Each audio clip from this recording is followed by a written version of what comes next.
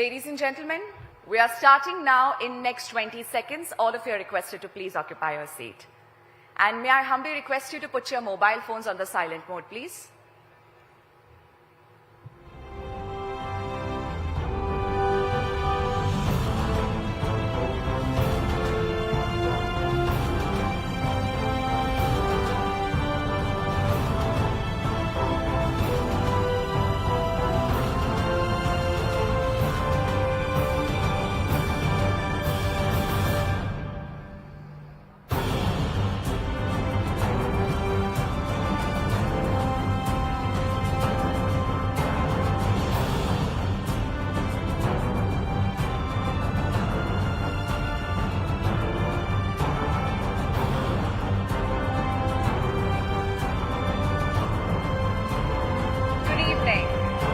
One and all.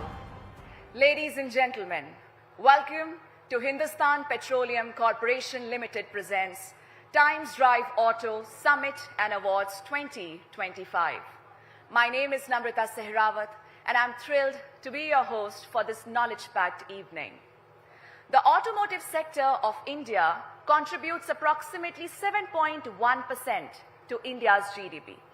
And it is poised to grow over $300 billion by 2026.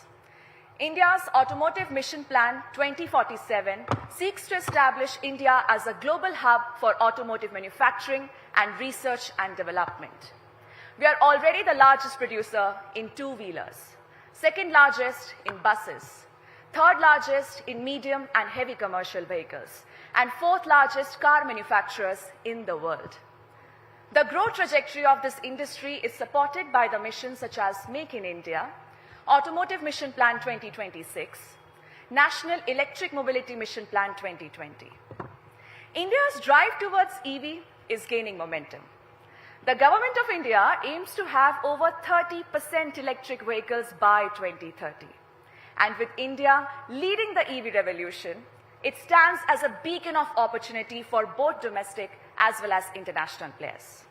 At Times Drive Auto Summit and Awards 2025, we will get the opportunity to hear from some of the seasoned automotive experts and industry leaders who would be sharing their valuable insights and perspectives on the current trends, opportunity, and what we can expect in the future of mobility. And we would also be recognizing the trailblazing achievements across the industry on the basis of innovation and new age solutions. I would now like to take this opportunity to extend a heartfelt thank to all our wonderful partners. So ladies and gentlemen, please put your hands together for our presenting partner, Hindustan Petroleum Corporation Limited, who is always delivering happiness. So I think for that, we can just hear a big round of applause one more time for them. Our associate partner, Urban Harvest. Supporting partner, Maxwell Energy. Please keep the claps rolling. Loyalty and AI Solutions partner, Tag and Pay.ai. Innovation and engagement partner, Magic Tap. Our technology partner, Qualcomm India. Our auto accessories partner, Vega. Our amplification partner, Daily Hunt. Our outdoor partner, Heights. Can we have a big round of applause one more time for all our valuable partners, ladies and gentlemen. We will begin this evening with our ceremonial lamp lighting. So I would humbly request Mr. Rohit Chadda, COO and President, Times Network, to please join us up on the stage, along with Mr. K.S. Shetty, Director, HR, Hindustan Petroleum Corporation Limited, and Mr. Amit Garg, Director, Marketing, Hindustan Petroleum Corporation Limited. Welcome to you, gentlemen. May I request you to kindly proceed towards the lamp lighting.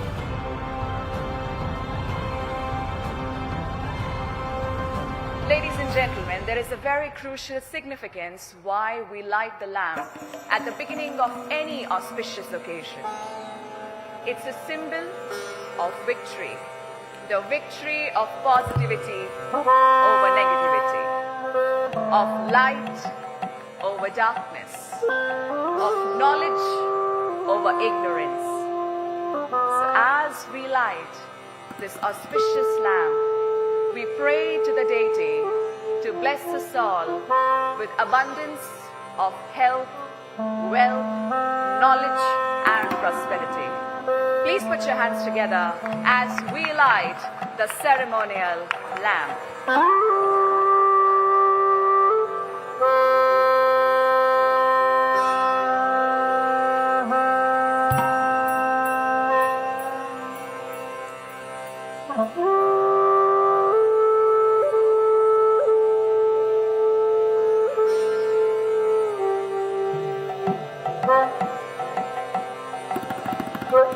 Thank you so much, gentlemen, for doing the honors of lighting the lamp. Can I request all three of you to please come together for a photo opportunity?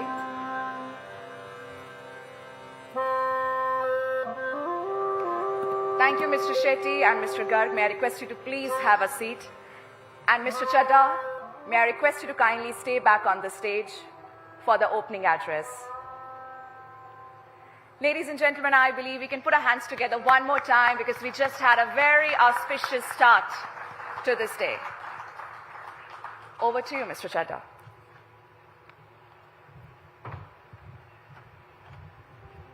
Thank you.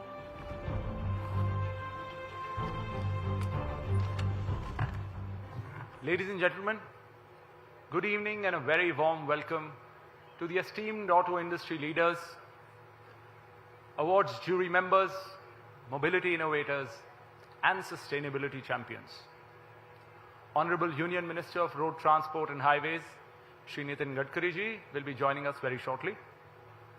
It is an absolute honor for me to welcome you all to the Times Drive Auto Summit and Awards 2025, a premier event celebrating automotive excellence and fostering industry dialogues on innovation, sustainability, and the future of mobility. With the theme of driving tomorrow, innovation, sustainability, and the future of mobility, the inaugural edition of Times Drive Auto Summit and Awards 2025 stands as a testament to Times Drive's influence in the automotive industry. Tonight, we are gathered here to honor those who drive progress, reshape the auto industry, and set new benchmarks of excellence in the mobility domain. At Times Network, we are home to some of India's premier digital brands: timesnow.in, etnow.in, Times Now Bharat, Digit, zoomtv.com, Sports Now, Pickleball Now, Health in Me, Crypto Now, Unilist, to name a few, and of course, yours truly, timesdrive.in, which was launched by Gadkari ji last year at our inaugural Times Drive Green Conclave.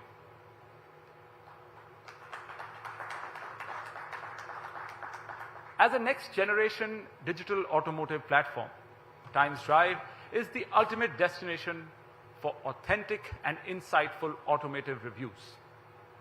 With its commitment to transparency, in-depth analysis, and cutting-edge digital innovations, Times Drive has redefined the way consumers engage with the automotive industry.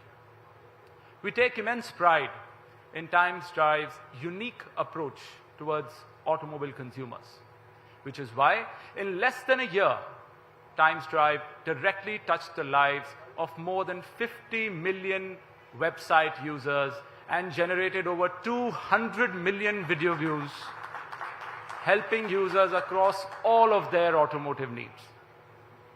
At Times Drive, we understand and know that choosing the right vehicle is one of the most important decisions of your life. And that's why we've introduced a rigorous testing mechanism to rate vehicles and their features absolutely objectively. Moreover, our AI-powered wizard, Times Drive AI, is your personal assistant for all your automotive needs. Just say hello, select the right vehicle as per your needs and budget, with insurance, after-sales support, resale, and whatnot. The inaugural edition of the Times Drive Auto Summit and Awards 2025 aims to recognize the best in automotive design, performance, safety, sustainability, and consumer experience. To accelerate India's mobility revolution further, the Times Drive Auto Summit and Awards 2025 will recognize trailblazing achievements across four-wheelers, two-wheelers, commercial vehicles, industry innovations, and new-age mobility solutions based on performance, design, and consumer impact. This landmark event brings together a distinguished jury panel of seasoned automotive experts and industry leaders who have all come together to recognize the best of the best in the auto industry. Ladies and gentlemen, well aligned with the Viksit Bharat vision of our Honorable PM Narendra Modi ji, Union Budget 2025 also unveiled key initiatives for the automotive sector. The Budget 2025 is acting as a strategic catalyst to India as a future automotive hub. Needless to say that none of this progress, which is happening at express speed, would be possible without the relentless efforts, exceptional leadership, dedication, and vision of our chief guest, Shri Nitin Gadkari ji. Under his visionary guidance, the Ministry of Road Transport and Highways has spearheaded transformative initiatives driving Bharat forward on the road to success. India is fast becoming a global hub for automotive manufacturing and research and development. We are the largest producer of two-wheelers, the second largest producer of buses, and the third largest producer of medium and heavy commercial vehicles globally. At Times Network, we have always championed stories, celebrated excellence, and fostered industry dialogues. Tonight, as we recognize auto industry trailblazers, let this platform be more than a celebration, rather a mobility revolution to drive auto industry forward on the express path for a dynamic, inclusive, and thrilling future of mobility. Thank you, everyone, and have a great evening ahead.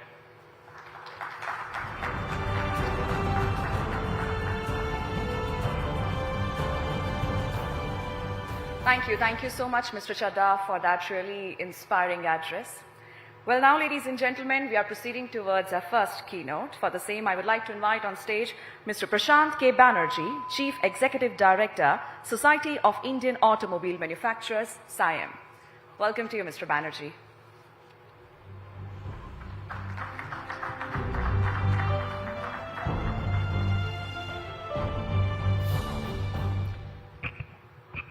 Good evening, ladies and gentlemen.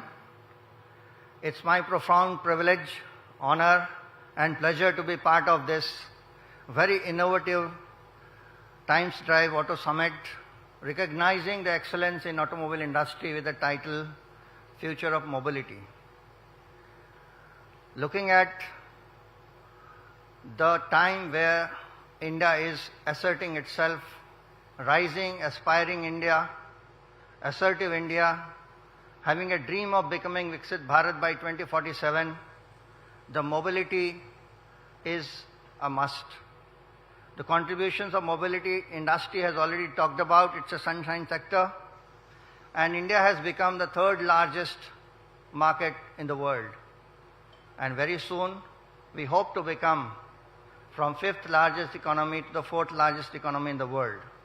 And this is only possible with the demographic dividends what India brings in, the kind of confidence we are reflecting in every sector of developing economy, and the very clear vision which our Honorable Prime Minister set for all of us to march towards a world where we have a tagline of G20, Vasudhaiva Kutumbakam, one earth, one family, one future.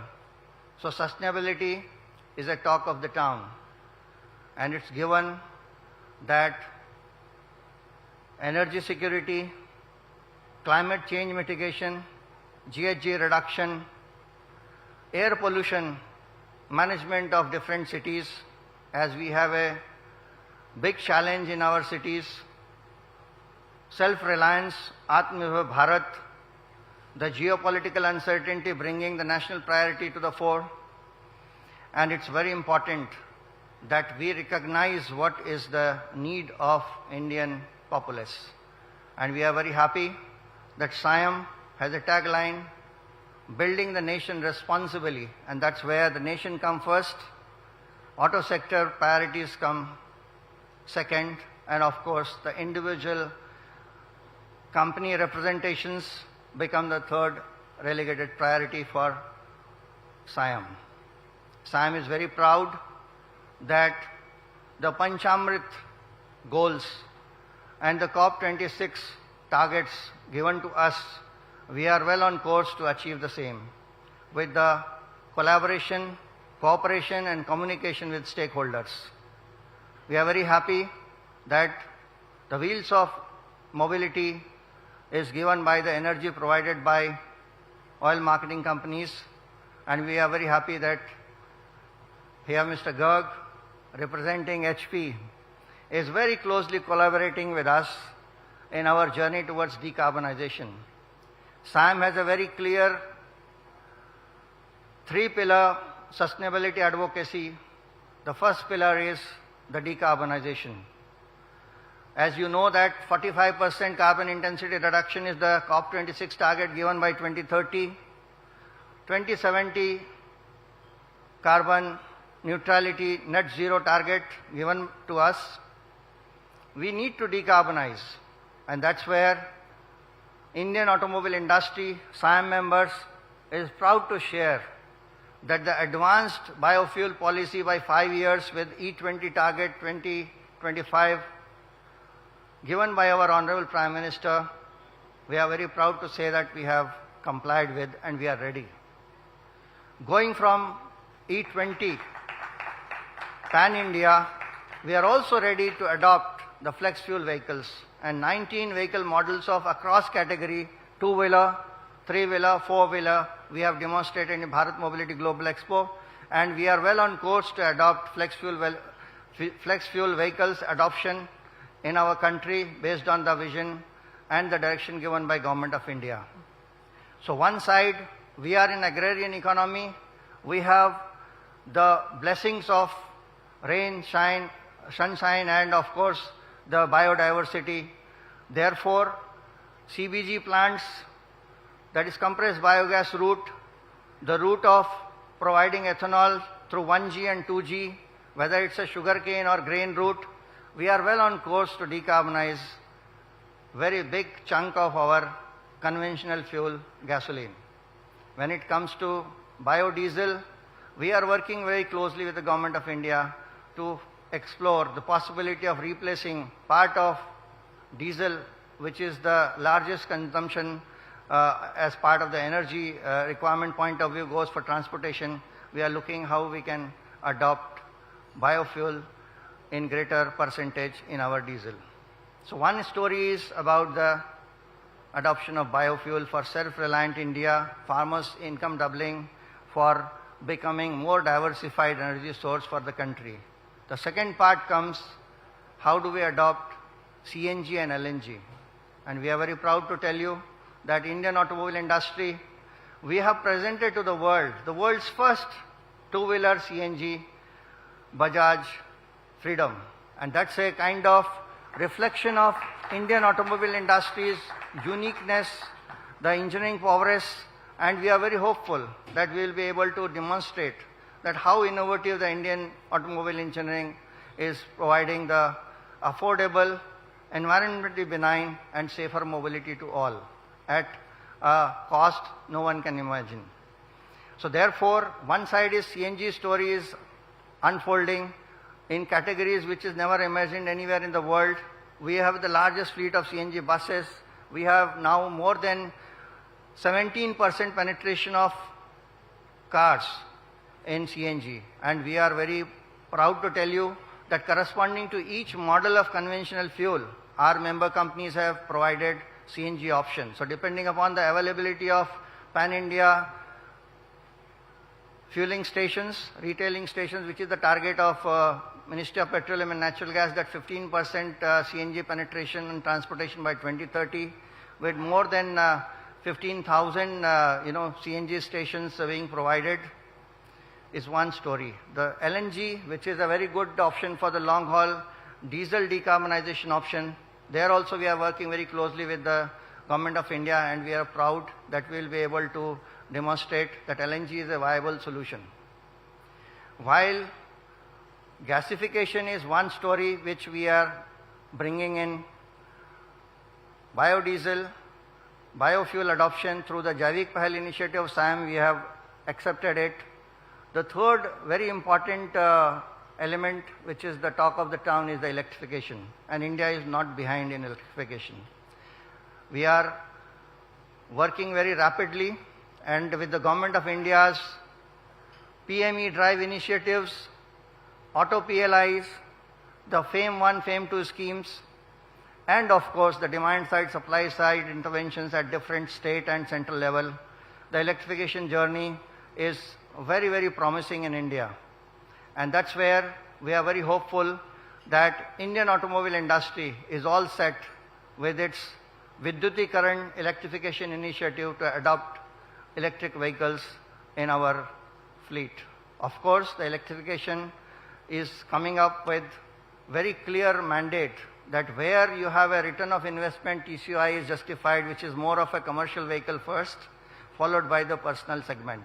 And that's how the migration is happening, and you are able to see that how three-wheelers have easily accepted the electrification, and now we are seeing more and more penetration in two-wheeler and taxi segment, followed by, of course, personal segment. But public transportation like buses are given for electrification. So we are also working on very closely on zero emission trucking, and truck has a big potential for reducing the particulate matter and save the energy, which is 45% of the overall transportation cost. So therefore, we are very proud to present on behalf of SIAM these initiatives of decarbonization in the form of a very curated initiatives. So I would like to request to play a video which will talk about what SIAM is doing in the form of its contribution towards sustainable mobility. May I request the video be played.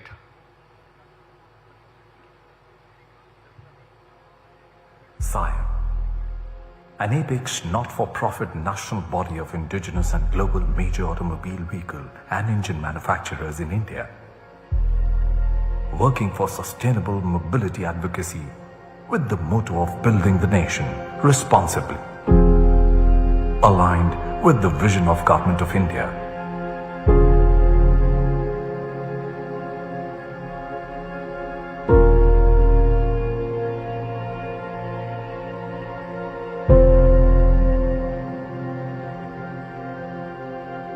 SIAM steadfastly striving for providing safer, affordable and environmentally benign, inclusive mobility to all by prioritizing sustainable mobility advocacy around social, economic and environment imperatives by focusing on specific initiatives to attain the UN SDGs 2030.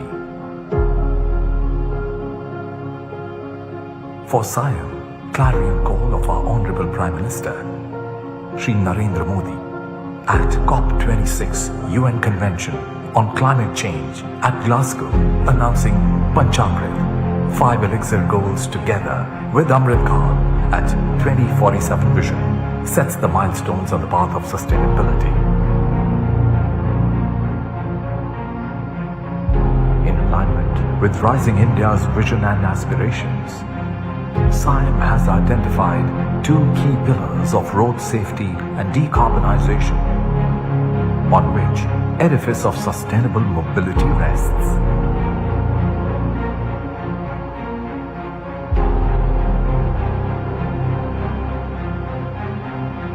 Considering alarming road safety concerns in India, SIAM has decided to initiate 360-degree campaign to address and mitigate road safety menace under Surakshit Safar theme, focusing on education, enforcement, emergency care, engineering and environmental priorities.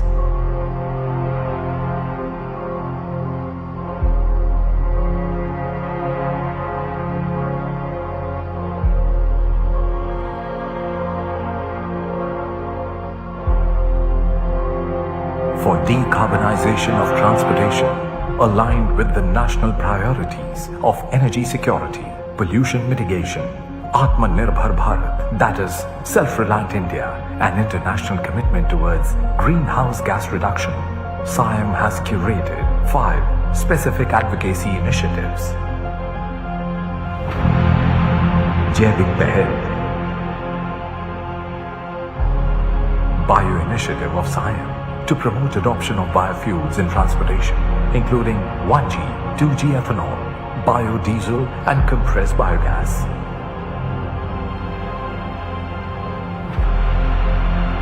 Vidyutikaran, Electrification Initiative of SIAM to embrace virtues of electrified mobility by proactively supporting cross-segment proliferation of homegrown indigenous technologies and manufacturing propped up by government auto and advanced chemistry cells production-linked incentive schemes. Chakriyata, Circularity, another important initiative of SIAM for cradle-to-grave management of vehicles, which focuses on 4 R's: reduce, recycle, reuse and recover, for design to end of life of vehicle. Gas Gatishilata, gas-based mobility initiative of SIAM prioritizes energy transition of automobile industry to compress natural gas as Government of India decides to expand CNG filling infrastructure to 10,000 stations by 2030 pan-India in more than 100 cities. Harit Hydrogen, hydrogen-based mobility initiative of SIAM aligns with the grand vision of National Green Hydrogen Mission launched by Honorable Prime Minister of India with an objective to make India a global hub of green hydrogen production and export.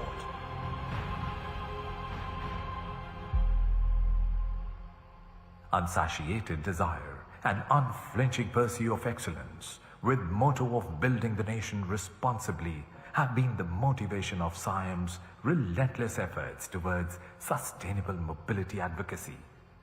SIAM, building the nation responsibly. Thank you, everyone. And this is where the Times Network, now or nothing, building the nation responsibly, it's a time ripe. Thank you.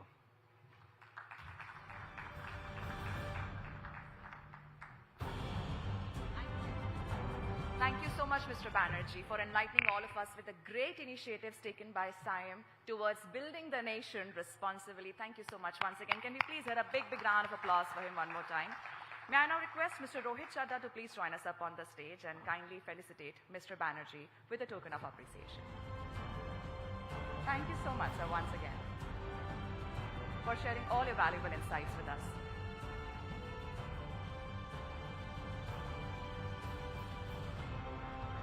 Ladies and gentlemen, please keep the claps rolling.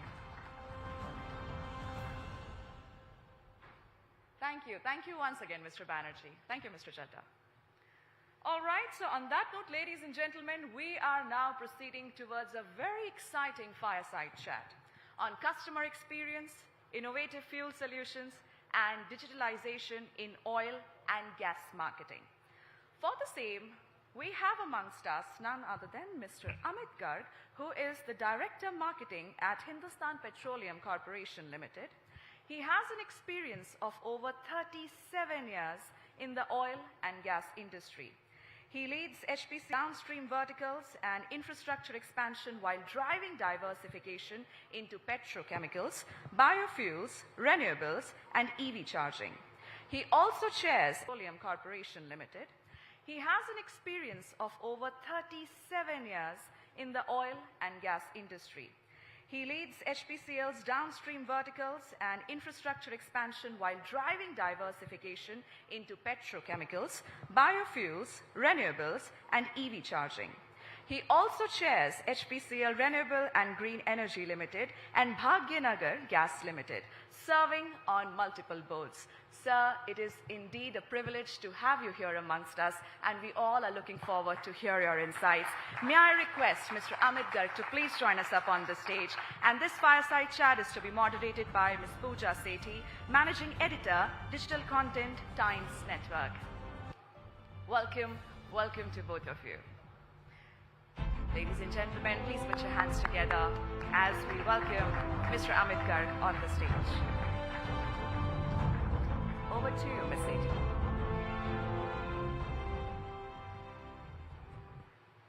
Good evening, everyone, and a very warm welcome to Times Drive Auto Summit and Awards 2025. Before we begin, I must admit that the gentleman we have with us today is truly a marketing marvel. An oil and gas industry titan, whether it is retail, LPG, CNG, or lubricants. He has navigated it all in his nearly 4 decades of industry experience. He's a pro in customer-focused approach, and this is how he has transformed the overall customer experience by adoption of cutting-edge digital technologies. Let's welcome Mr. Amit Garg. Sorry. Let's welcome Mr. Amit Garg. Hi, Amit. Thank you very Great much. to have you here. Yeah, thank you. So we'll dive straight into our chat. Amit, customer expectations in fuel retail have evolved significantly. How is HPCL adapting to these changes to enhance customer experience? Yeah, that's a very interesting question, and because it starts from the customer, and HPCL is all about customer centricity. So let me first thank you for having me here.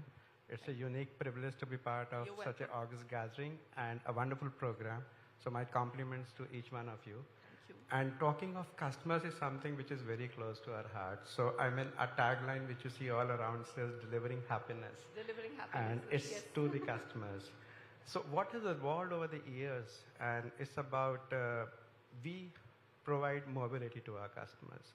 We provide the fuel to keep them going, and we provide fuel to burn the kitchen fire so that we move out of our homes in the morning with a paratha or something like that. You're providing mobility in the true sense. Yes, it's completely on that note. And I think it used to be a fuel which people used to just go out to the retail outlet and willy-nilly, unwillingly pay some money and get fuels. Today, customer is not just looking for fuel. That's given. What they are looking for is an experience. And that is where we step in to provide that unique experience. Going into that, so what is the personalization that you are providing at HPCL for the customers to keep coming back to you? Yeah, I'll tell you, and I think I need to delve a little before that for the benefit of the audience and for you, because at HPCL we do things which normally our customers are not even aware of. So we talk of the digital intervention everywhere these days, and in any case, if I had not come, you would have asked me subsequently. I'm sure about that. So let us go a little back in time, and the huge concern of the customer used to be whether I'm getting a proper quality product. And that is where the journey of the customer starts. So from our locations, you know, when a tank truck comes to our location, so there's called a terminal automation system. Okay. So the whole filling, loading of that tank trucks happens through automation. And when they move on the road, so before that, there's an electromagnetic locking, which only opens on an OTP. And while this tank truck is moving towards the retail outlet, there's a VTS which we are actually able to see in real time, and we know what's the speed, are they going on the standard route, on the path given to them, route given to them, and at the speed at which they are supposed to move. So it's a real control backend, and we have people who are watching it, monitoring it, and when this TT reaches the retail outlet, only the dealer or the authorized representative can open the lock with the OTP. And that's a geo-fenced, I mean, for many people who may not know. So that lock will not open anywhere else except for the outlet is supposed to be going. This ensures safety So this is about the quality. And quality, yes. Safety is given. So this is, a customer knows when product comes from HPCL location to HPCL outlet, the quality till that point is guaranteed. And then when the TTA arrives, so obviously the automation takes over, retail automation. So where we are able to see every single liter of product being sold to a customer. And many of you may not know that we have video analytics going on as fuel is supplied to you. So if somehow that CSA, the boy who is the face of the organization, or the wonderful girl who works the whole day, she or he does not say a namaste to you, we come to know that namaste has not been said. And we then call the dealer and say, ki, thoda namaste bhi kar lo. So I know it's a very difficult thing. It's a difficult ask for millions. And you would be surprised to know that we have 20 million footfalls on a daily basis at our outlets. This is amazing. And the ask is that we want 20 million times of namaste or some kind of a regard being conveyed to the customer. So that's the power of automation. And I should talk about the, you were asking me about the personalized experience. A customer today wants nothing, a little bit of respect and immediate disposal from the outlet, because nobody is coming there usually. People are in a hurry to go to offices, schools, and the payment systems are world class. So with the urbanization and everybody is looking for speed and convenience, so how do you provide that at HPCL? Yeah, so I'll continue. So speed and convenience is that we have outlets which are very well designed to take care of large number of customers, because HPCL is a company which has been growing the most amongst its peers, and that's just because customers want to come back to us over and over again and again. So we have provided facilities in a way that the customer can drive in smoothly. The dispensing units are state of art. The lighting at the outlet is so very attractive, and even at night people feel comfortable along with their families to drive in. And the fuel is dispensed as quickly. I mean, those are very fast units. I think the biggest challenge people used to face in the past was the payment. With HP Pay app that we have, it's a complete payment solution. And I am not sure that nobody here would be knowing, we are the only company which has an app called HP Pay, where you can make payment by command, voice command. Oh, this is you have to only say, pay 1,000 rupees for petrol, and the money goes like this. You don't have to tell the name of the dealer. Yes, I think we can clap for India, because I don't think globally we have anything like this, where you don't have to mention the name of the dealer, anything else. Just say, pay 1,000 rupees for petrol, and the money goes out to the dealer. I'm downloading the app today itself. Please do, and I'll be so grateful to you. A lot of our audience are going to do that too. And in case of any complaint, I'm here. So This is great to know. How do you provide the same experience across all your outlets? Like, you have a vast network. How do you ensure that the same experience is replicated across the network, across the pumps in the country? Well, so this is one question where I knew you'll put me actually finally on the mat. So yes, 23,000 outlets we have. And while our endeavor is to provide a uniform, good experience across the outlets, once in a while I might say it could be not as great as something we are discussing today. But on behalf of all my dealers, all my CSAs, all my officers who are working tirelessly in the field, I can say we hear stories of such heartwarming experiences from people. Recently, there was a very old colleague of mine who said they were traveling in Saurashtra, and the lady said that she wants to use the toilet, but would only like to go to a HPCL outlet.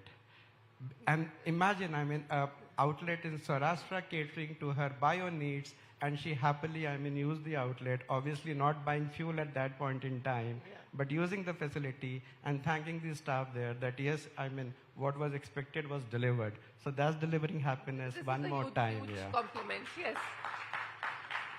Sustainability, Amit, is a key focus in today's mobility landscape.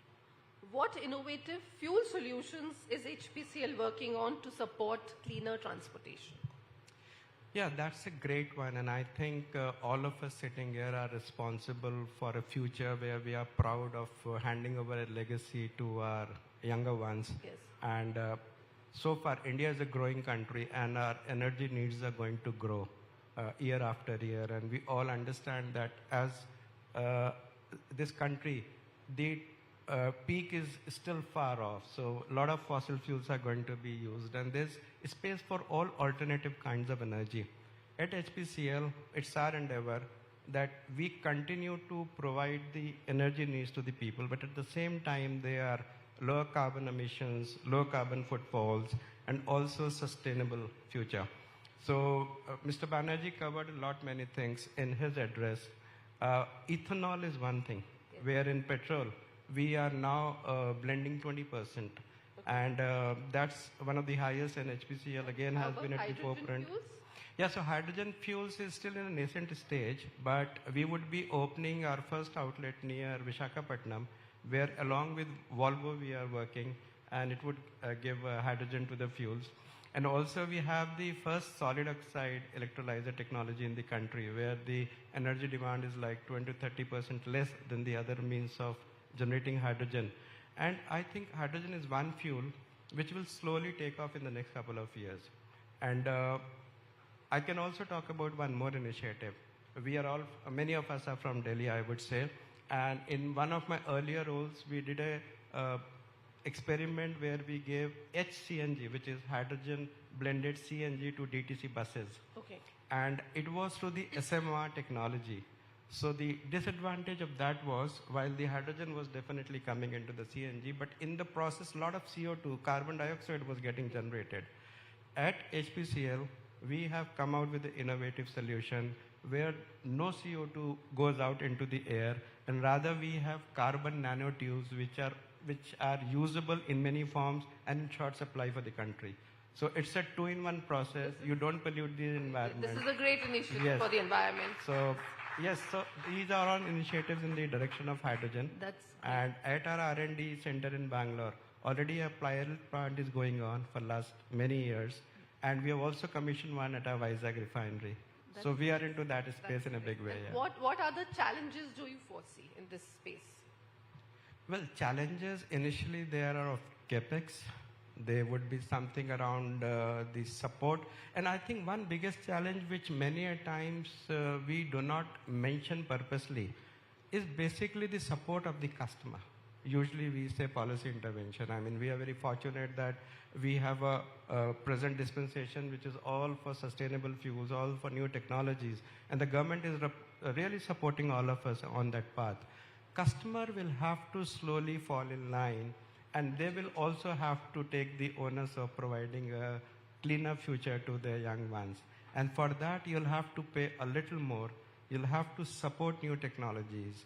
Probably the issue with many of us is we want all the green things, all the good things, but we are not ready to pay a little more.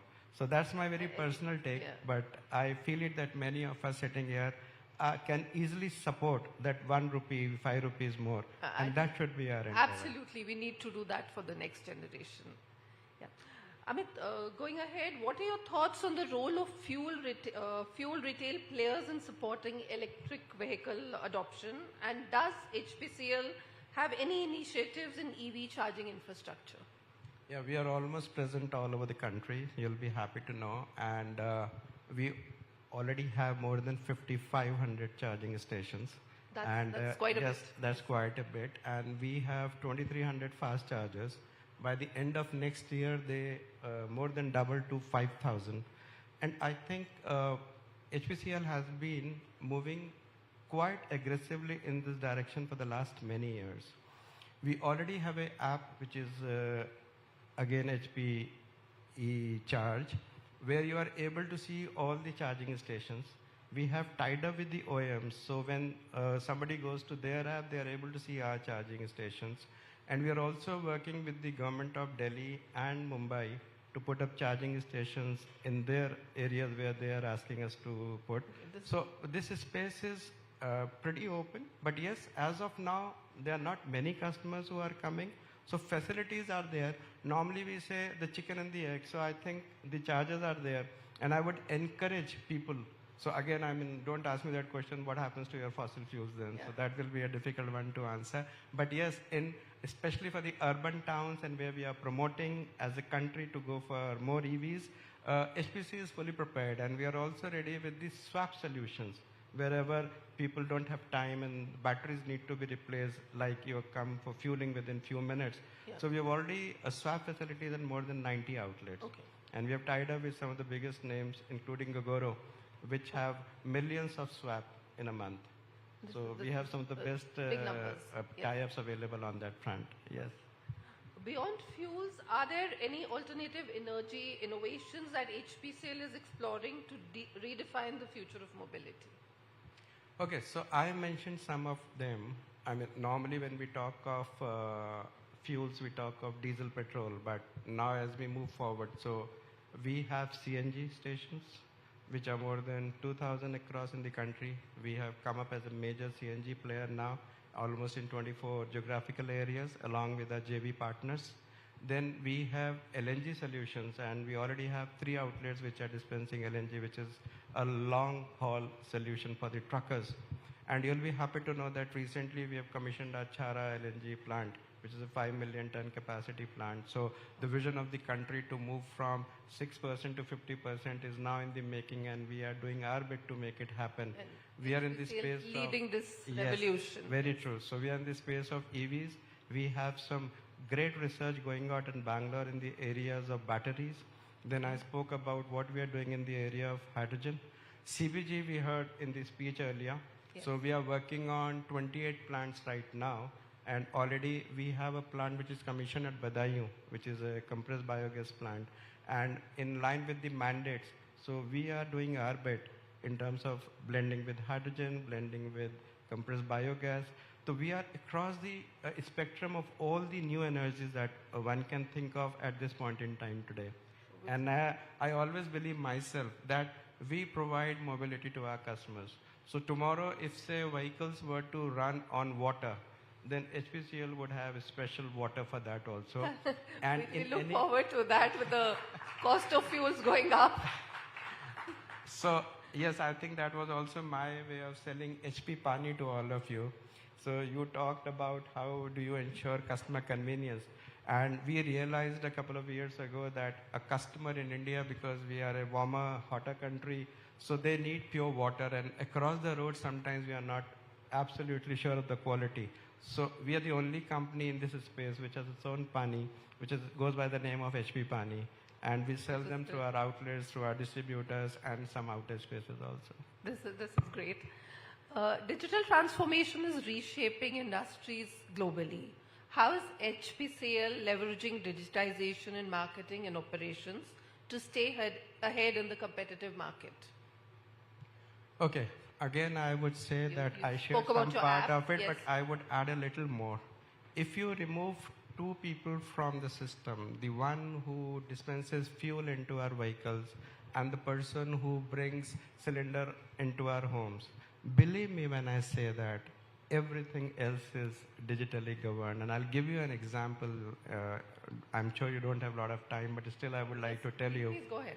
I talked about how the digital intervention starts from the location and from the outlet and the payment terms. Yes. I should especially talk about our DT Plus program. The fleet owner is concerned about how much he has picked up and where is he going, what's the average, what's the mileage. So all that is provided by us. And similarly, HP Pay. That's a payment and a loyalty solution. And many of you would still not know. Today, we have chauffeur-driven vehicles, and many a times we don't want to waste time going to an outlet.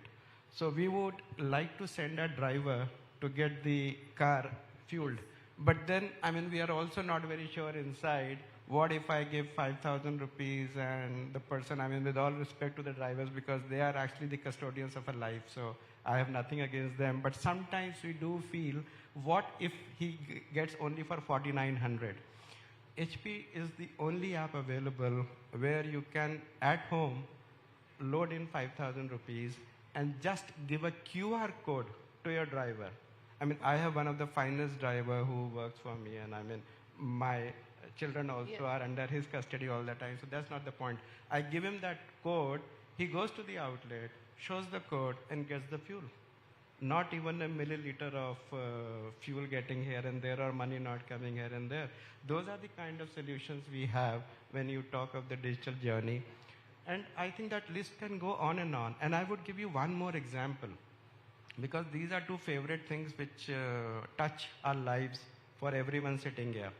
One is the fueling, and the other is when the LPG cylinder comes to our kitchens. Yeah. You know, when you make a booking for a LPG cylinder, it can be done through various portals of IVRS, HP portal, Suvidha, then Amazon, Paytm. They also have facilities where you... Yes. Anytime you book a cylinder, it gets into the central database immediately. What happens that booking is transferred to the distributor. The distributor then prepares a route all digitally, goes to the delivery boy with a copy to the godown person, that here you have to give a cylinder to this delivery boy because it has to go to Mr. Agarwal's place. Yeah. And the moment the cylinder is delivered, the customer says, yes, I have delivered. A bill is given to them, generated automatically in the system. The feedback option is open. And if there's a subsidy element which has to go to them, that is also settled in the background. And most of us know at times feel ki, I mean, what is so great? Ek cylinder book kiya, cylinder ghar aa gaya. Lot of processes go. Where is the yes. digital part of it?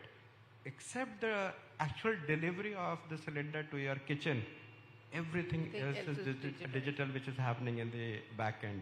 That's the power of what we are doing at HPCL today. That's great. So, Before we come to the end of the conversation, I have one last question for you. What do you see as the next big digital disruption in fuel retail? And how is HPCL preparing for the future of mobility?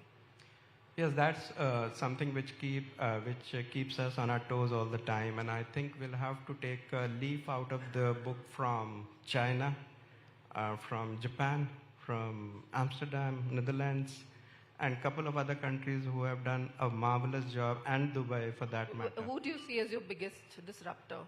No, so I have to pick the best from each one of them, and I'll give you one example. So for example, in the new space, it's more now mobility as a service is the concept which is coming. Okay. So customers are not willing to buy their personalized vehicle. And through the app, the youngster today want to book end-to-end, which would include the last mile. And you know, in Delhi itself, there are motorcycles which you can hire. And now, I mean, we are growing and we are open to new ideas. Our ladies with something which would have never happened in the past, they hop onto that bike and they go out on errands and complete the job and come back. So this is something where we would have to look at the end-to-end solution besides the autonomous vehicles which are going to come, not maybe in our country in the next 5 years, but globally, and especially California, China, some countries they are doing a lot. And I think in our direction for sustainability, for the smart cities concept, to bring down the usage of fossil fuels, this is something where we would be working very closely, along with all the other new energy fuels that I spoke about. Yeah. Okay, this is great. Thank you, Mr. Amit Garg, for this very, very interesting and insightful conversation. Thank you very much. And we're sure HPCL will continue to grow under your futuristic leadership. Thanks a lot. Thank Really you so appreciate much. that. Thank you.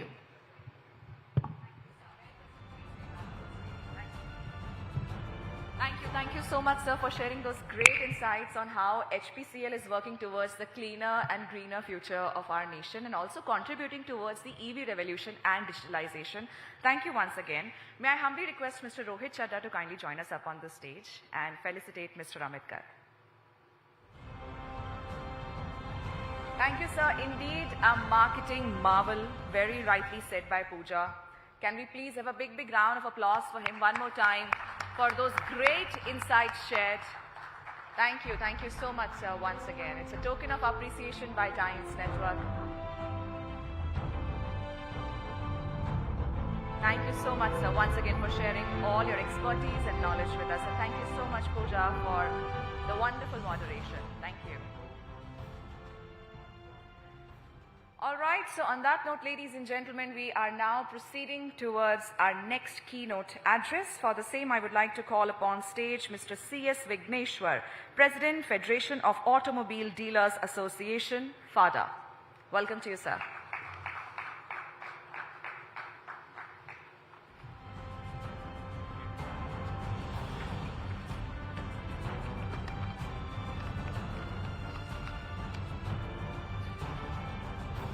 Namaskar and a very good evening to you all. It's good to see senior industry captains present here for this lovely gathering. It's truly a privilege to be here today at the Times Drive event, where some of the brightest minds and biggest hearts of the automotive world have come together to envision the future of mobility, one that's innovative, sustainable, and inclusive. I speak to you today not as the president of the Federation of Automobile Dealers Association, but as a representative of more than 9,000 dealer principals having 15,000 dealerships and 30,000 outlets across the length and breadth of our lovely country. An industry that employs over 5 million people, that too without displacing them from their home locations, and more importantly, touching the lives of millions of customers every day. When we speak of automobile value chain, it's easy to be amazed by the cutting-edge manufacturing, by futuristic design, and by global supply chains. But I want to take a moment to shine a spotlight on the critical and often under-celebrated link in this chain, the auto dealer. We, the dealers, are the first customers of every OEM. Before a car or a bike reaches your garage, it sits in our showrooms first. Financed by us, marketed by us, insured by us, and eventually handed over with a smile by us. We are not just intermediaries, we are investors, risk takers, and brand builders. And most importantly, we are the voice of the customer, bringing real-time feedback, evolving preferences, and on-ground realities to the table. FADA plays a crucial role by consistently releasing real-time auto retail data, which has now become the industry's most trusted mirror of actual market demand. While wholesale numbers tell us what has been dispatched, FADA's data tell us what has truly been sold. From media houses to OEM, from policy makers to financial analysts, everyone look to dealers and their FADA data as a barometer of India's customer sentiment. This contribution to data transparency is helping the ecosystem make informed decisions, responding to demand cycles, and plan better for our future. In a country as diverse as India, where customer aspirations vary every 100 kilometers, it is a dealer network that understands the nuances of local demand, seasonal trends, and buyer sentiment. During the BS4, BS6 transition, or through the post-COVID recovery, it was a dealer community that bravely weathered disruptions, often acting as a shock absorber for the entire industry. When all the OEM petitions were rejected by the Honorable Supreme Court, FADA stood as a rock, saving dealers from huge losses. We have data, we have feet on the ground, and most importantly, we have relationships.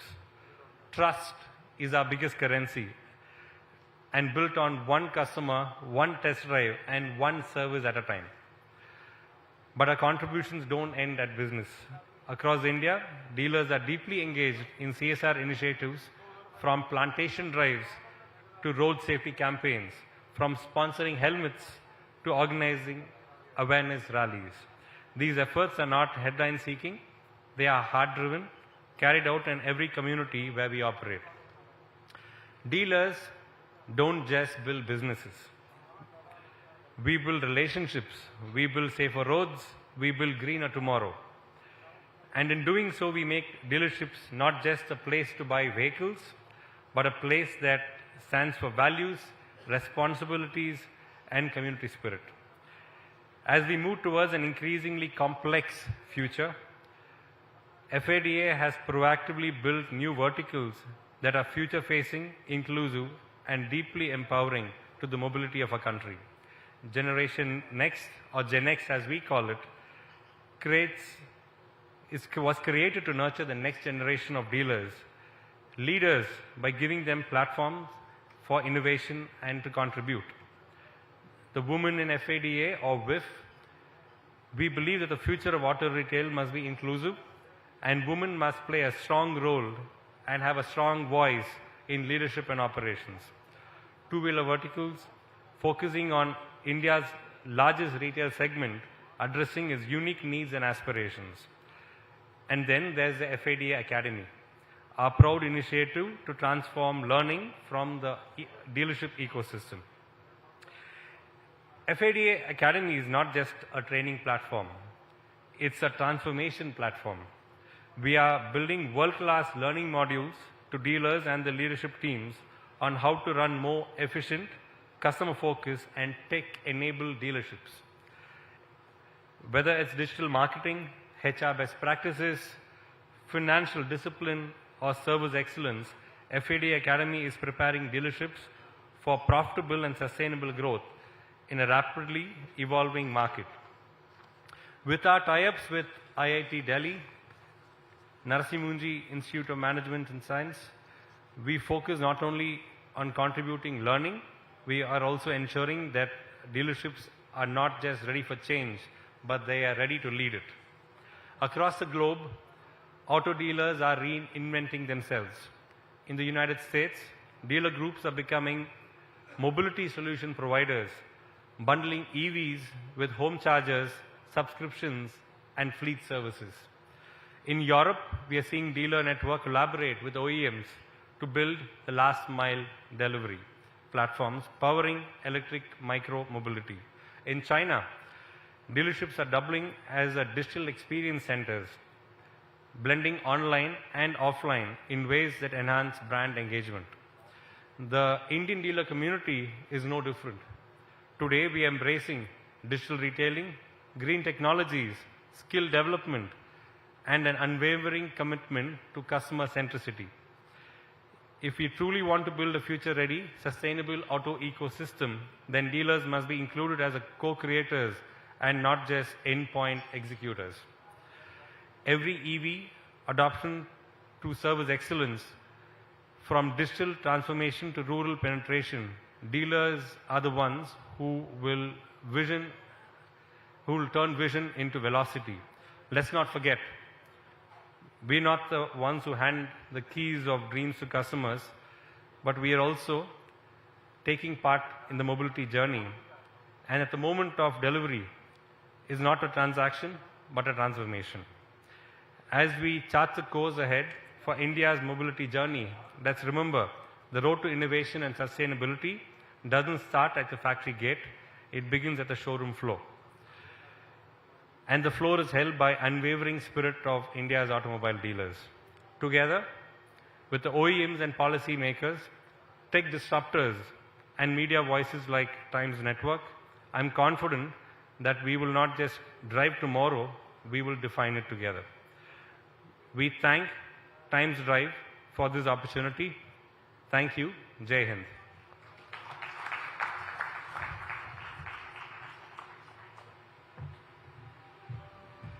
Thank you so much, sir, for your thought-provoking insights. May I humbly request Mr. Rohit Chadha to please join us up on the stage and felicitate Mr. Vigneshwar.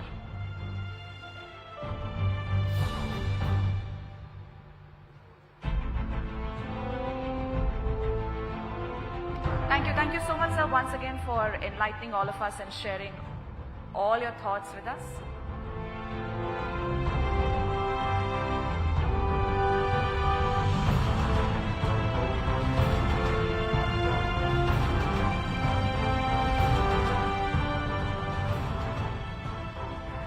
Thank you so much, sir. All right, so with this, I think we are at Times Drive Auto Summit and Awards. I can see two supercars here. So that actually makes me want to ask you one very interesting question. How many of you drive? Give me a raise of hand, please, people who drive. Wow. First of all, Shalini ma'am, you're looking very beautiful this evening. Can we please have a big round of applause, ladies and gentlemen? We have Mrs. Shalini Pasi here with us. Thank you so much for joining us here. So since ma'am, you drive, can I ask you a question? If you could drive any car, past, present, future, that ever existed, for a day, which car would that be? I learned to drive with my grandfather on a Maruti 800, which was a navy blue car, and I would love to drive that car with him again. With my grandfather, yeah. Thank you so much for that.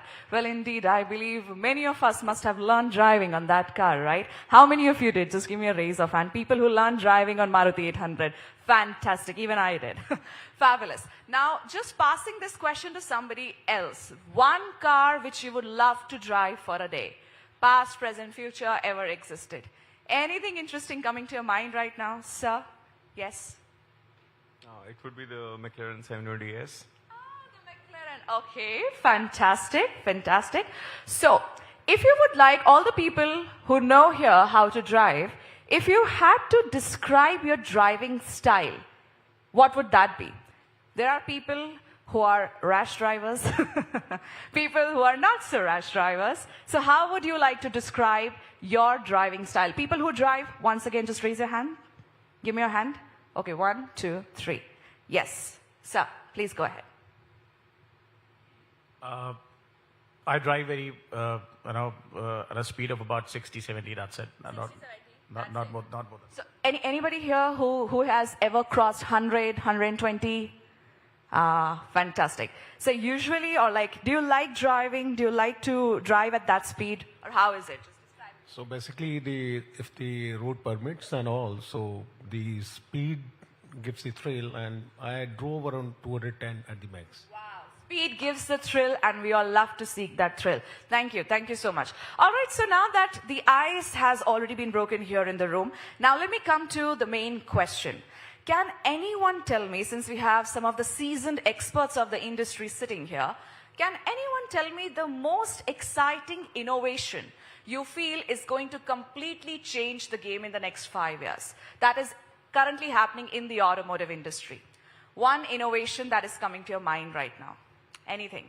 Anybody? Since all the experts are here, I believe you all would love to understand from you. Anyone from the front table? Any innovation you feel it's going to completely change the game in the automotive industry? Okay. Sir. Although I love driving, I'm not supported. I think autonomous driving would perhaps bring a lot of value to the roads in terms of making it safe, in terms of making it really efficient. So yes, that's what would be my bet. Okay, autonomous driving. All right, that's one. Anything else? Autonomous driving, self-driving cars. Yes, ma'am, you're looking very gorgeous. Hi, what's your name? Ritika Jatanahuja. Good to have you here, Ritika. So driverless driving is something I feel is going to really change. So similar. Driverless driving. Yeah. Would you like to have a car which does not have a driver and you're just sitting there? So I own Big Boy Toys. Oh, wow, fantastic. Oh, you're from BBT. Fantastic. What else? What else? What other innovation? Yes, sir. Hi. I think driverless is not something which I feel very soon it will be, but the flying cars with driver. Oh, the flying cars with driver in a limited area, not in the mainstream, but in limited geography, geofence, that's definitely coming. Okay. Wow, fantastic. I mean, who wouldn't love to be in a flying car? I definitely would. Does BBT has any scope for flying cars right now, maybe in the future? Are you planning on that? Oh, in the future, they are saying fantastic. Good to know, good to know. Okay, one last question before we proceed any further. What do you think that any one feature which every car should have in the next 10 years, like this is one feature, something very innovative that every car should have? Come on, think about it. People who are like really car enthusiasts. One feature which you will love for every car to have. Okay, I think Ritika has some more answers. Yes, Ritika. I think we must have a coffee machine in the car. You must have a coffee machine in the car. Wow. Amazing. Who all are the coffee enthusiasts here? Can I have a raise of hands? People who love to have coffee. 1, 2, 3. A car with a coffee machine. Do you like that idea? Yes? Oh, fantastic. I see some hands at the back. Let me come towards the end now. Hi, I think I've already asked a few people in the front. Now let me come over here. So one feature which you feel that every car should have in the next few years? Something innovative that is not currently there, but yes, maybe something futuristic. Anything coming to your mind? I would remove the horn. Remove the horn. You would remove the horn. Oh wow, well that's gonna create like, don't you think it's gonna create some nuisance on the road? No? But you don't like when people honk at you, yeah? Okay, so yeah, I think there are countries in the world where there are rules to not honk, but yes, it does get slightly annoying at times, I understand. Anything from this side of the room? Anything coming to your mind? One feature that you would love to have the cars in the future? Sir? Okay. Hi, what's your name? Chandra. Chandra. Yeah. Okay. So maybe more towards safety. More towards safety. If the car is approaching towards certain crash, it takes its own decision. It stops, freezes, something stops it. So more on the safety side, because in India, too many people get killed because of road accidents. Yes. If really we can work on that. Okay, more on the safety side. Well, that's very interesting. So where are you from? Which organization, if I Tag and Pay. You're from? Tag and Pay. Oh, you're from Tag and Pay. Oh, fantastic. Thank you so much for sharing. I think great insights.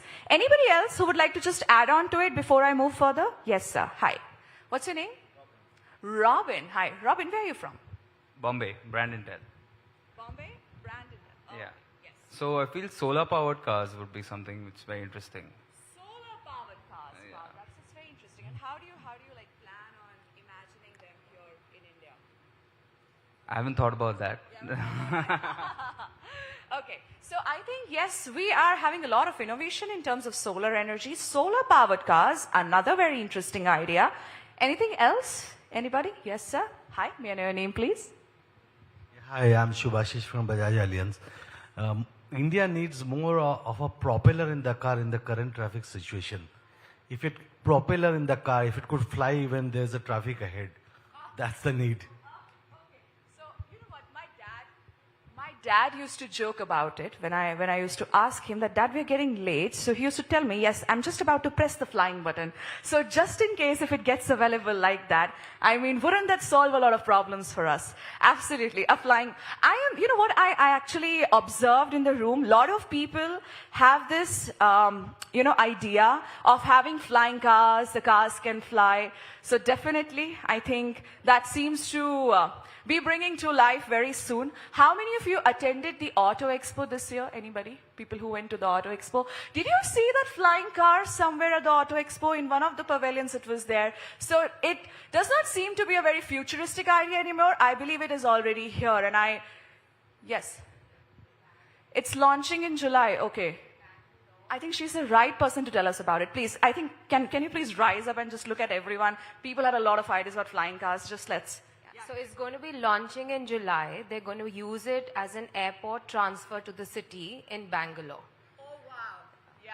I think definitely, even I was thinking that we might need a flight to, go to the Bangalore airport from the city itself. And now it's there. Thank you so much, Ritika. Thank you once again. Okay, so with this. Okay, so one more interesting thing that is coming to my mind right now. I think we all have these fantastic ideas right now. So just to be aligned, because we are here at the Times Drive Auto Summit and Awards, just for that, all of us to be aligned and on the same page, let's do something exciting. Before we have our chief guest for the evening here, well, he will be joining us here any moment from now. I'm going to give you one count. When I say one, all of you just clap one time. When I say two, you clap 2 times. When I say 3, you clap 3 times. So that we are all awake and ready for the next session, which is about to happen. Are you ready? Yes? Just by sitting, just by being there at your tables, okay? So can I request you to please show me your mobile phones? Can I just see your mobile phones? Fantastic. Can we please keep it on the tables? Let's have both the hands empty. Fantastic. Thank you. Okay, so when I say 1, you clap 1. Are you ready? 1. Together, okay? Let's try to do it slightly together. 1, 2, 3, go. 1, 2, 3. 1, 2, 3. 2, 2, 1, 1, 1, 1, 1, 1. Fantastic. Ladies and gentlemen, now we're going to have our Esteemed chief guest for this evening, may I request you to please rise up from your seats as we welcome here in the room, ladies and gentlemen, the Honorable Union Minister of Road Transport and Highways to Government of India, Shri Nitin Jairam Gadkari ji. A very warm welcome to you, sir. आपका बहुत बहुत स्वागत है.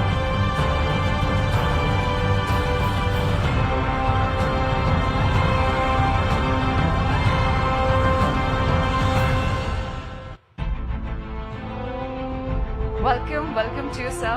May we request you to please have a seat over here. Thank you so much for taking time out and joining us here this evening. Indeed an honor to have you here amongst us. Thank you so much.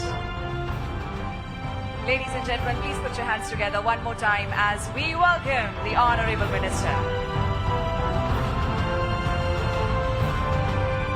बहुत बहुत शुक्रिया sir, आप अपना कीमती समय निकाल यहाँ आए. Thank you once again. Ladies and gentlemen, may I request all of you to please occupy a seat as we now proceed towards our next part.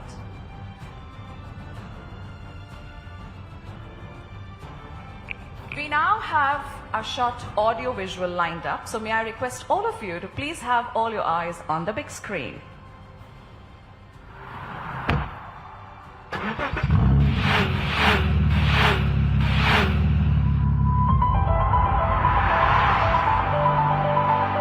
Do you find yourself constantly chasing the latest trends in the auto world? Presenting timesdrive.in, your ultimate pit stop for everything you need to fuel your passion for automobiles.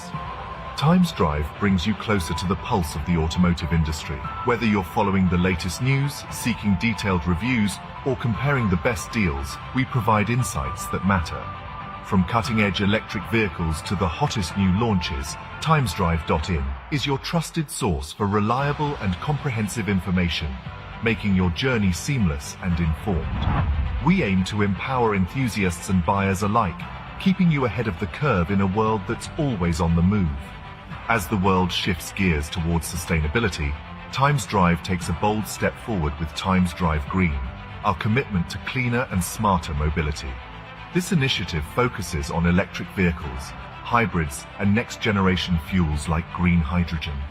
With TimesDrive Green, we're paving the way for a sustainable future, one vehicle at a time. Whether it's exclusive insights, user-friendly guides, or trend analysis, this platform connects you with the latest innovations driving the green revolution. But that's not all. TimesDrive.in enhances your experience with its AI-powered smart assistant. Planning a road trip? Need real-time updates on toll prices and road conditions? Our AI-powered smart assistant has you covered, offering highway assistance that's just a message away. It even lets you share your live location with family or friends, making your travel safer and more convenient.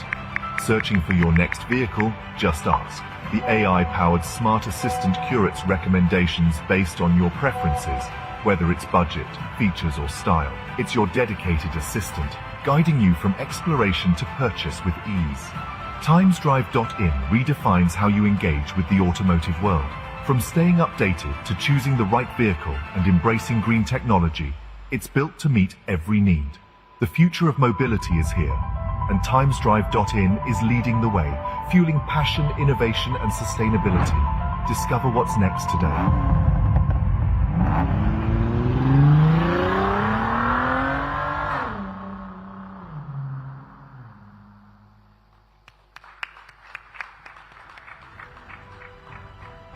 Ladies and gentlemen, it is indeed an honor to have amongst us a visionary leader, a change maker, the man who has completely redefined the road transport and highways in India.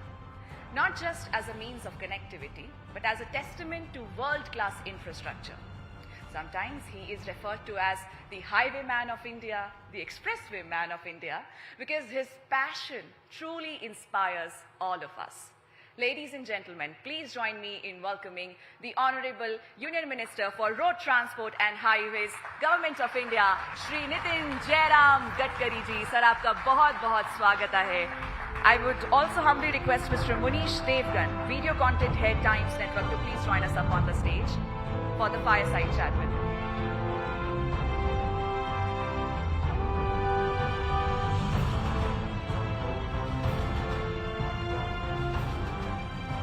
Welcome to you, sir.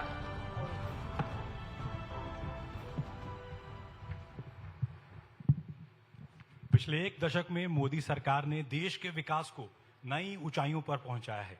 इस यात्रा में एक केंद्रीय मंत्री ऐसे भी हैं जो गेम चेंजर हैं, जिनके काम की खूब तारीफ होती है। वो अपनी दूरदर्शिता से सुर्खियों में रहते हैं।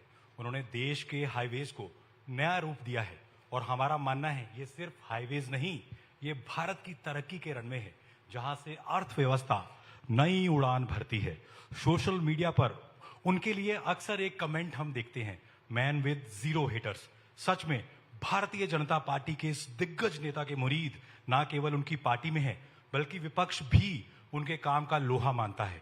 हमारे साथ आज मौजूद हैं रोड ट्रांसपोर्ट एंड हाईवेज के top performing minister Nitin Gadkari ji. Times Drive Summit and Awards में आपका स्वागत है नितिन जी।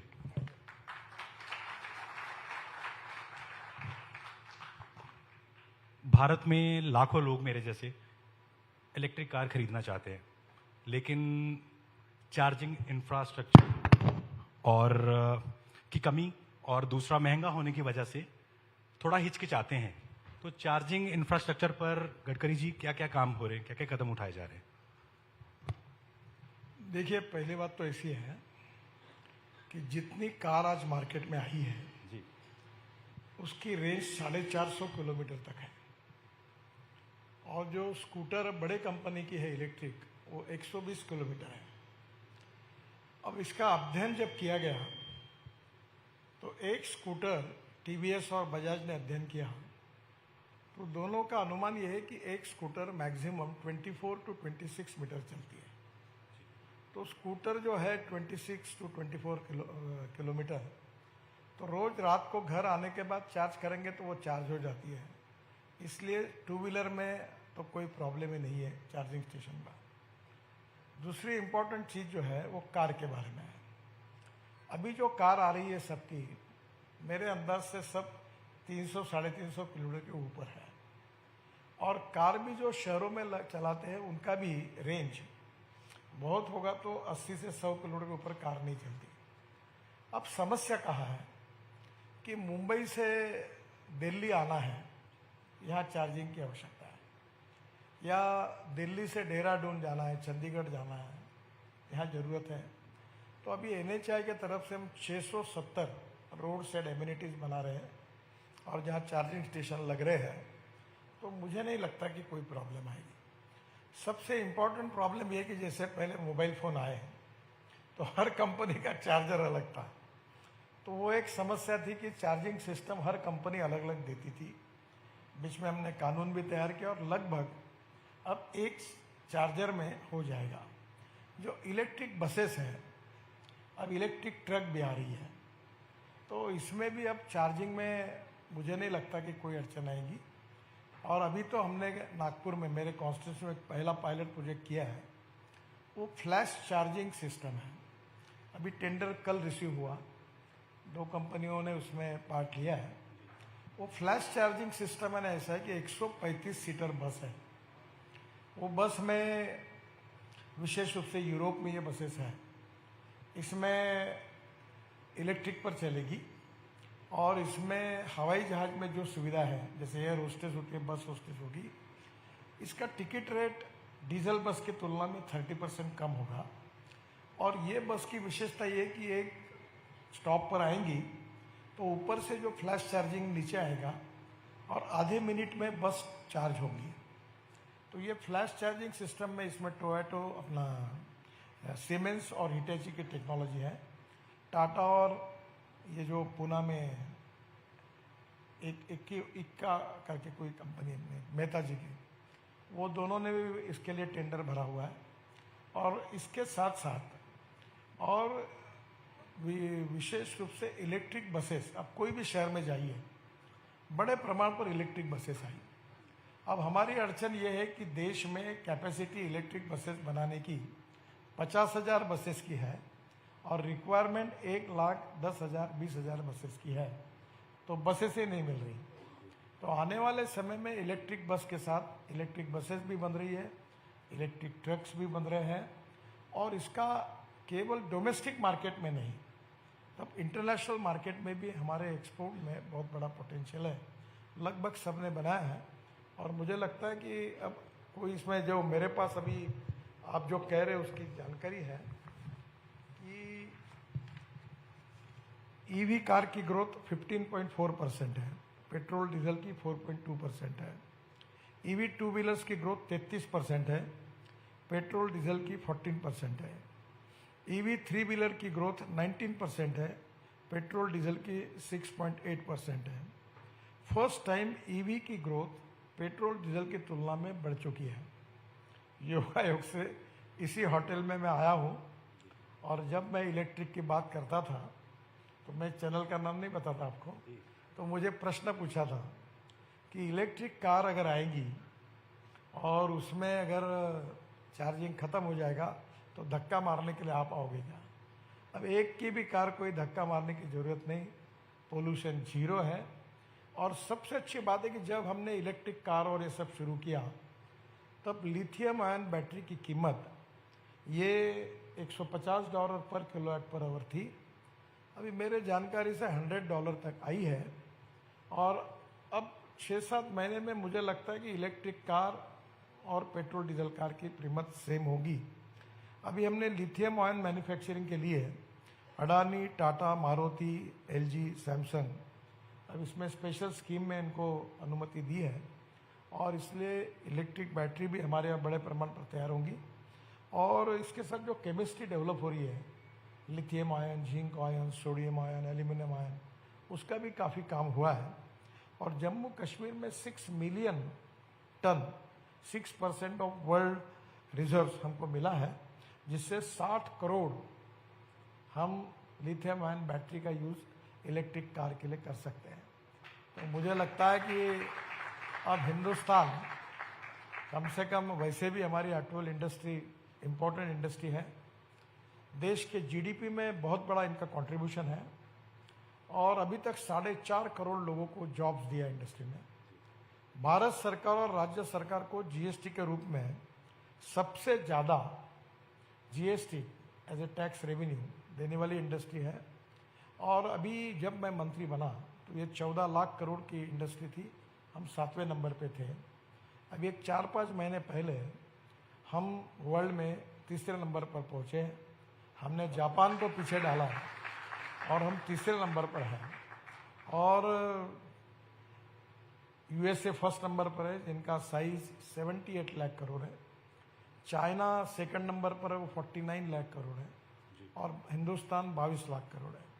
पर जिस प्रकार से अभी हमने स्क्रैपिंग पॉलिसी लाई, जिसके कारण ऑटोमोबाइल के कंपोनेंट की कॉस्टिंग में 30% कमी आएगी, और ये जो बड़ा प्रमाण पर ये जो तैयार होगा, इसमें से aluminium, copper, plastic, rubber, steel, recycling होगा, और कॉस्टिंग इसका कम होगा। और हम वर्ल्ड में, मेरे अंदाज से 5 साल के अंदर, because of electric alternative fuel and bio fuel के कारण, हम 5 साल तक हम ये कोशिश करेंगे कि हम दुनिया के नंबर 1 पर पहुँचे हैं। और ये इंडस्ट्री जिस प्रकार से ग्रोथ कर रही है, और इसमें एक अच्छी बात हुई, यहाँ कंपटीशन है। जैसे अपने एविएशन सेक्टर में एयरलाइंस बंद पड़ी, टिकट रेट बढ़ गए। अब एक डिज़ाइन ये लाता है तो उससे दूसरा इससे अच्छा डिज़ाइन लाता है। एक कीमत ये जाहिर करता है, उससे कम दूसरा करता है। ये बैठे सब लोग। अब ये बड़ा कंज्यूमर बेनिफिशियल इंडस्ट्री हो गई, क्योंकि अब मार्केट सेंसिटिव है, क्वालिटी इज इम्पॉर्टेंट, और कॉस्ट भी इफेक्टिव है। तो डोमेस्टिक मार्केट और इंटरनेशनल मार्केट में दोनों जगह पर बहुत अच्छा। और आपको तो पता होगा कि हमारे 2 व्हीलर्स की जो इंडस्ट्री है, ये बजाज, टीवीएस, हीरो होंडा, इनका 50% ऑलरेडी प्रोडक्शन एक्सपोर्ट हो रहा है। पर इनसे होशियार भी बाकी भी छोटे लोग हैं। ये अलग अलग शहरों में इन्होंने क्या किया, उन्होंने 125 किलोमीटर की रेंज की स्कूटर बनाई, टीवीएस और बजाज ने। तो इन्होंने 60 किलोमीटर वाली बनाई, तो लिथियम आयन बैटरी की कॉस्ट कम की, तो वो 1.25 लाख रुपए में बेचते, ये 60,000 रुपये में बेचते हैं। तो आजकल छोटा भी आदमी 2 व्हीलर ले रहा है, और अभी तो आते समय मुझे एक प्रेजेंटेशन दिया, उसने स्कूटर में ही ऐसा एक डब्बा माल रखने के लिए बनाया और वो 200 किलो का माल उसमें ट्रांसपोर्ट हो सकता है। तो ये जो होटल के लिए अगर जो काम करती है उसमें बजाय ये भी बहुत पॉपुलर बनेगा। तो मुझे लगता है कि हमारे इतने अच्छे काम इस पे हो रहे हैं, हमारे स्टार्टअप डिज़ाइनर्स, और एक के एक बड़े बड़े अच्छे डिज़ाइंस आए। मैं भी इस समय जब एक्सपो में गया था तो मुझे भी आश्चर्य लगा, क्योंकि पहले हमारी इंडस्ट्री कॉस्ट सेंट्रिक थी, पर अब हमारी ऑटोमोबाइल इंडस्ट्री क्वालिटी सेंट्रिक बनी है और इसलिए वर्ल्ड की मार्केट में हम कैप्चर भी करेंगे, एक्सपोर्ट भी बढ़ेगा, रोजगार भी निर्माण होगा, ग्रोथ भी होगी और आत्मनिर्भर भारत निश्चित रूप से बनेगा। गडकरी जी, आप बेबाक राय रखने के लिए जाने जाते हैं। आपने कई बार कहा विदेशों से महंगा पेट्रोल खरीदने की बजाय देश में ही बायोफ्यूल और अल्टरनेटिव फ्यूल पर काम करना चाहिए। और एक आपके पास मास्टर प्लान और है, एविएशन फ्यूल, वो क्या है जरा दर्शक जानना चाहते हैं। देखो, अभी डावोस में जो वर्ल्ड कॉन्फ्रेंस हुई उसमें ये बात लगभग तय हुई है कि धीरे धीरे पेट्रोलियम एविएशन फ्यूल में 5% बायो एविएशन फ्यूल ऐड करेंगे, जैसे इथेनॉल की शुरुआत हुई। अब हमारे देश में विशेष रूप से दिल्ली वालों को पता है, मैं भी भुगत भोगी हूँ, यहाँ रहते नहीं मैं ज़्यादा दिन। दिल्ली ये पोल्यूशन का कैपिटल बना है। इसका कारण 40% पोल्यूशन बिकॉज ऑफ ट्रांसपोर्ट, मैं मंत्री हूँ, और बाकी के कारणों में अभी हमने प्री कास्ट को अभी रोड में मैंडेटरी किया है। मैं 4 दिन पहले फाइल साइन की कि वो सीमेंट लाओ, रेती लाओ, ये लाओ। हमारे देश में आज ही मुझे पार्लियामेंट में क्वेश्चन है तो बात हो रही थी कि जो ट्रक में एग्रीगेट, सैंड, सीमेंट, उसको ढाकने का काम ही नहीं करते। वर्ल्ड में जाओगे तो आपको दिखता नहीं, तो उसके बारे में हमने स्ट्रिक्ट अभी कार्रवाई करना शुरू करेंगे। इसमें सबसे अच्छी बात है कि इंडियन ऑयल ने अभी ये 220 लाख टन जो परली है, राइस स्ट्रॉ, ये जलाया जाता है, ये पंजाब, हरियाणा और यूपी इधर से है।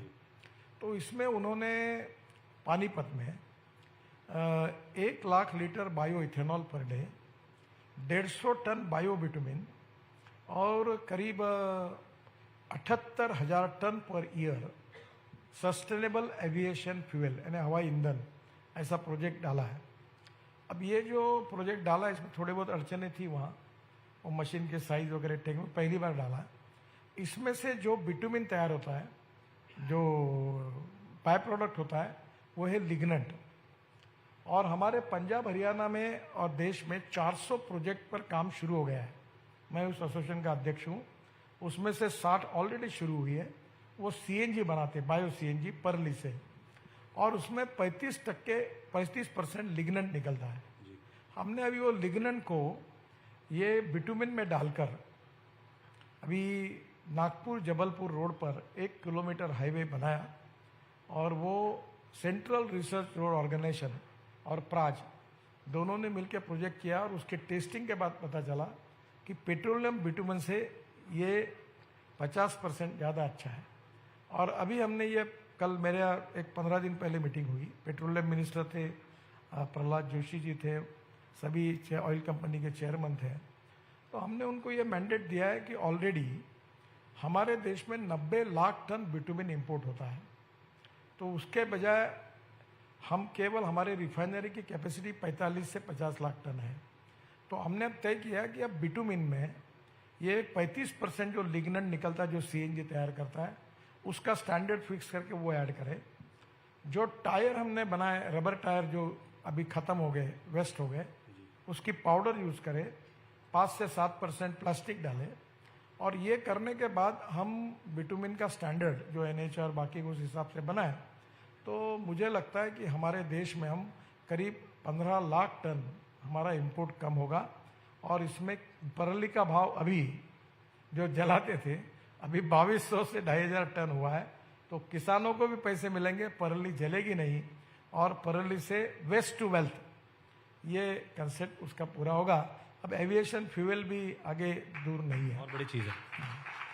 पराली बहुत बड़ी समस्या है दिल्ली एनसीआर के लोगों की। दिल्ली का पोल्यूशन कम हो जाएगा। तो गडकरी जी, आप हाइड्रोजन की कार से चलते हैं, इथेनॉल को भी बढ़ावा देते हैं। फ्यूचर में आम आदमी ये सोचता है कि पेट्रोल से ये कितना सस्ता होगा। फ्यूचर में ये जो बायो फ्यूल है, पेट्रोल डीजल से कितना सस्ता हो सकता है? ये उससे सस्ता है। अभी मैं आप आए वो गाड़ी में आया इनोवा टोयोटो की। एक्चुअली मैंने आज हाइड्रोजन कार लेके आना चाहिए था। वो क्या हाइड्रोजन भरने के लिए फरीदाबाद जाना पड़ता है जी। मैं थोड़ा वो कम यूज़ करता हूँ। तो वो गाड़ी में ये 100% बायो इथेनॉल है, फ्लेक्स इंजन है। और वो जो गाड़ी लाई है मैंने, वो वर्ल्ड की पहली है, यूरो 6 इमिशन नॉर्म को पूरा करती है। अब इथेनॉल का रेट 60, 65, 70 रुपये है, पेट्रोल का 120 रुपये है। और ये गाड़ी जो है वो 60% बिजली तैयार करती है अपने आप। तो पेट्रोल का रेट अगर एवरेज के दृष्टि से तुलना करेंगे तो 25 रुपये लीटर आता है। अभी ये जो फ्लेक्स इंजन है, इसमें टाटा, महिंद्रा, टोयोटो ऑलरेडी था, सुजुकी, हुंडई और करीब 7-8 कंपनियों ने अभी फ्लेक्स इंजन की गाड़ियां लाने का ये किया है। इंडियन ऑयल ने इथेनॉल के 400 पंप वो भी शुरू किए। थोड़ा इथेनॉल में एक थोड़ा प्रॉब्लम आया कि जब पेट्रोल में डालेंगे तो 5%, और अगर हम 100% लेके जाएंगे तो 18%, ऐसा एक GR है, तो 18% GST लगता है। तो अभी मैंने फाइनेंस मिनिस्टर को भी लिखा है। तो आने वाले दिनों में अल्टरनेटिव फ्यूल में इथेनॉल में आएगा। अभी बजाज ने स्कूटर बनाई, मोटरसाइकिल मैंने लॉन्च की, वो CNG पर है। और CNG ये बायो CNG भी अब किसान बनाने लगा है। तो मेरा जो इंटरेस्ट है कि हमारे देश में import substitute, cost effective, pollution free और इंडिजिनस। तो अब CNG की जो बाइक है वो हाइब्रिड करने के बारे में वो कोशिश कर रहे हैं। अभी मुझे अनऑफिशियली पता चला कि वो सक्सेसफुल हो गए कि CNG और पेट्रोल इस पर स्कूटर चलेगी। तो CNG और इथेनॉल हाइब्रिड इस पर चलेगी। तो धीरे धीरे देश में रिवॉल्यूशन होगा। और हमारा देश का किसान केवल अन्नदाता नहीं होगा, वो ऊर्जादाता होगा, ईंधन दाता होगा, बिटुमिन दाता होगा, हवाई ईंधन दाता होगा। तो ये जो गेहूं, चावल, मक्का लगाने के बजाय एनर्जी क्रॉप्स जब लगाए, मैं किसान हूँ, मैं 4 चीनी मिलें चलाता हूँ। हमारा 10,000 किसानों ने आत्महत्या की विदर्भ में, स्थितियाँ अच्छी नहीं है। तो हमारे ये 22 लाख करोड़ जो फॉसिल फ्यूल का इंपोर्ट है, इसमें से 10 लाख करोड़ भी एग्रीकल्चर और रूरल इकोनॉमी में जाएंगे। तो ग्रामीण इंडिया की जो 65% आबादी है, जिनका हमारे ग्रोथ में, GDP ग्रोथ में केवल 12% कंट्रीब्यूशन है, तो ये अगर 10 लाख करोड़ उधर जाएंगे तो वो 20 से 22% उनका कंट्रीब्यूशन होगा। गांव, गरीब मजदूर, किसान का कल्याण होगा, गाँव में रोजगार निर्माण होंगे। और आगे ये किसान एनर्जी क्रॉप्स को बायोडाइजेस्टर में डालकर उसमें से मीथेन निकलता है, और मीथेन से CNG भी तैयार कर सकते हैं और हाइड्रोजन भी तैयार कर सकते हैं। हाइड्रोजन फ्यूल सेल ये भविष्य है। और इसी होटल में मैंने 20 दिन पहले, हमारा एक प्रोजेक्ट है, 7 प्रोजेक्ट हमने पायलट प्रोजेक्ट किए। टाटा की 2 ट्रक, एक हाइड्रोजन फ्यूल सेल पर 100% चलने वाली, और दूसरी जो पेट्रोल डीजल का इंजन है उसके ऊपर IC इंजन पर हाइड्रोजन डाल के चलने वाली, दोनों को लॉन्च किया। और हाइड्रोजन सस्ता है। हम ये इंपोर्टेड फॉसिल फ्यूल जिसके रेट हमारे हाथ में नहीं है, क्या है, देश कंट्री टू कंट्री पॉलिसी अलग है। अभी अमेरिका में बहुत उनके पास क्रूड ऑयल है, गैस है। जिनके पास क्रूड ऑयल और गैस देश में सुरक्षित है उनका ठीक है, पर हमारा 80 to 85% इम्पोर्ट है। तो इतना पैसा देश के बाहर जाना और पोल्यूशन क्रिएट करके, दिल्ली में जितने लोग हैं, हम लोग रहते हैं, हम अपना लाइफ 8-10 साल कम कर रहे हैं। मैं आता हूं तो मुझे इन्फेक्शन हो जाता है।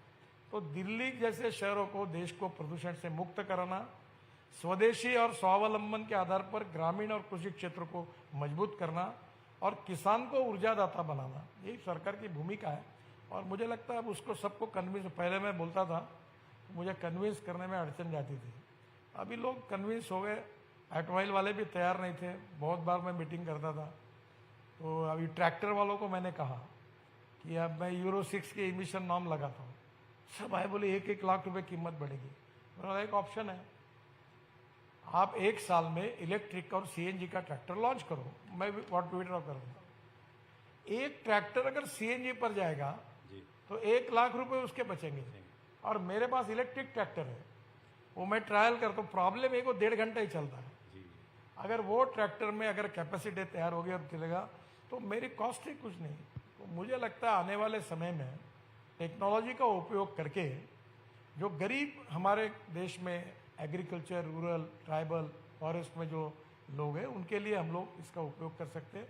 आसाम में नुमालीगढ़ में शायद मुझे लगता है HPCL का प्रोजेक्ट है या उन्होंने बाम्बू से बायो इथेनॉल बनाया और वहाँ से पाइपलाइन बांग्लादेश में गई है। तो उस समय मैंने बांग्लादेश के प्रधानमंत्री जी को सुझाया था कि आपका पेट्रोल डीजल सस्ता हो जाएगा। बोले कैसे?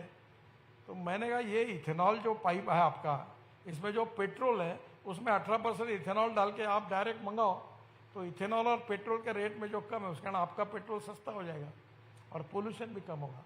अब धीरे धीरे इथेनॉल को हम एक्सपोर्ट भी कर सकते हैं। तो मुझे लगता है कि ये देश की इकोनॉमी के लिए भी फायदे का है और प्रदूषण को कम करने में भी इसका उपयोग होगा। सर, वर्ल्ड क्लास हाईवेज तो हम लोग बना रहे हैं, अभी भी कई लोग कहते हैं रोड साइड असिस्टेंस, जैसे 2004 में आप भी एक दुर्घटना का शिकार हो चुके हैं। तो आपको क्या लगता है अभी कितना काम करना बाकी है और अब किसको जिम्मेदार मानते हैं? क्योंकि देश में 1,80,000 लोग सड़क दुर्घटनाओं में अपनी जान गंवा देते हैं। ये एक सेक्टर ऐसा है कि मैं इसके बारे में एपोलॉजिक हूँ थोड़ा सा। मैं बहुत कोशिश किया हूँ 10 साल में, पर मुझे इसमें यश नहीं मिल पाया। हमारे देश में 4,80,000 एक्सीडेंट होते हैं और 1,88,000 मौतें होती है और मरने वालों की संख्या 18 से 45 एज ग्रुप में 66% है। 10,000 बच्चे मरते हैं। स्कूल के सामने एग्जिट और एंट्री, वहाँ रोड, अभी आजकल तो मैं बोल सकता हूँ कि मैंने अपने घर में पार्किंग में, ये दिल्ली में बड़े बड़े लोग रहते हैं, अभी इनके घर में किसी के घर जाओ ये रोड पर ही गाड़ा रखते हैं अपने, कोई घर में पार्किंग नहीं। बंगला बड़ा बनाते हैं पर रोड पर क्यों रखते हो? आपके घर में इन्होंने पार्किंग नहीं बनानी चाहिए। अब धीरे धीरे ऐसी स्थिति हो गई कि इतने रोड एक्सीडेंट हो रहे हैं और इसका बेसिक कारण मैं आज अमेरिकन चैम्बर ऑफ कॉमर्स में सुबह था, जो डिटेल प्रोजेक्ट रिपोर्ट बनाते हैं उसमें DPR में जो गलतियां होती है वो हम बदल नहीं सकते। और मैंने कल ही हमारे NHAI के RO और PD और PWD के चीफ इंजीनियर सबके खिलाफ FIR डालने के लिए SP को बोला है कि ये जिम्मेदार है, डालो इनको अंदर डालो। इसका कारण एक जगह मर रहे, फिर उसके बाद आइडेंटिफाई हुआ ब्लैक स्पॉट करके, समय मिला, अधिकार उनको दिए और सुधारता नहीं। तो अब धीरे धीरे रोड इंजीनियरिंग में काफ़ी सुधार हम कर रहे हैं, फिर भी करने की आवश्यकता है। ऑटोमोबाइल इंजीनियरिंग में हमारा सुधार बहुत अच्छा हो गया। हमने भारत NCAP एक सुरक्षा का रेटिंग लाया। अब हमारे देश में वर्ल्ड के गाड़ियाँ आ रही है टेस्टिंग के लिए। अब वो भारत NCAP में जो स्टैंडर्ड्स है उसके कारण सब लोग क्वालिटी कॉन्शियस बन गए। 6 एयरबैग लगने लगी। तो ऑटोमोबाइल में अभी इलेक्ट्रॉनिक ब्रेक सिस्टम, जितनी बातें इंटरनेशनल स्टैंडर्ड हमने लगा दिए।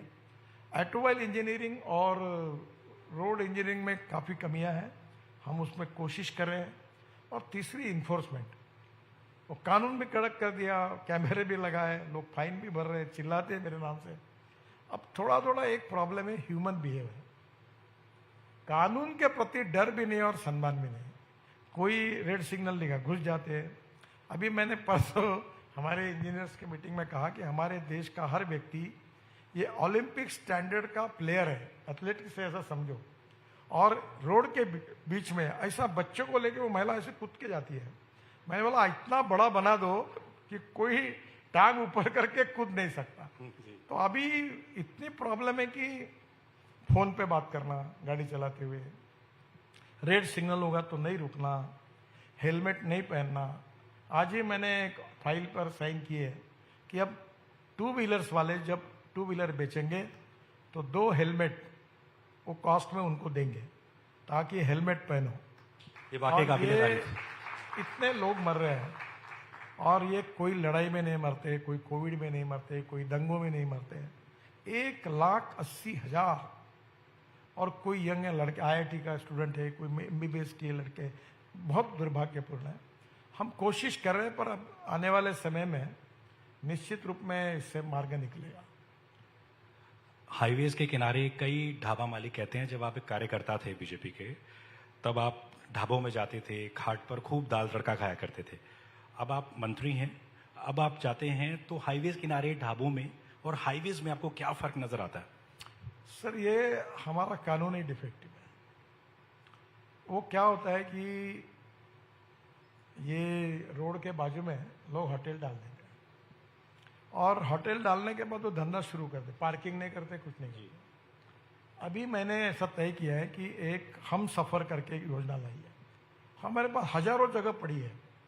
वहाँ एक पेट्रोल डीजल गैस स्टेशन होगा, रेस्टोरेंट होंगे, हैंडलूम हैंडीक्राफ्ट्स होंगे, कम से कम 4 बसेस और 4 ट्रक और 20 कार का पार्किंग होगा। और हम उसका रेटिंग कर रहे हैं।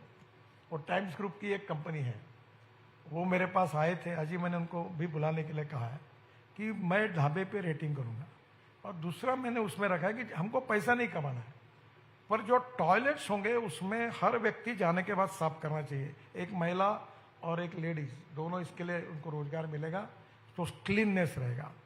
और कोई माँ अपने बच्चों को दूध पिलानी चाहिए, उसकी एक रूम होगी।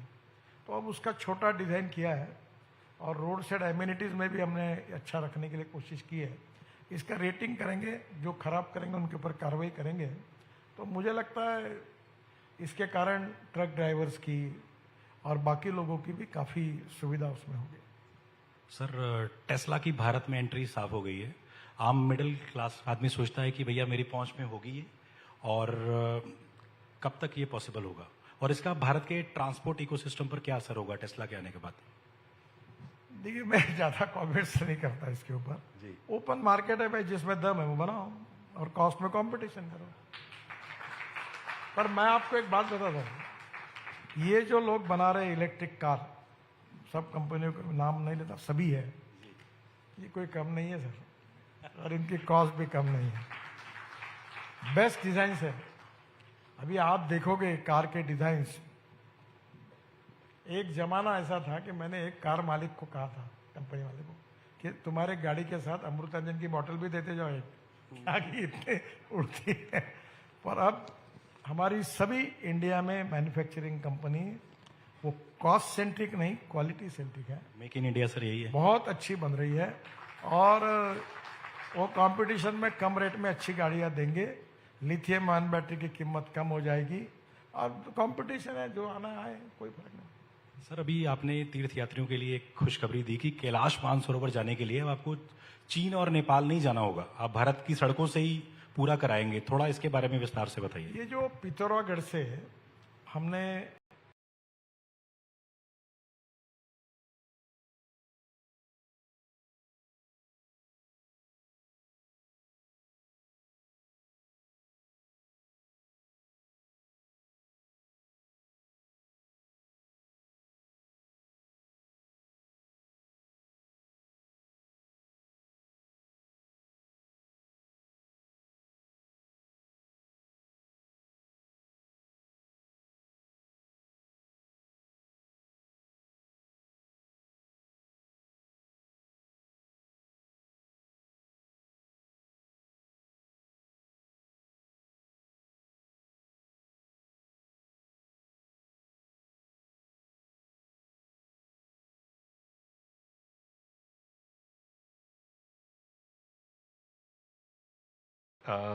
सुरक्षित रहेंगे, तो ये मुहिम क्या आपको लगता है कि अब स्कूलों में जा जाके भी बच्चों को समझाना चाहिए? जैसे अनदर राउंड अभी वायरल हुआ था, एक बच्चे ने कैसे सड़क पर दुर्घटना की और उसके बाद, तो क्या वक्त आ गया कि स्कूलों में ही एजुकेशन दी जाए कि भैया इस तरीके से नहीं चलेगा? देखिए, ये शंकर महादेवन का गीत है, परवाह करे सुरक्षित रहेंगे, तो बहुत सुंदर है।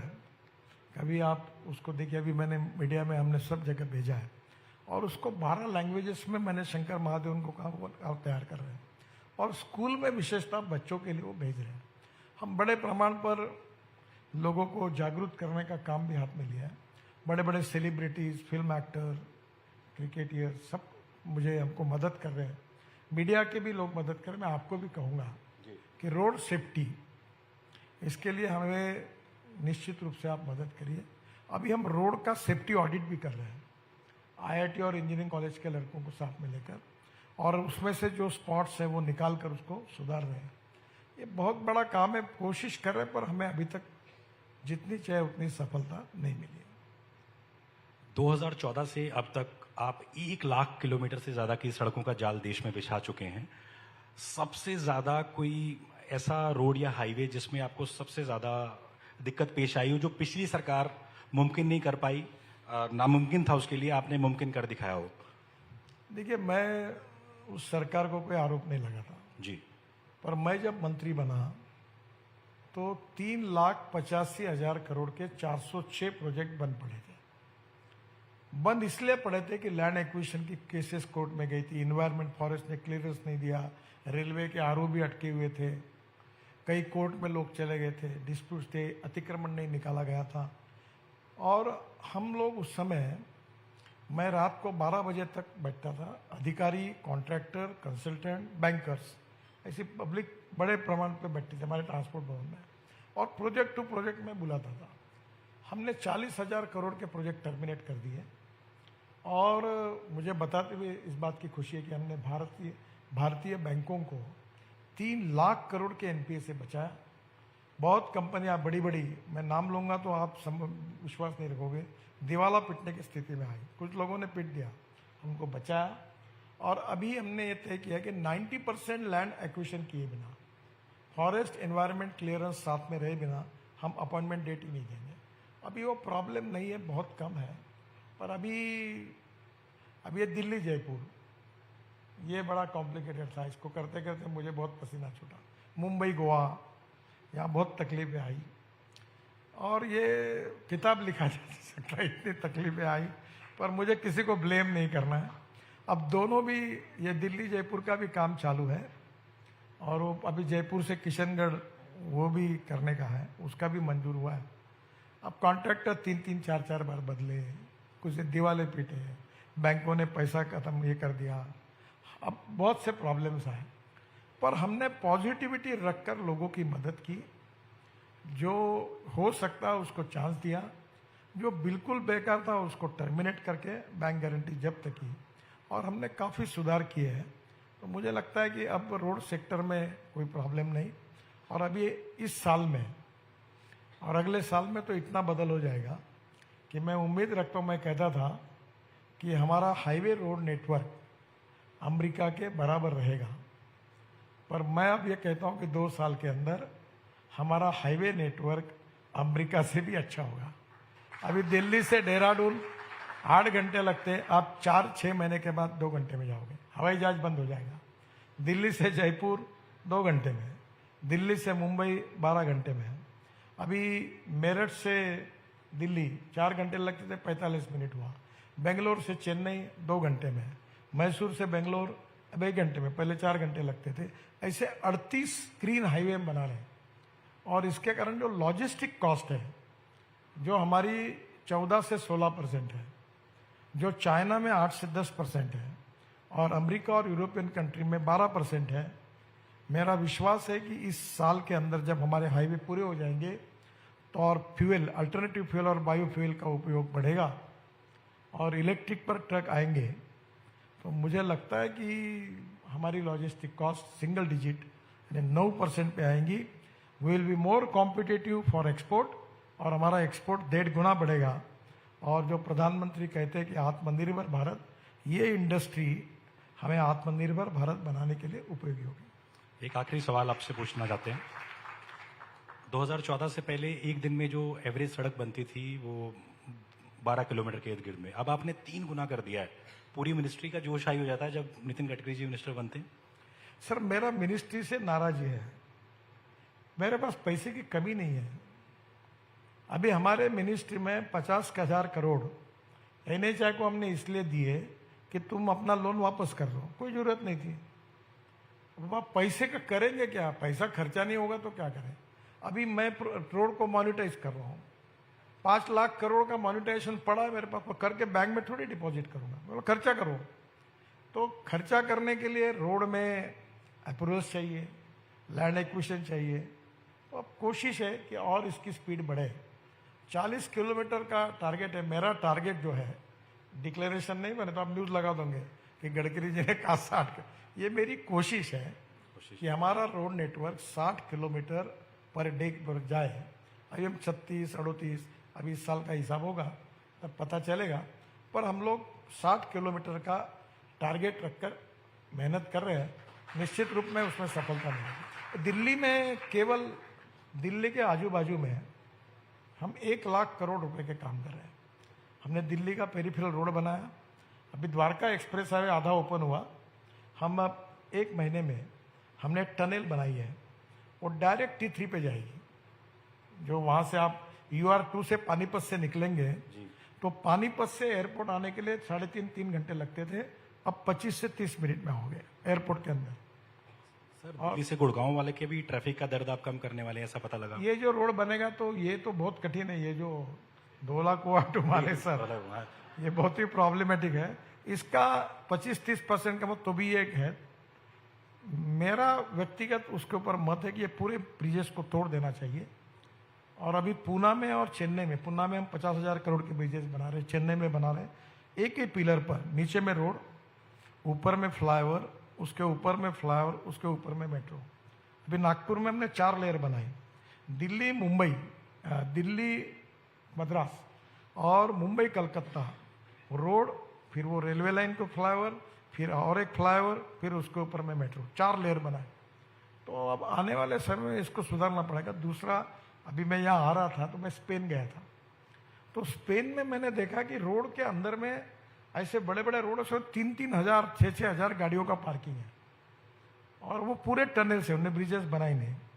एक योजना पे काम चल रहा है, अभी तक कोई फाइनल नहीं हुआ।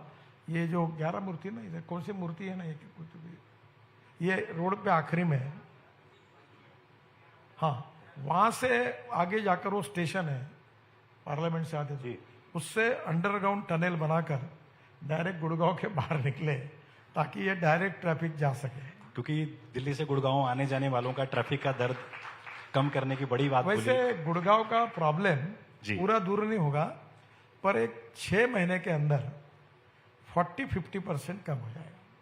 तो बहुत बड़ी चीज गडकरी जी ने बोली है। आज हमारे साथ आप जुड़े टाइम्स ड्राइव कॉन्क्लेव में, बहुत बहुत शुक्रिया आपका, जोरदार तालियों से। Thank you very much sir.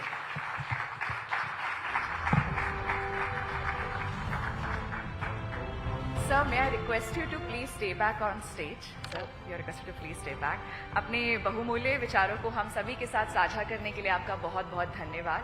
ऐसे प्रतिभा संपन्न व्यक्ति की मौजूदगी मात्र हमें हर्ष और उल्लास से भर देती है।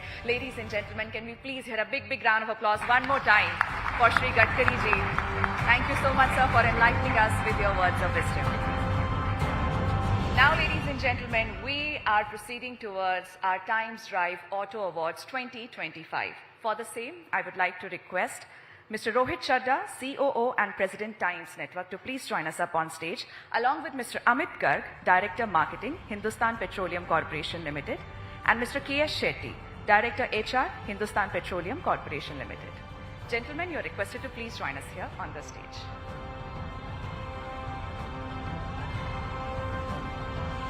Ladies and gentlemen, tonight we are recognizing excellence.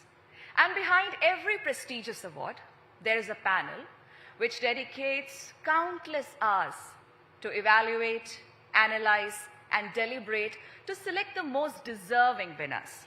So we would now like to take this opportunity to felicitate our esteemed jury members for their invaluable contribution. We would like to refer to it as the award for Times Drive Hall of Fame. First and foremost, I would like to call upon stage Rachit Hirani, founder and chief editor, Motor Octane. Thank you so much, Rachit.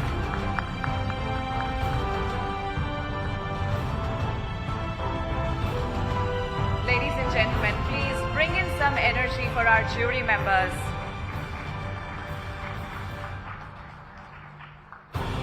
Thank you, Rachit, for all your contribution. Ladies and gentlemen, now I would like to call upon stage Garima Aftar, content creator, podcaster, independent auto journalist, co-chair Youth Affairs and Sports at PhD CCI. Thank you, Garima.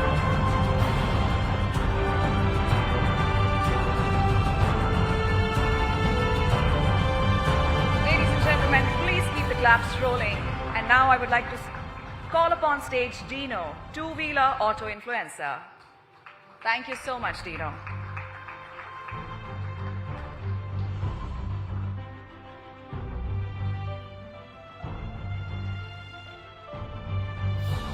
Ladies and gentlemen, please give a thunderous round of applause as we welcome on stage Gaurav, editor, GadiVadi.com.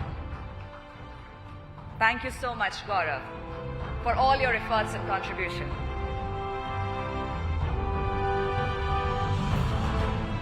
Everyone with some energy, please. Can we hear a big round of applause for all our jury members? We have Daniel Rajkumar, editor and lead test rider at Revnitro Private Limited. Thank you so much, Daniel.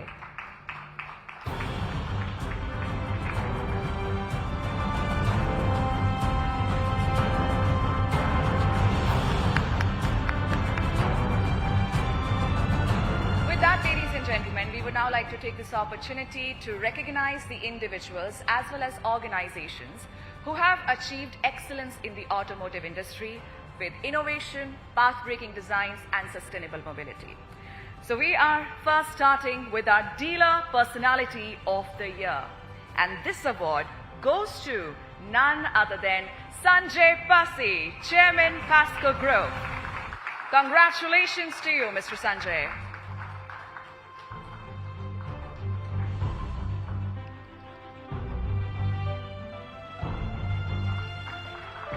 Ladies and gentlemen, please put your hands together for our Dealer Personality of the Year. Our next award is OEM Personality of the Year. And this award goes to Shraddha Suri Marva, CMD at Subros Limited and President at ACMA.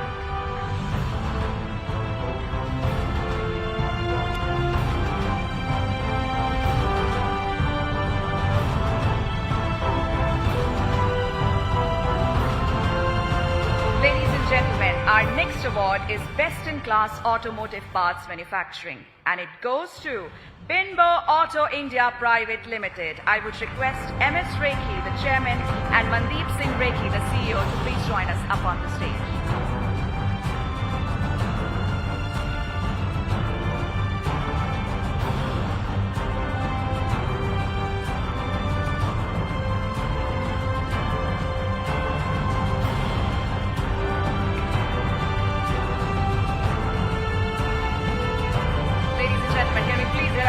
Round of applause for them one more time.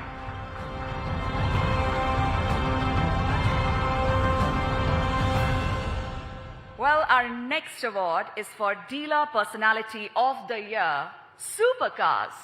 And it goes to none other than Jatin Ahuja, founder and managing director, Big Boy Toys. Congratulations to you, Jatin.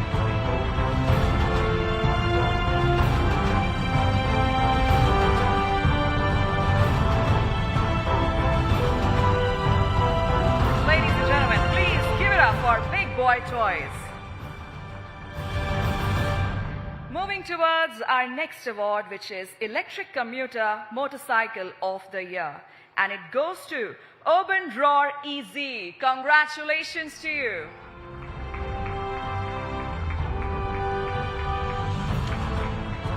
I believe we can do better than that. Can we please put our hands together louder one more time, ladies and gentlemen, for our Electric Commuter Motorcycle of the Year, Urban Roar EZ. Our next award is for Best Digital Transformation for Automobile Marketing, and it goes to Brand Intel. I would request Robin Das, founder and CEO, Brand Intel, to please join us up on the stage. Congratulations to you, Robin.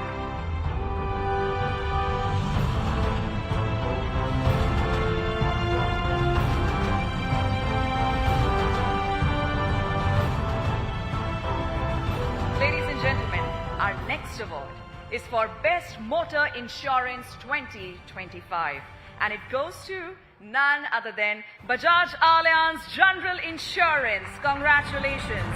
I would like to request Subhashish Mazumdar, President and Head Motor, Bajaj Allianz General Insurance, along with Mr. Sumit Chandi Ramani to please join us up on the stage, who is the insurance advisor, and Mr. Shailendra Bharti. Many, many congratulations to Bajaj Allianz General Insurance.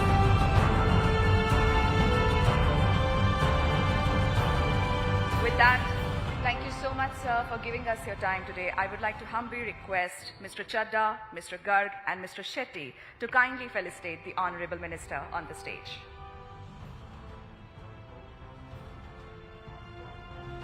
Once again, sir, on behalf of everyone, I would like to thank you for giving us your time, for sharing your experience, your knowledge, your expertise, your wisdom with all of us.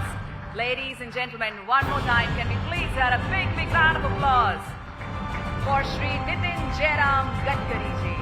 आपका बहुत बहुत धन्यवाद, sir.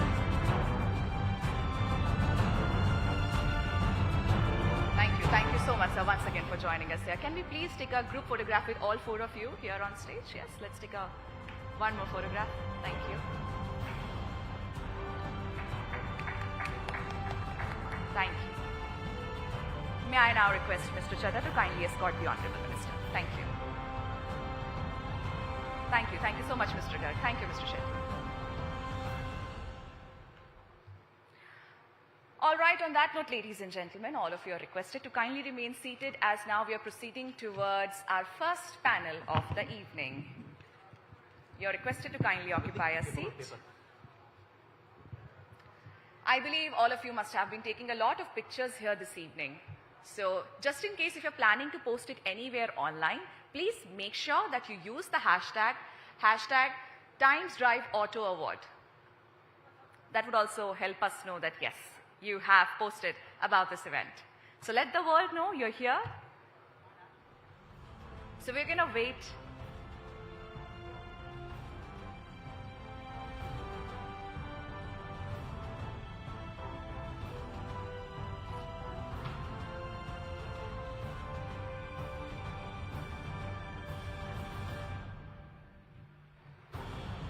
Ladies and gentlemen, as we're setting the stage, I would like to take this opportunity to thank one more time all our wonderful partners. Please, can we hear a big round of applause one more time for our presenting partner, Hindustan Petroleum Corporation Limited, who always believe in delivering happiness. Our associate partner, Urban Harvest. Thank you so much, Urban Harvest. Our supporting partner, Maxwell Energy. Our loyalty and AI solutions partner, Tag and Pay. Our innovation and engagement partner, Magic Tab. Our technology partner, Qualcomm India. Our auto accessories partner, Vega. Our amplification partner, Daily Hunt. And our outdoor partner, Heights.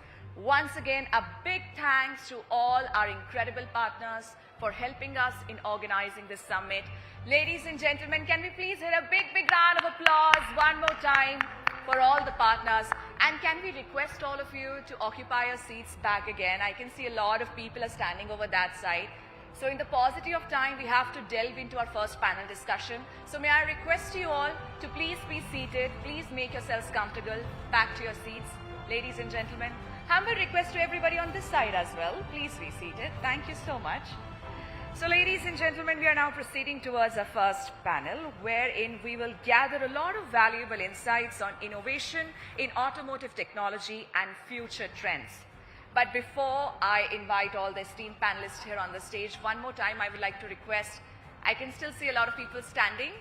Can we please all have a seat, ladies and gentlemen? Please have a seat. Please have a seat. Thank you.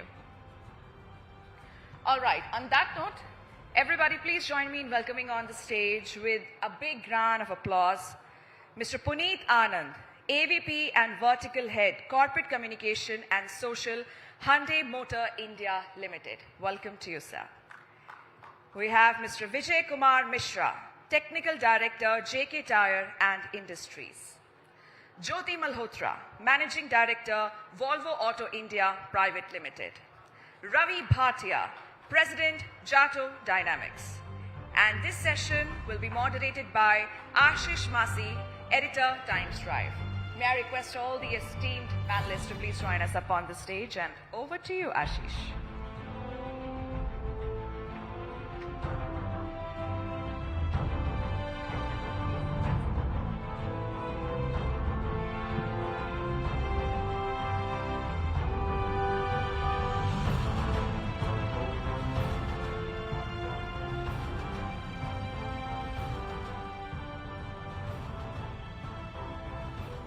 So why should we start? Should we settle in or should we give you another couple of minutes?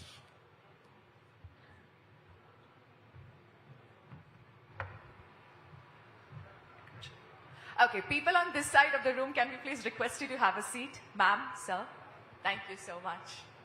Fabulous. Everybody please have a seat. All right, very exciting panel and very esteemed panelists we have amongst us. So without any further ado, over to you, Ashish. We can begin. Well, so I think the gentlemen over here don't really need any introduction. I think we all know them. We've got some big manufacturers over here. We've got, of course, Jatto Dynamics, one of the biggest leaders and one of the biggest names. So I don't think we need any introductions. First of all, I'll straight dive into it. Puneet, so we'll start off with you. And the question that I have for you is, what are the big new features and what are the big new innovations that you're likely to see in the next 5 or 6 years? Because you're one of the biggest leaders when it comes to features, when it comes to technology. So what are the big, road ahead you see in the next 5 years? So first of all, good evening everyone, and thank you, Ashish. I think that's a question which probably in the beginning of the session was also being asked from the audience. When we look at the development of the Indian automotive industry, I think a lot has flown already in the last 5 years, and we've seen the advent of some futuristic models, features. But what do I see going forward in an automobile car going forward in the next couple of years is the emergence of software-defined vehicle, or SDV as we call them. And large of these software-defined vehicles would actually be based on the connected car technology. And in fact, when we talk of the powertrain, we are also talking about these vehicles being powered by electrification and in future, the hydrogen powertrain also. Now, having said that, when we look at Hyundai, who has already pioneered this connected car technology way back in 2019, when we launched the first of its class, the Blue Link technology in India. Now, for the benefit of the audience, I just wanted to share that this connected car technology basically is an AI-based tool which is given in your car through a SIM, which is inserted in the car system itself, so that your car can communicate either vehicle to vehicle, vehicle to infrastructure, so that any action done by the driver can be real-time monitored through the connected car technology. I remember way back in 2019 when we first introduced the Blue Link, our penetration was hardly close to around 5% of the total cars which you sell. But now, as we go forward 5 years and in 2024 calendar year, the penetration of our Blue Link technology is already at 26%. And this is growing as I speak. In fact, I remember now, cumulatively, we would have sold more than 700,000 connected cars on road. And this connected technology not only helps us to understand the driver behavior, but also helps us to ensure that the road safety, because that's one of the prime importance as far as any automobile OEM is concerned. Because we want that our cars should have the 3 S. S means smart, S means sustainable, and S also means safer cars. So in future, we would be seeing lot of these software-defined vehicles with connected car technologies, and the powertrain, which I think Mr. Banerjee in the beginning of the session and Honorable Minister Mr. Gadkari also talked about, will be the emergence of new powertrains, which would be in electric cars, which would be in hydrogen cars, CNG, and the flexible vehicle. So I think it's a very exciting time at India. We are looking for the advent of all these technologies, and everybody sitting in this room, including the OEMs and our vendor partners, are working tirelessly to ensure that these future-ready technologies come in our cars as soon as possible. And from a tire perspective, sir, if you could give us some guidance of what you expect in the next few years. Yeah, sure. Thank you so much. First of all, thanks to Times Drive for actually a great session and a very informative. Since morning, since beginning, we are hearing so many things. I'm representing tires, which is actually responsible for mobility, if you ask me. So fundamentally, what my colleague just now stated, I think the way we look at the future is going to be primarily driven by few factors. First of all, it is safety, which I think we've been talking a lot. A lot of innovations are happening towards smart mobility, and which I think he touched very well. And I think third would be sustainability, which is a very, very critical aspect. I'm not getting into more into vehicle because a huge amount of technology development is happening on the vehicle front. But coming back to sustainable and fuel efficient, I would consider as important aspect. So from a tire perspective, I think a lot of work is happening towards this direction. Fundamentally, smart or connectivity, as he touched, connected mobility. In fact, tires talking to the vehicle, that is already there. We are looking at self-healing tires. We are looking at kind of puncture guard tires. We are looking at so many things which are already available in terms of technology. But the focus, because automation, or I would say the connectivity or the capability of the vehicle are continuously enhancing. And therefore, it is also necessary that the component industry, particularly like tire for that matter, has to not only meet those challenges, but meet the environmental, meet the sustainable, meet the safe challenges, which is what we are looking at and we are working. Jyoti, if you could also take that question, because you're at the top end of the market in terms of pricing. So what do you see in terms of the features, the new tech that's coming up in the next 5 years or so? Yeah, so first of all, once again, thank you so much for having us here and having this conversation. And I think I agree with Puneet. One of the key things you will see, obviously, is the software design vehicles, SDVs as we call them. They are around the corner. At Volvo, we've already launched EX90, which is our first SDV. And I'm sure we will see this coming in all the cars over the period of time. So what does that really mean is that today the whole system is developed of different ECUs. And this will have a core computing. So there is one single ECU which controls the whole car. So it is going to become much more faster. And obviously, this is the base is on EVs.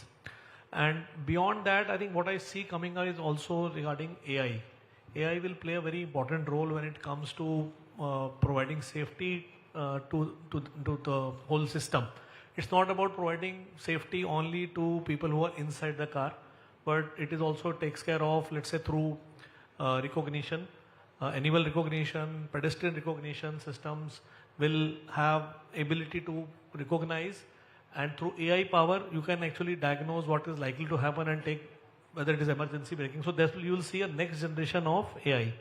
And what will support that is LiDAR. So today, most of the cars we use radars. Now the next generation car will have LiDARs, which can actually see through even in the night. So and supported with AI, they will ensure that we are able to offer the best and safest cars in the country. And I think beyond that, I think already the next generation of ADAS, driver assistance, will come through. I think during the conversation there was a discussion about self-driving cars. Self-driving car may still be a little far off, but ADAS going to next level and providing the next level of autonomous driving or driver assistance will come into play. That's what I see coming about. Obviously, sustainability is important. The way cars are manufactured will change. The way I think what sort of materials are used in the car, everything will change. So those are the things what I would like to highlight. And I'd like to ask you, sir, is the buyer ready for all this? Because all this also comes at a cost. So is the buyer ultimately ready to take all these features? Because all these features, especially with a mass market player like Hyundai, comes on the top end cars. So because you are at the end of the market. Yeah, see, cars have become very expensive. So mobility has become, in a way, discriminating. Mobility is not accessible to everybody. That is the sad part of technology creeping up the car prices. So one of the things which is to be done is that you have to balance between what the public wants and what the technology is offering. Technology is offering really all, you remember Star Trek, Star Trek said, "Beam me Scotty," right? That's the ideal mobility which I'm looking for. Someday I'll be sitting on this chair and tomorrow I'll be in Bombay in my home, right? So that's not happening. The technology promises a lot. It is still experimental. So whether it is the energy density of a battery, which is growing but not there, there is the convenience of charging, which is there but not there. So autonomous driving, even in US, Waymo is the biggest company. So they also had a car chasing a truck which had a buffalo, because it did not recognize the truck but recognized the buffalo. Or a truck which was transporting trees was chased by a car thinking it's just a tree, not a truck. So technology is evolving rapidly, and we have come to rely on technology as a matter of fact, whereas it is an evolving science. So we will have experimentation, we will have failures in experimentation, there'll be frustrations in experimentation. But yes, it is driving. Mobility is becoming exclusive and not for masses. And what are the other big challenges you face? I mean, what are the challenges you face in adoption of all these technologies that they spoke about? Okay, so, yet the features are, many of the things that automotive industry talks about, or people like us talk about, are still covering the distance from a lab to a mass production car.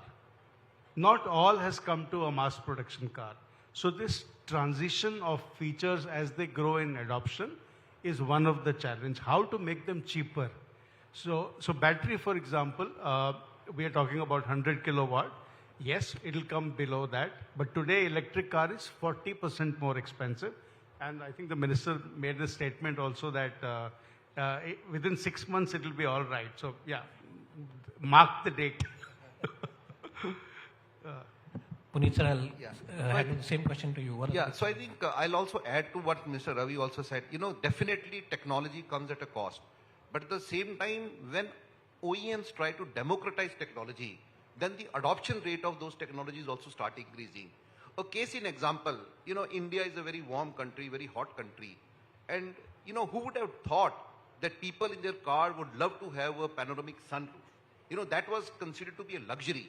Even though the customer may or may not use a sunroof, but I can tell you that in the last calendar year, out of 100 cars which we sold, 52 cars were sold with a panoramic sunroof. That means 1 out of every 2 cars sold of Hyundai had a sunroof on it. Now that is something which kept us thinking that why customers are preferring. Because today technology has also become ubiquitous, and at the same time the cost of adoption because of the multiple adoption by OEMs has also started coming down. The second case is automatic transmission, which always customers used to say, oh, automatic transmission is very expensive, fuel average, so on and so forth. But now, 1 out of every 4 cars sold by Hyundai is an automatic transmission. Similarly, connectivity, which I told you, 26% cars are already with connectivity. And also, the penetration of the high-end trims, especially for Hyundai, has already gone up to 18%.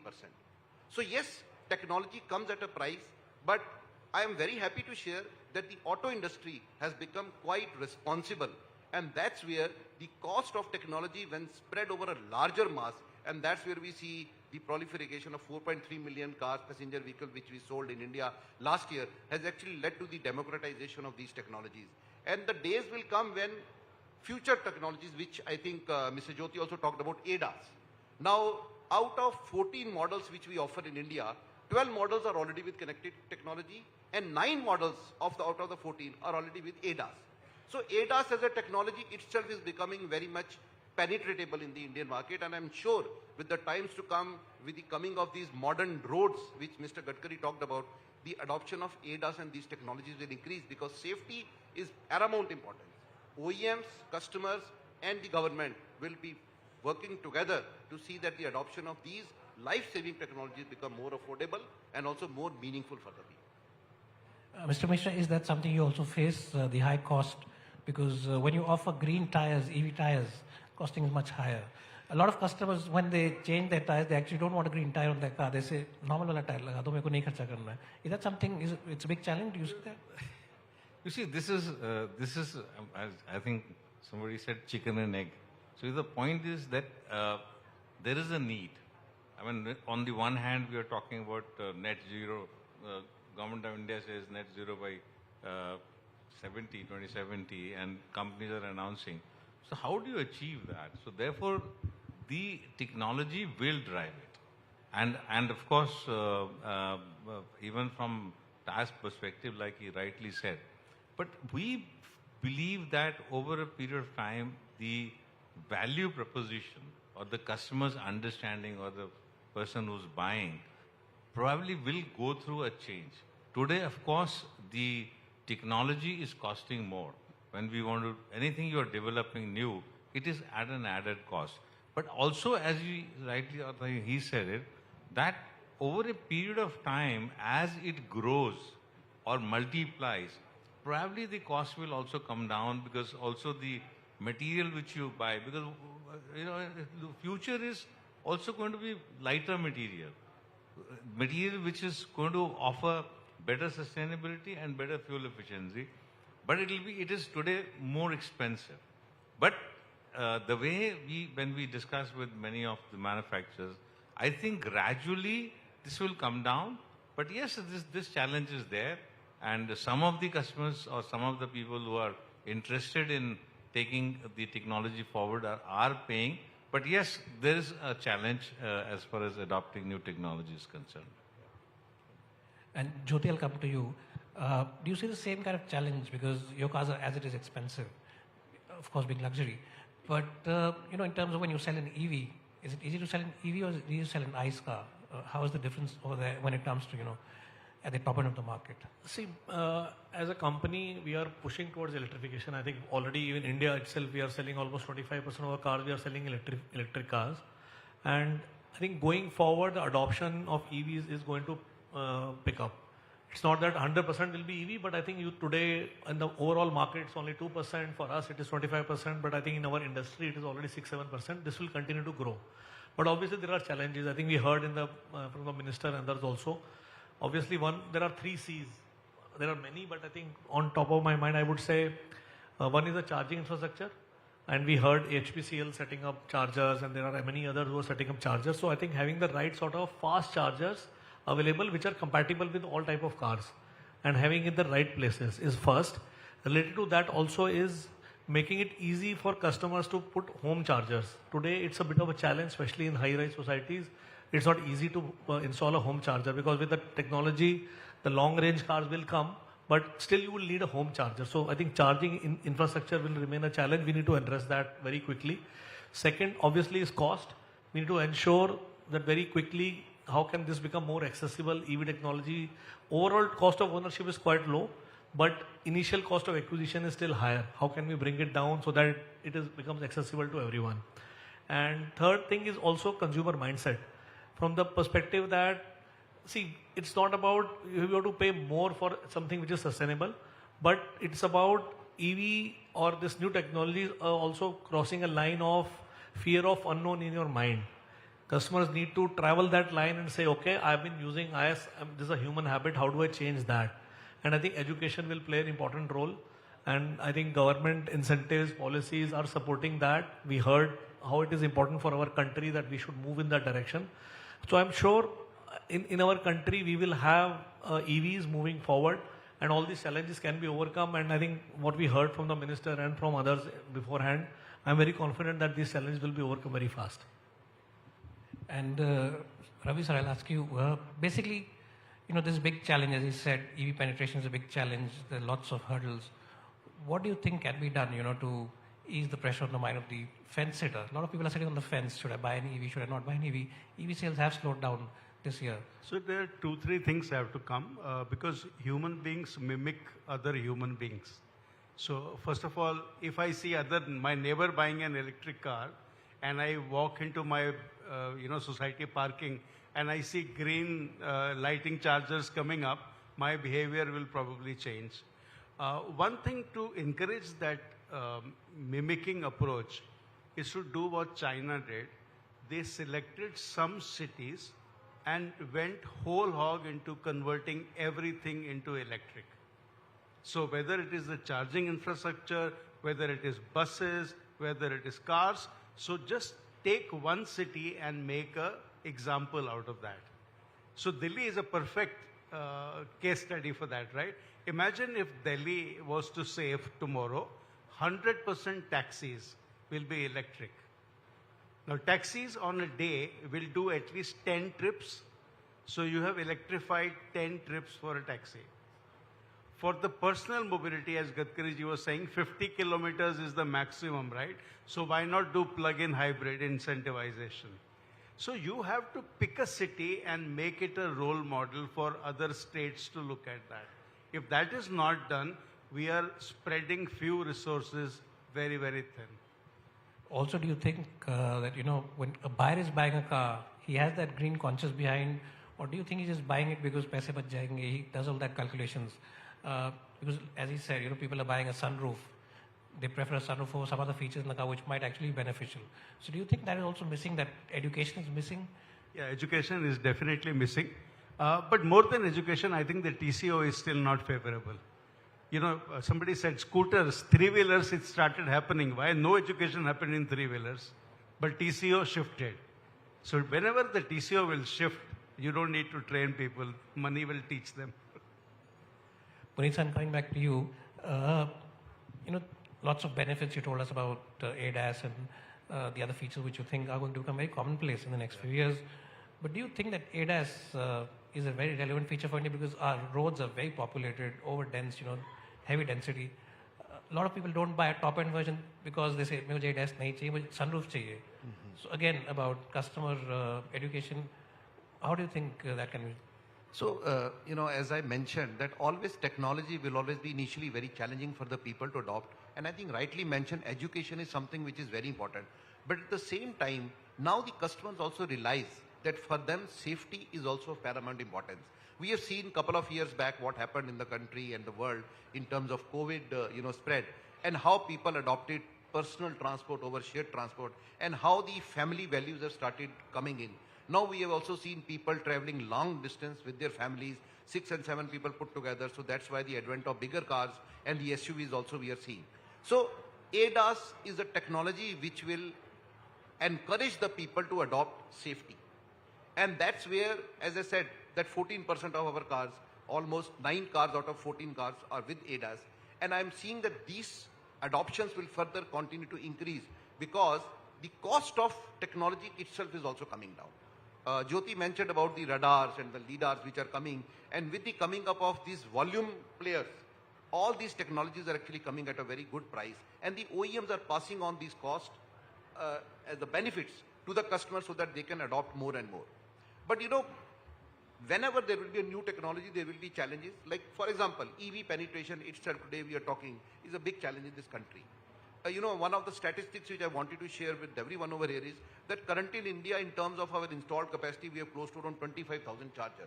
But a recent study said that unless and until we reach to a you know, mass of around 1.6 lakh chargers, we really cannot be talking about a serious electrification.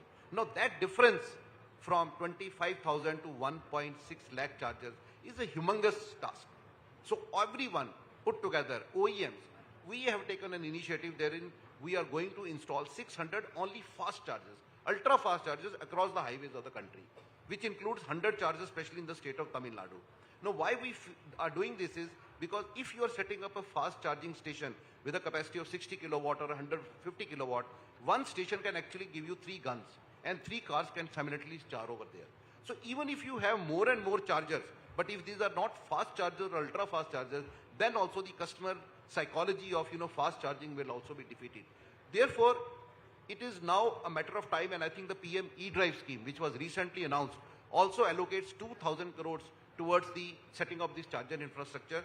So I'm very confident that with the collaboration between the OEMs, the government, and also the various CPOs or the charge point operators we call them, we will be able to democratize the adoption of these EVs also. And similarly, we have seen the growth. Mr. Gadkari talked about 14% in the cars as far as last year was concerned. It's a very promising figure. Yes, India is a big country and all these things will definitely take some time. But we are very positive that with the times to come in 2030, we should be looking at a double-digit penetration as far as EVs are concerned. And I think all of us are committed to ensure that EV becomes a reality so that we can become a nation which is sustainable, which is safe, and which is smart. Mr. Mishra, same question to you. a lot of people are not aware of the benefits, as we said. Customer education, is that something that you're looking at? I think this is very, very critical because I think awareness and I'm in total agreement. In fact, a lot of things customers are not aware of. Even a lot of technologies customers are not aware of.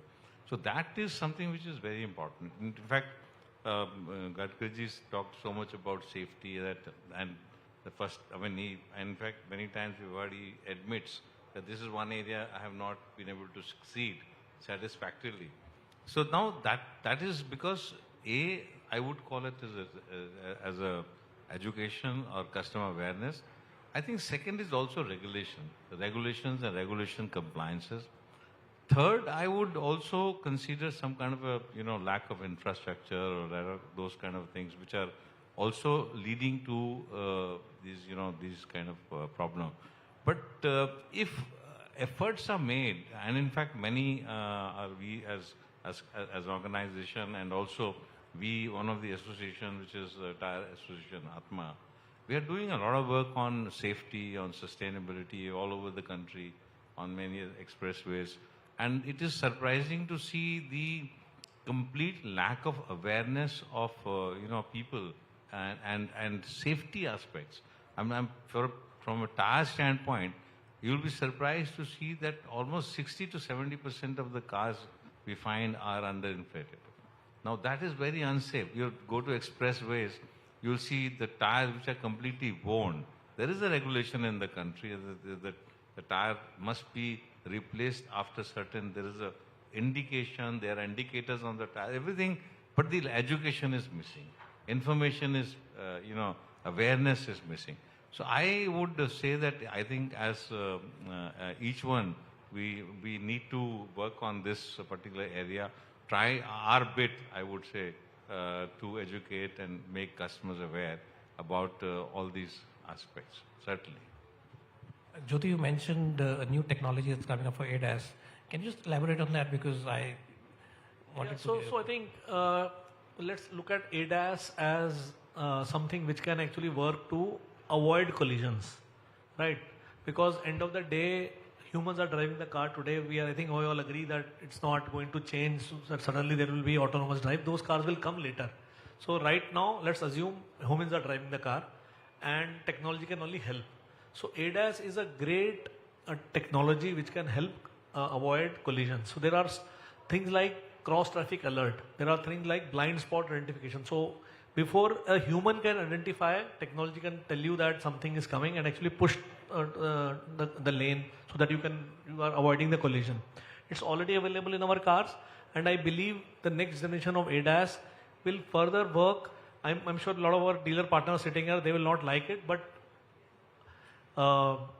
collision avoidance means lower revenue for the body and paint shop. But end of the day, as a country, as human race, I think what we need is reduction in the loss of life, fatalities. I think this avoidance can only help us get there. So ADAS is such an important thing, and what I agree with Puneet is, as more companies adopt this technology, the economy of scale will ensure with democratization, the cost will come down, the technology can be made available to everyone. So that is one aspect. Another thing I can talk about is something which we work on, because at Volvo we work a lot on safety.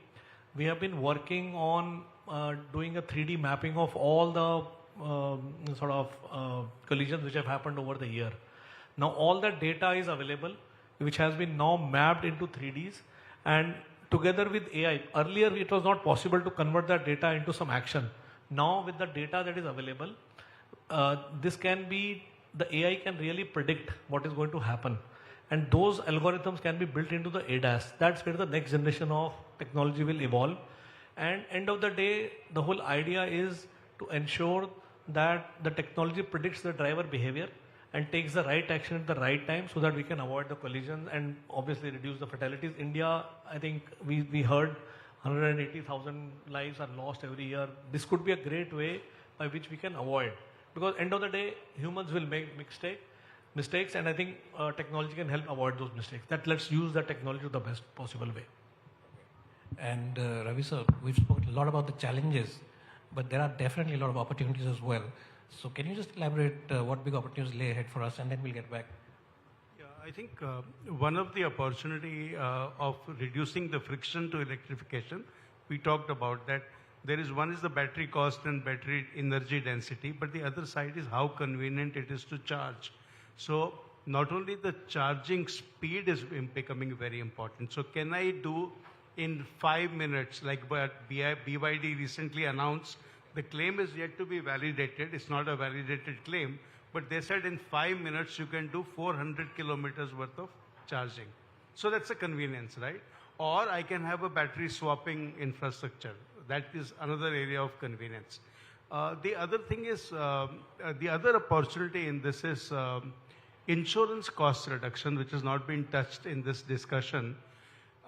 If you take the data of these deaths that we talk about, how many were occupant deaths driving a car? This data is not very well known at all. How many people who were inside a car died, or how many people died because a car hit them? Because mostly when you hear safety, it is always in context of a rich man driving a car.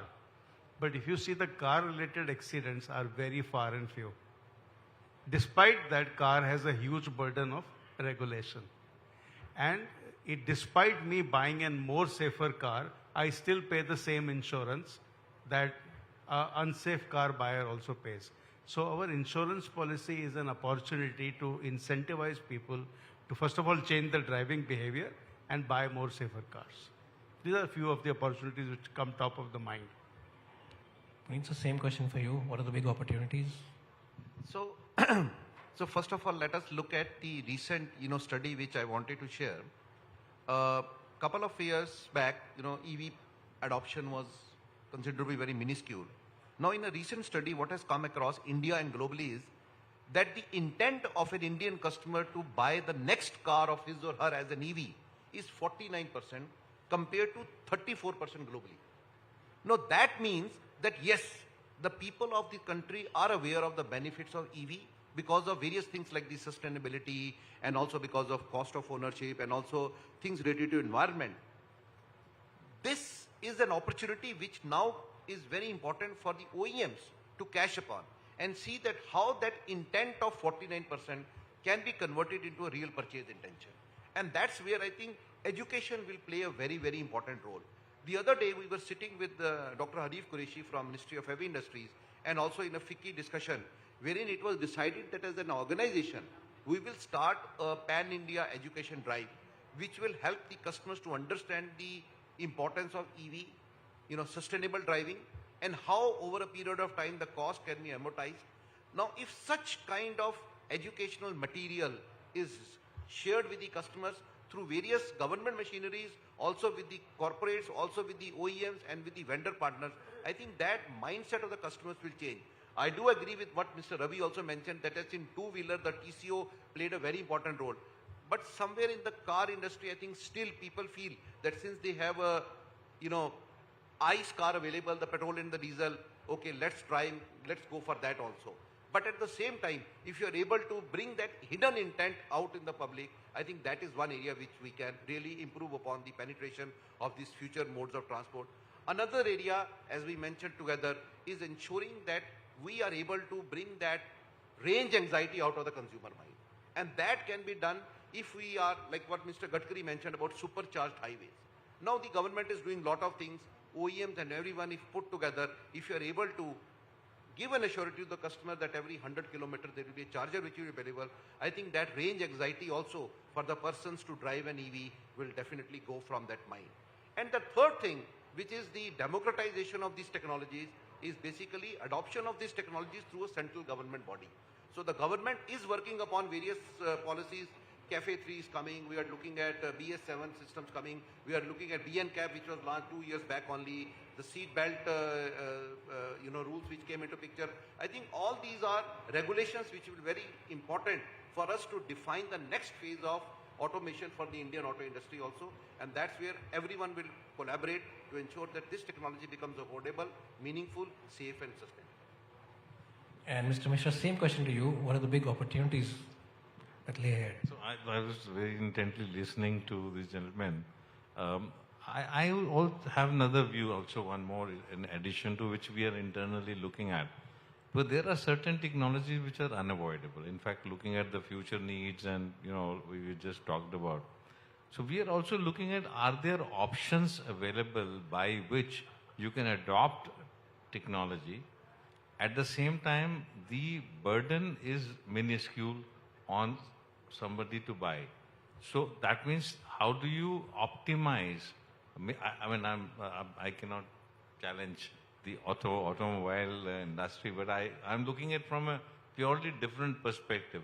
This is a fact that technology costs more, and many times people are not willing to pay. In fact, there is also another aspect which I read, essential versus luxury. There's also one of the things which came up somewhere. That means there are certain technologies, like I fully agree, ADAS, and I think that's something which is absolutely revolutionary, because from a safety angle, from the kind of deaths we have in this country, this is a fantastic technology, but how to adopt it? So can we find some solutions? So I think opportunities are, I would call opportunities more as responsibilities, that there are certain technology we do want to deliver, and at the same time, how to make sure customers are made aware of, how to make sure we can pass on a minuscule portion of the added cost and find a solution. And one thing I just want to add, which Shruti stated, I think it's a fantastic idea about generating one model. We call, in our manufacturing parlance, we call it as a model machine or a model room or a model. So why not create something like this? Fantastic suggestion. Why don't you give it to Mr. Gadkari? Jyoti, your thoughts on this? Yeah, so I think let's look at a wider picture here as a country, right? And I see automobile industry has a great opportunity here.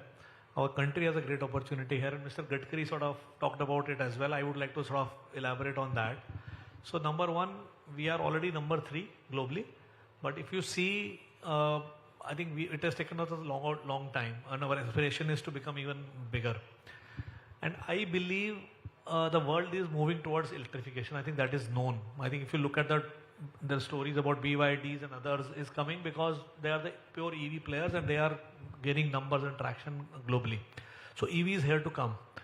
I think when the cars were getting adopted in the country, I think we missed the bus at that time because we were not ready when it came to becoming a production house. Now is the time. We should become a production powerhouse for the globe. We should make cars and sort of sell from India. That's a great opportunity. And we have the right things set up. The government is very supportive. The policies are very supportive. I think we have this lithium ion find which Gadkari sir was talking about. So there is a lot happening for us. So as a country, it's a great opportunity that we make ourselves as a EV center for production. That is the starting point. Then you see as a country, why do we really need to do that? There are 2 more reasons beyond making in India and selling from India. We have the highest polluted countries. I think if you look at the chart globally, I think the highest polluting all states, cities are in India. And EVs can be a great solution to that. There is no second thought about it. Even if, let's say there is a debate whether the pollution shifts from cities to somewhere else, but we need to cut away pollution from the cities. And I think EVs can play a role there. So we need it because of that. And third, obviously oil imports. Minister Sahab talked about that. How do we cut down our oil imports and make it self-sufficient? So if you look at from all these perspectives, I believe that's a great opportunity, and I would like to use this forum to say, as an industry, we have to come out with one single voice and say EV sahi hai. Because we need to go out with one voice, otherwise we are only confusing the customers whether we should go this way or that way. I think if you look at government is very clear with their policy. They are saying, as a country, we need to move more toward electrification, and hence I would say EV sahi hai, and that's a great opportunity for the country. Well, I don't think a lot of other manufacturers agree with you because some of them don't have any EVs. But anyways, I think thank you guys for your time. Very insightful discussion. I'm really sorry we've run out of time. So we'll end it here. Thanks once again for all coming over here. Thank you so much.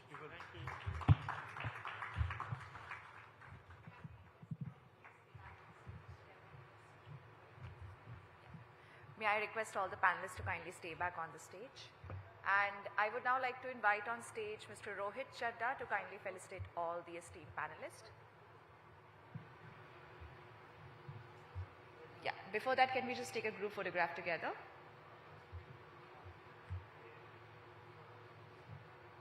Thank you so much once again for sharing all your valuable insights with us. Very enriching discussion. Thank you once again for enlightening all of us with your wealth of knowledge, expertise and experience.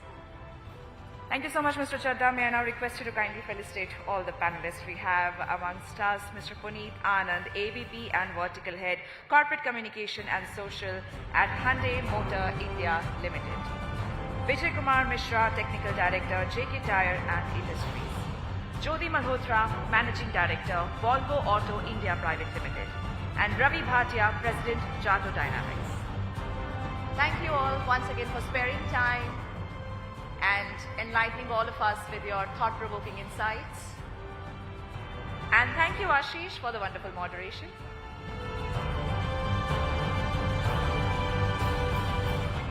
Can I now request all of you to please come together for a group photograph? Thank you. And can we hear a big round of applause one more time for all our panelists, ladies and gentlemen? Thank you. Thank you once again. With that, we are now proceeding towards our next panel for this evening, which is on consumer clarity in a changing two-wheeler market. How can brands build trust? Well, another exciting panel night. So I would just like to invite on stage the moderator who would be driving this conversation forward. Please join me in welcoming Ankur Taneja, Assistant Editor, Times Drive. Welcome to you, Ankur. May I now request Sandeep Kumar Ruperia, Business Head at Revolt Motors, to please join us up on the stage. Shresht Mishra, Co-Founder, Simple Energy. Madhumita Agrawal, Founder and CEO, Oben Electric. And Saharsh Damani, CEO, Federation of Automobile Dealers Associations, FADA, to please join us up on the stage.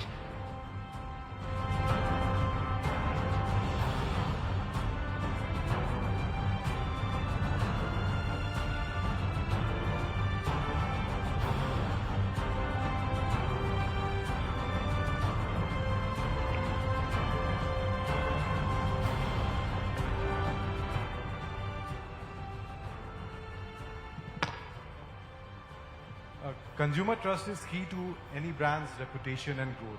With evolving two-wheeler market in India, brands must ensure to stay connected to build that trust with the consumers. This discussion ensures and we'll talk about that how brands can have a better connection and build that trust with the consumers in this changing landscape. So we have with us Mr. Sandeep Kumar Ruperia from Revolt Motors, Shresht Mishra from Simple Energy, Madhumita Agrawal from Oben Electric, and Mr. Saharsh Damani from FADA. Thank you so much for joining us here, this panel. So the first question is to you, Sandeep. And Revolt Motors की अगर बात करें तो Revolt Motors is the brand जहाँ पर electric two-wheelers या motorcycle की जब बात होती है सबसे पहले वो इंडिया में लेकर आए थे. So वो जर्नी किस तरह की रही है अभी तक, एंड वहाँ पर कंज्यूमर इनसाइट्स की बात करें तो किस तरह से वो आपको फीडबैक मिलता है, जो two wheelers electric motorcycle market है वहाँ पे किस तरह का वो जर्नी आपका रहा है अभी तक अगर बात करें starting to from here. So Revolt started working on its product development, which was the first electric bike of the country in 2017. We started selling in 2019 and till date we have bikes running across all the country in all kind of terrains. I think 2019 vintage vehicle would have done more than 1.5 lakh kilometer on the road with the same powertrain. We have 5 models today in the market, starting from a very wide price range. Couple of them are sports design, 3 of them are of commuter category. Some of these vehicles are fully connected. So in terms of we understanding the consumer behavior, there's a traditional method of we getting feedback from the customer through dealer network. Apart from that, the connected vehicle transmit data to us every 20 seconds. That's actually a kind of a very helpful in terms of looking into what are the key insights. In fact, our commuter series born out of insight from that data. We looked into what's the average, let's say the single day drive for each riders. 72% of our users of connected bikes were using these vehicles for less than 42 kilometers a day. So we thought we can do something on the battery. Then we actually looked at how many of them are using the app, which is kind of a connect to exchange information, kind of a OBD tool for these vehicles to look into the various health stat of the vehicle. 40% of them were not using. So we started giving them the vehicles in terms of optimizing the value for these customers, which are not connected, which are operated by a normal key, just like any other two-wheeler you see. And these are very, very helpful insights. But I would say that there is a big gap in terms of stakeholder awareness and education. I'm using the word stakeholder carefully because there are multiple parties involved apart from consumer. So today we go to a service intervention and we call that guy a mechanic. His place is called a mechanic shop. Unfortunately, these mechanics may not be fully equipped to deal with the new age EV vehicle. We need somebody who can intervene with the multimeter, read the embedded system data and do the diagnostics and provide the right interventions. We have 200 dealerships. It means roughly 1,000 to 1,200 people are employed there. And there is a huge shortage of skill set on technical side to do the regular intervention. Lots of uplifting is to be done.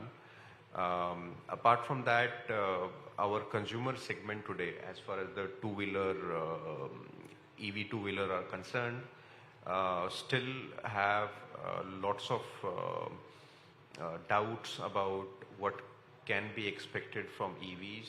Lots of them make their decision purely on the TCO.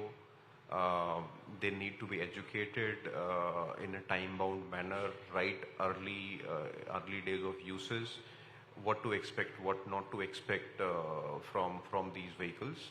And companies also need to adopt technologies in a very faster pace in a scenario where we don't have the capability as a society, as a system, to have a fully connected vehicle, over-the-air diagnostics and intervention capability, your data throwing advanced warning in terms of any issues coming with the vehicle. And these vehicle can be managed remotely if we adopt the right technology in a time-bound manner. Thank you Sandeep. श्रेष्ठ, अगर simple की बात करें तो वहाँ पर simple का जो फोकस अभी तक रहा है, जो प्रोडक्ट मार्केट में अभी अवेलेबल है, वो परफॉर्मेंस ओरिएंटेड फोकस मुझे दिखता है सिंपल के प्रोडक्ट को लेकर. तो वहाँ पर आपका क्या इंसाइट्स रहा है और अभी तक जो भी जर्नी रही है सिंपल की, अभी तक की जो प्रोडक्ट मार्केट में अभी अवेलेबल है, तो कस्टमर से क्या फीडबैक आपको मिलता है, किस तरह के चेंजेस एक्सपेक्टेड हैं मार्केट के हिसाब से? आइस व्हीकल्स की बात करें तो वहाँ पर भी टेक्नोलॉजी नई नई इंट्रोड्यूस करी जा रही है, but along side EV vehicles की भी साथ साथ टेक्नोलॉजी वाइज वहाँ पर वो देखने को मिलती है. सो वो किस तरह के इंसाइट्स आपको अपने एंड पे देखने को मिलते हैं? जैसे कि इंडिया में आप जब ट्रैवल करते हो, right, when you start from let's say Kashmir to Kanyakumari, the temperature changes significantly, the road conditions change significantly, the way people ride the vehicle also changes significantly. So we get a lot of insights. For example, let's say if I talk about Bangalore as a city, वहाँ पे average speed जो होती है that's around 20-22 km per hour. Whereas if I move to let's say a Mangalore or a city which is less crowded, जहाँ इतना traffic नहीं होता है, there that speed would increase significantly. मतलब वो 25 जो average speed है वो almost 40 के आसपास आ जाती है.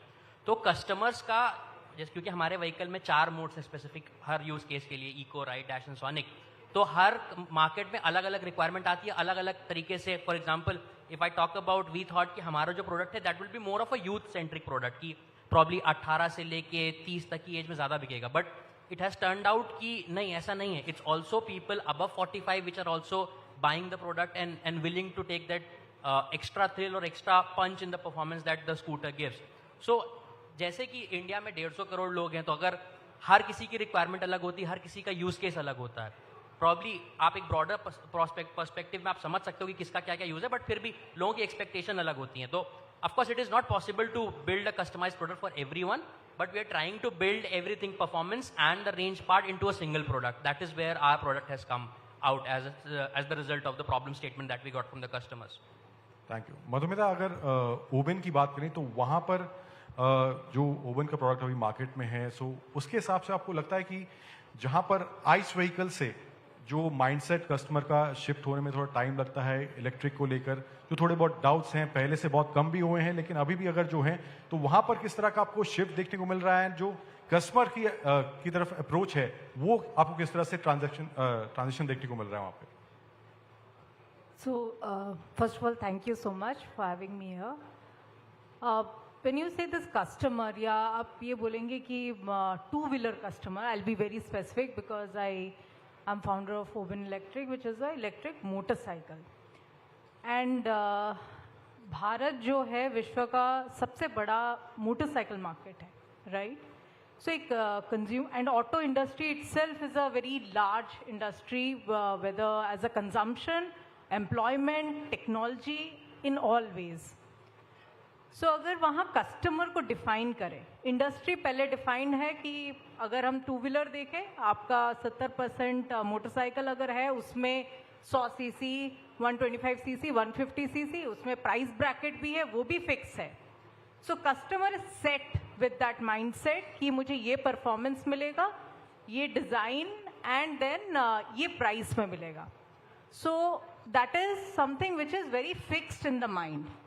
And what he will not compromise on is design, क्योंकि ये commodity है. Two wheeler is like a commodity, life is dependent, livelihood is dependent, और ये एक status symbol भी है. So first is अगर आप consumer को shift करना है, एक पल्सर राइडर या एक हीरो स्प्लेंडर कस्टमर को शिफ्ट करना है, पहले तो you have to match all the parameters और you have to be better than that, right? Because he is already riding. वो अभी ऑप्शन है उनके पास, बहुत अच्छा कर रहे हैं वो ऑलरेडी वो है कि हाँ मेरे पल्सर भी अवेलेबल है, हीरो भी अवेलेबल है, राइट? सो पहले तो समझे कस्टमर को कि उसको डिज़ाइन चाहिए, क्योंकि ये स्टेटस सिंबल है, घर पे कौन सी गाड़ी लगी है या मैं गाड़ी कौन सा चला रहा हूँ, राइट? सो फर्स्ट आप डिज़ाइन में कॉम्प्रोमाइज़ नहीं कर सकते. सेकेंड, मोटरसाइकिल में स्पेशली परफॉर्मेंस एक्सेलरेशन देखा जाता है, तो दैट इज स्टबर्न कस्टमर है. एक मोटरसाइकिल का कस्टमर एक बहुत स्टबर्न जिद्दी कस्टमर है कि मुझे तो यही चाहिए कि it has to have performance acceleration. Design is non negotiable.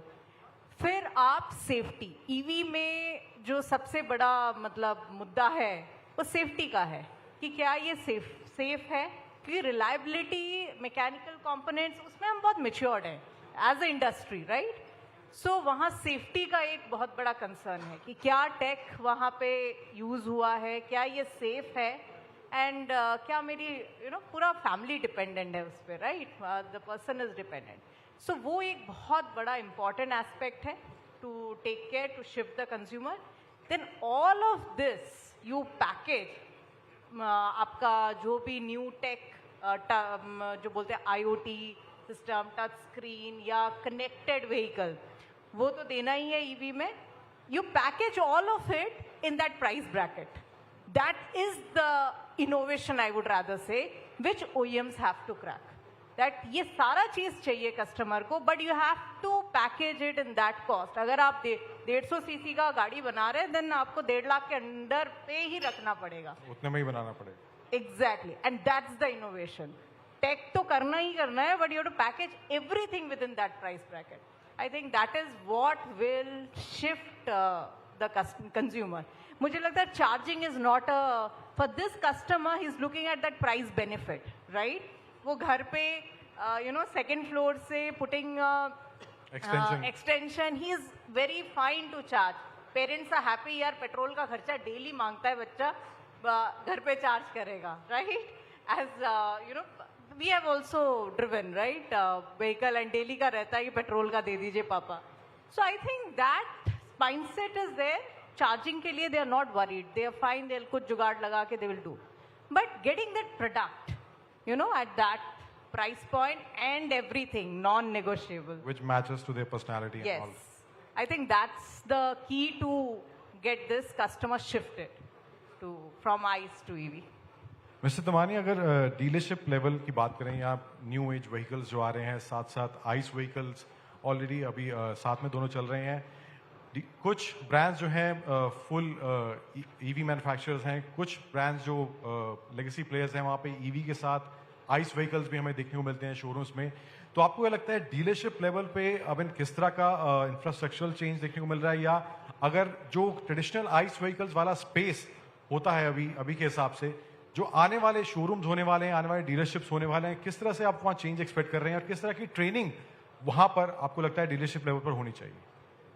Yeah, first of all, thank you for inviting me for this important panel discussion. Before मैं पहले आपका जो क्वेश्चन है उसके पहले अगर मैं कुछ कह सकूं, how are the numbers looking like? मतलब हम बातें करते हैं कि हम ऐसा करेंगे वैसा करेंगे, but ultimately numbers speaks for themselves.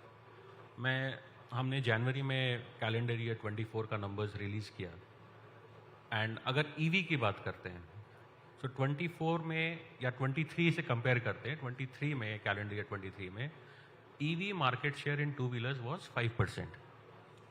24 में it increase only to 6%, which means growth of a mere 1%. जबकि गवर्नमेंट ने फेम 1 लॉन्च किया, फेम 2 आया, EMPS आया, अभी PM E-ड्राइव स्कीम चल रही है. This is from the central government. इसके बाद state governments are giving subsidy. Now जब कस्टमर को subsidy road track registration waiver मिल रहा है, रोड टैक्स पे वेवर मिल रहा है, and a price of electric vehicle is being trying to come at par with a ice vehicle, या मे बी 10% और 15% अबव है आइस व्हीकल, तो कस्टमर क्यों नहीं आगे बढ़ रहा है ऐसी गाड़ी लेने के लिए जो कि एक फ्यूल एफिशिएंट व्हीकल है, पोल्यूशन एफिशिएंट व्हीकल है, क्लीन एनर्जी की व्हीकल है? इसके पीछे रीजन क्या है? तो one thing what we analyse, जब BS4 टू BS6 ट्रांजिशन हो रहा था, an Activa, just for an example से, वॉज कॉस्टिंग अराउंड 65,000 रुपीज. आज अगर हम उसकी बात करते हैं, ICE vehicle has come to a cost of 1.1 lakh rupees. ये इंक्रीज हो गया करीब 70% का. क्या एक आम आदमी जो सैलरी कमाता है हर महीने, क्या 5 सालों में उसकी सैलरी में ग्रोथ 70% का आया है? Answer is absolutely no. Which means price of a vehicle has gone out of control for a regular common class person, and therefore we see a similar trend. जो लेगेसी प्लेयर्स है, उन्होंने इतना time क्यों लगाया अपने ice EV vehicles लाने में? Because there were multiple challenges. हम 2 साल पहले देखते थे गाड़ी रास्ते में चल रही है, आग लग रही है गाड़ी में, किसी का फ्रंट फोक टूट जा रहा है, कोई गाड़ी फ्रंट की जगह रिवर्स जा रही है. तो there were lot of technical issues. Plus battery management system was a big challenge. There was no regulation on that. So ये सारी चीज़ें जब कस्टमर रास्ते में देखता है, प्लस देखता है कि ये गाड़ी की वैल्यू ही करीब 1,20,000, 1,30,000 की है, और उन गाड़ी में ऐसे फॉल्ट आ रहे हैं, तो एक माइंड ब्लॉक ऑटोमेटिकली आ जाता है. एक डर अपने मन में पहले ही बना लेता है वो, कि अगर मैं आइस व्हीकल से ज़्यादा पैसे खर्चे करूं और उसके बाद मुझे ये सब भुगतना पड़े, तो why should I purchase a EV vehicle? So therefore legacy players have taken a slow step. They wanted that the technology should stabilize. They have done enough testing on the road कि ऐसे issues उनके साथ ना आए. पहले भी गाड़ियाँ launch होती थी, 2 व्हीलर्स लॉन्च होते थे या कार्स लॉन्च होते थे, तो हमने इस तरह की इश्यूज है, इस तरह का इंसिडेंट नहीं देखा है, क्योंकि वो गाड़ियाँ बहुत टेस्ट होती थी रोड में. 1.5 लाख, 2 लाख, 3 लाख किलोमीटर. क्या आपको अभी वो शिफ्ट देखने को मिला जो आप कह रहे हैं कि इश्यूज रहते थे, वो पिछले 2-3 साल में वो चेंज टेक्नोलॉजी को लेके वो डेवलपमेंट आपको देखने को मिला है?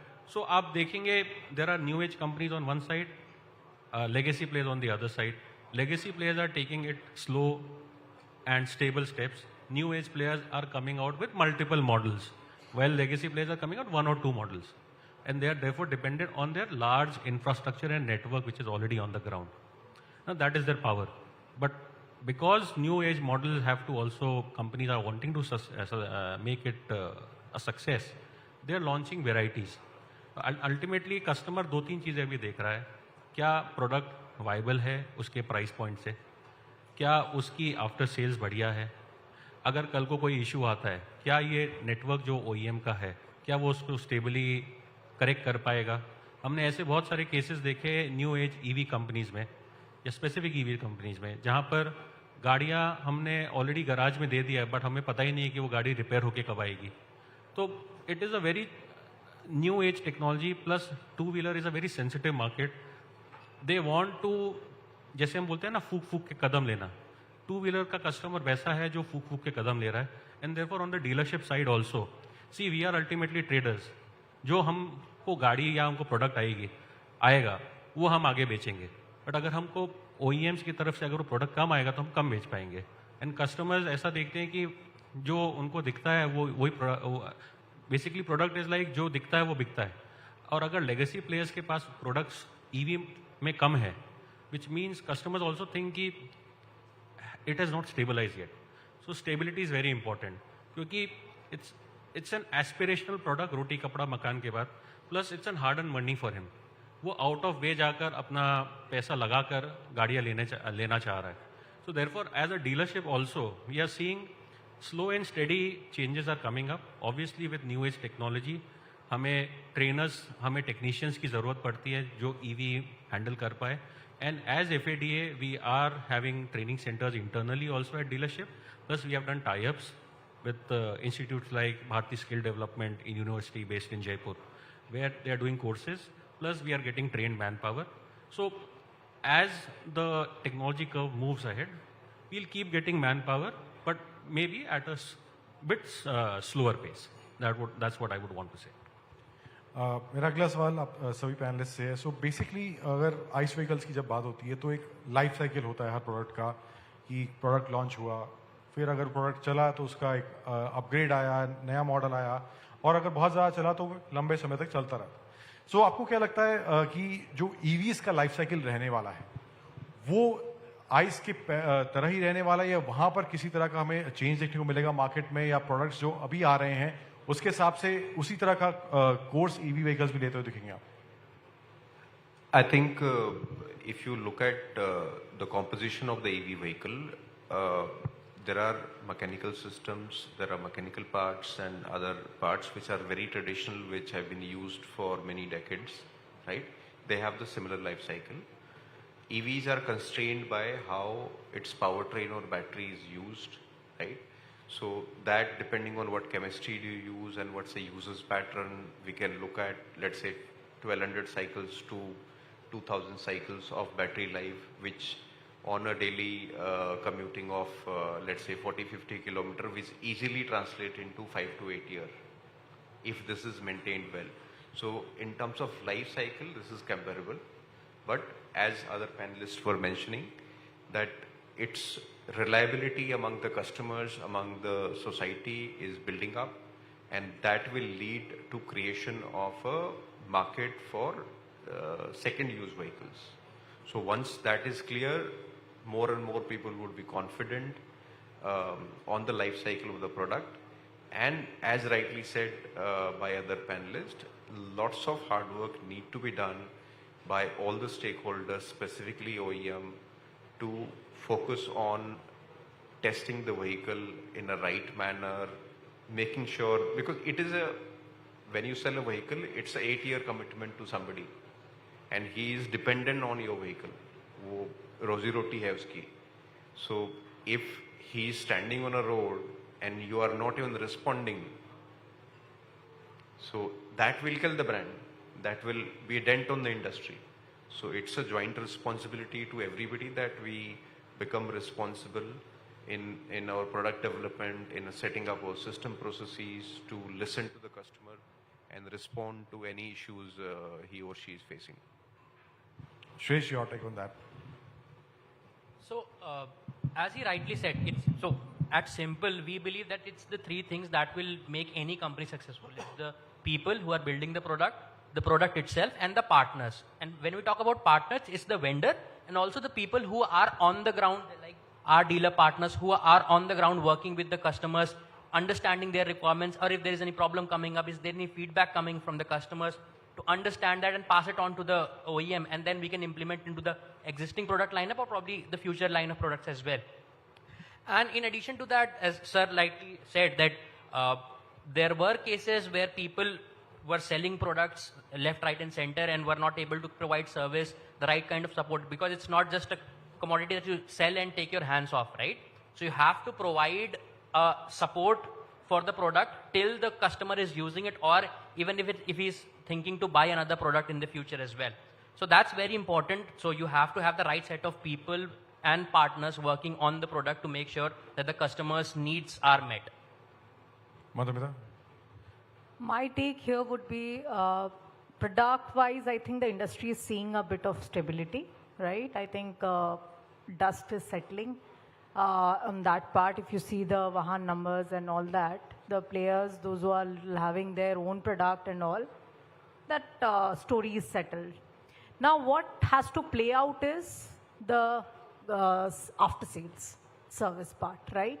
I think that is the key to really instill that confidence in that consumer, which is little shaken because of what has happened.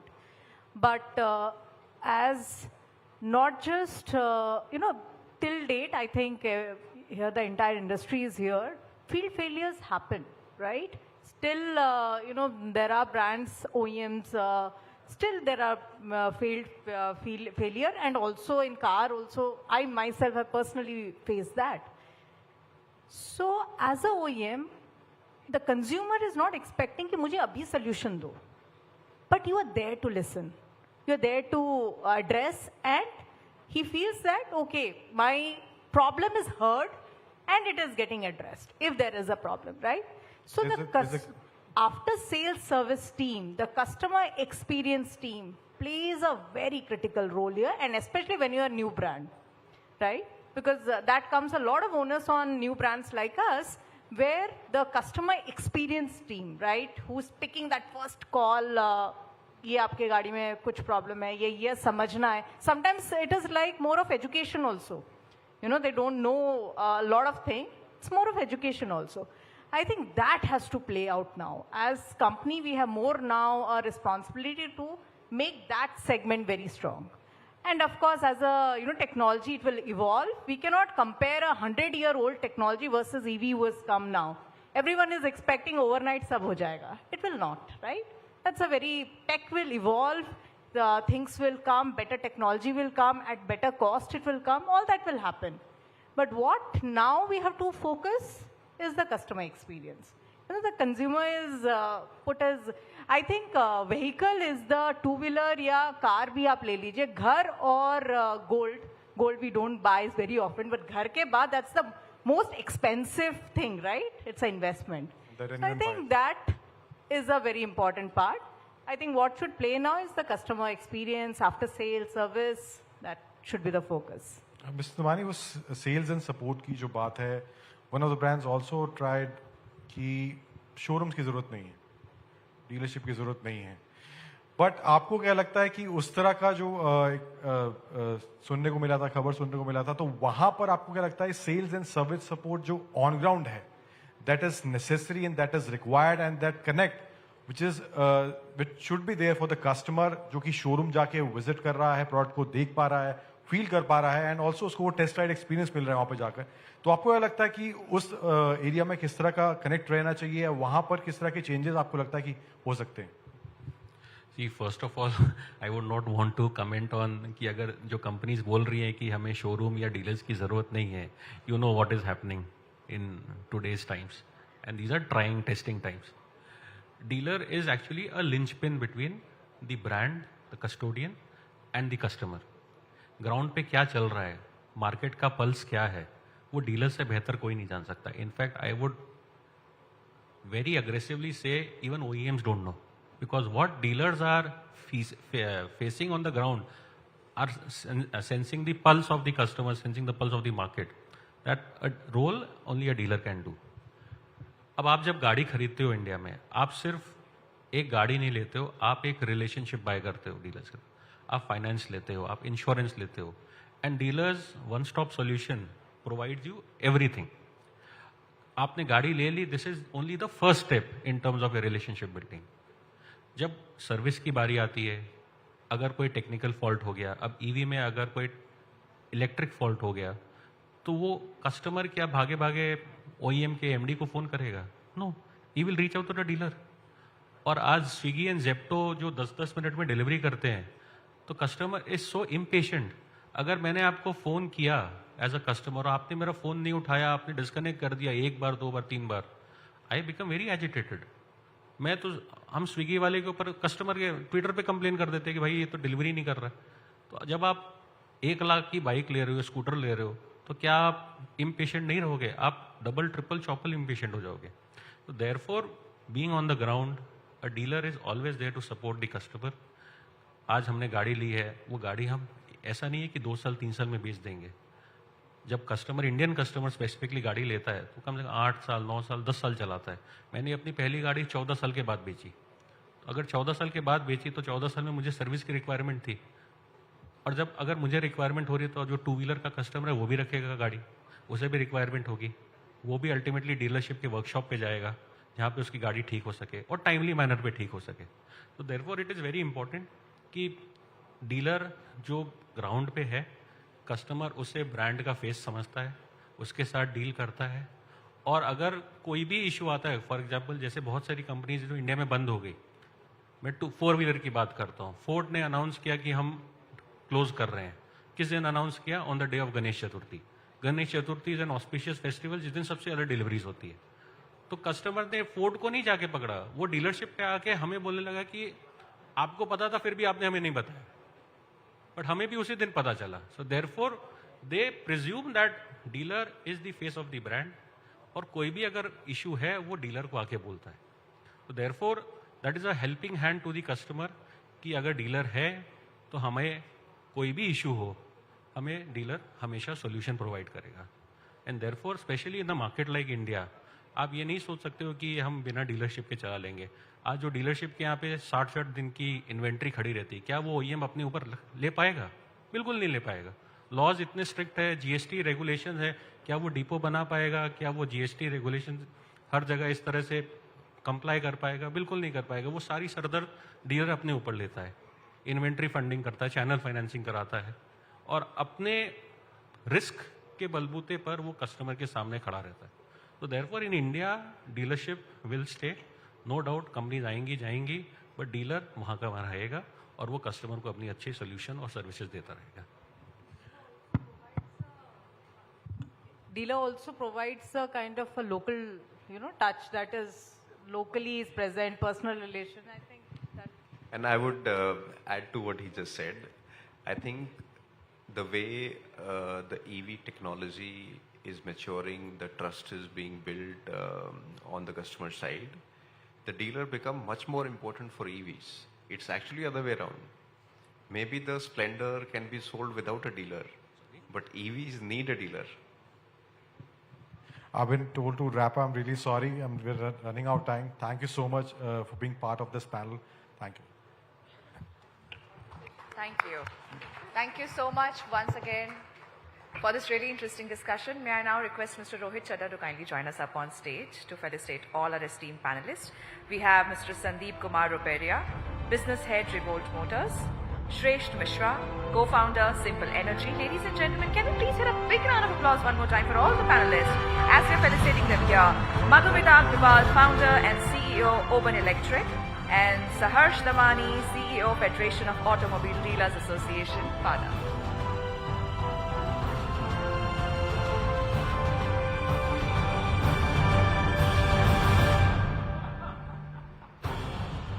Mr. Chadha, may I request you to kindly present a token of appreciation to all our esteemed panelists. Thank you so much once again for sharing all your thoughts, your perspective with all of us. Well, indeed, a lot of interesting key takeaways from this discussion. So I believe one more time we can keep the claps rolling, ladies and gentlemen. Some more energy we need from you. Thank you.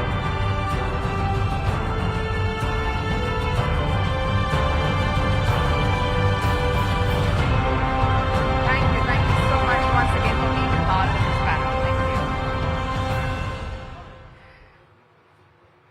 Thank you. Thank you so much, Mr. Chadda. And thank you so much, Ankur, for the wonderful moderation. With that, ladies and gentlemen, we are now proceeding towards our next panel, which is on navigating global trends, how India's automotive industry can lead in a changing world. Well, to drive this conversation forward, I would first like to call upon our wonderful moderator on the stage. Please join me in welcoming Ravi Bhatia, President, Jato Dynamics. Ravi, can we please have you up here? Welcome to you. Ladies and gentlemen, please put your hands together as we welcome our esteemed panelists on the stage. We have Vinkesh Gulati, Skill Council of India Auto. Arun Malhotra from Auto Industry, he's an auto industry expert. We have Rama Shankar Pandey, Social Defense Fellow, Ministry of Social Justice and Empowerment, Government of India. And Kavita Verma, CEO, Maxwell Energy. Please put your hands together as we welcome all our panelists here. Welcome, welcome to all of you.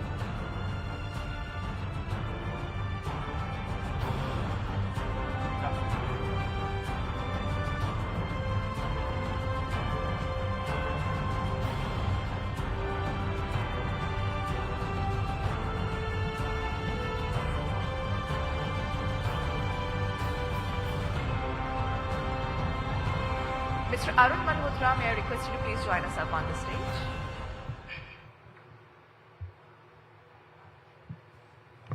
All right. Let me take an opportunity to welcome the panelists here. We have one absenteeism. And he was hungry actually. Yeah.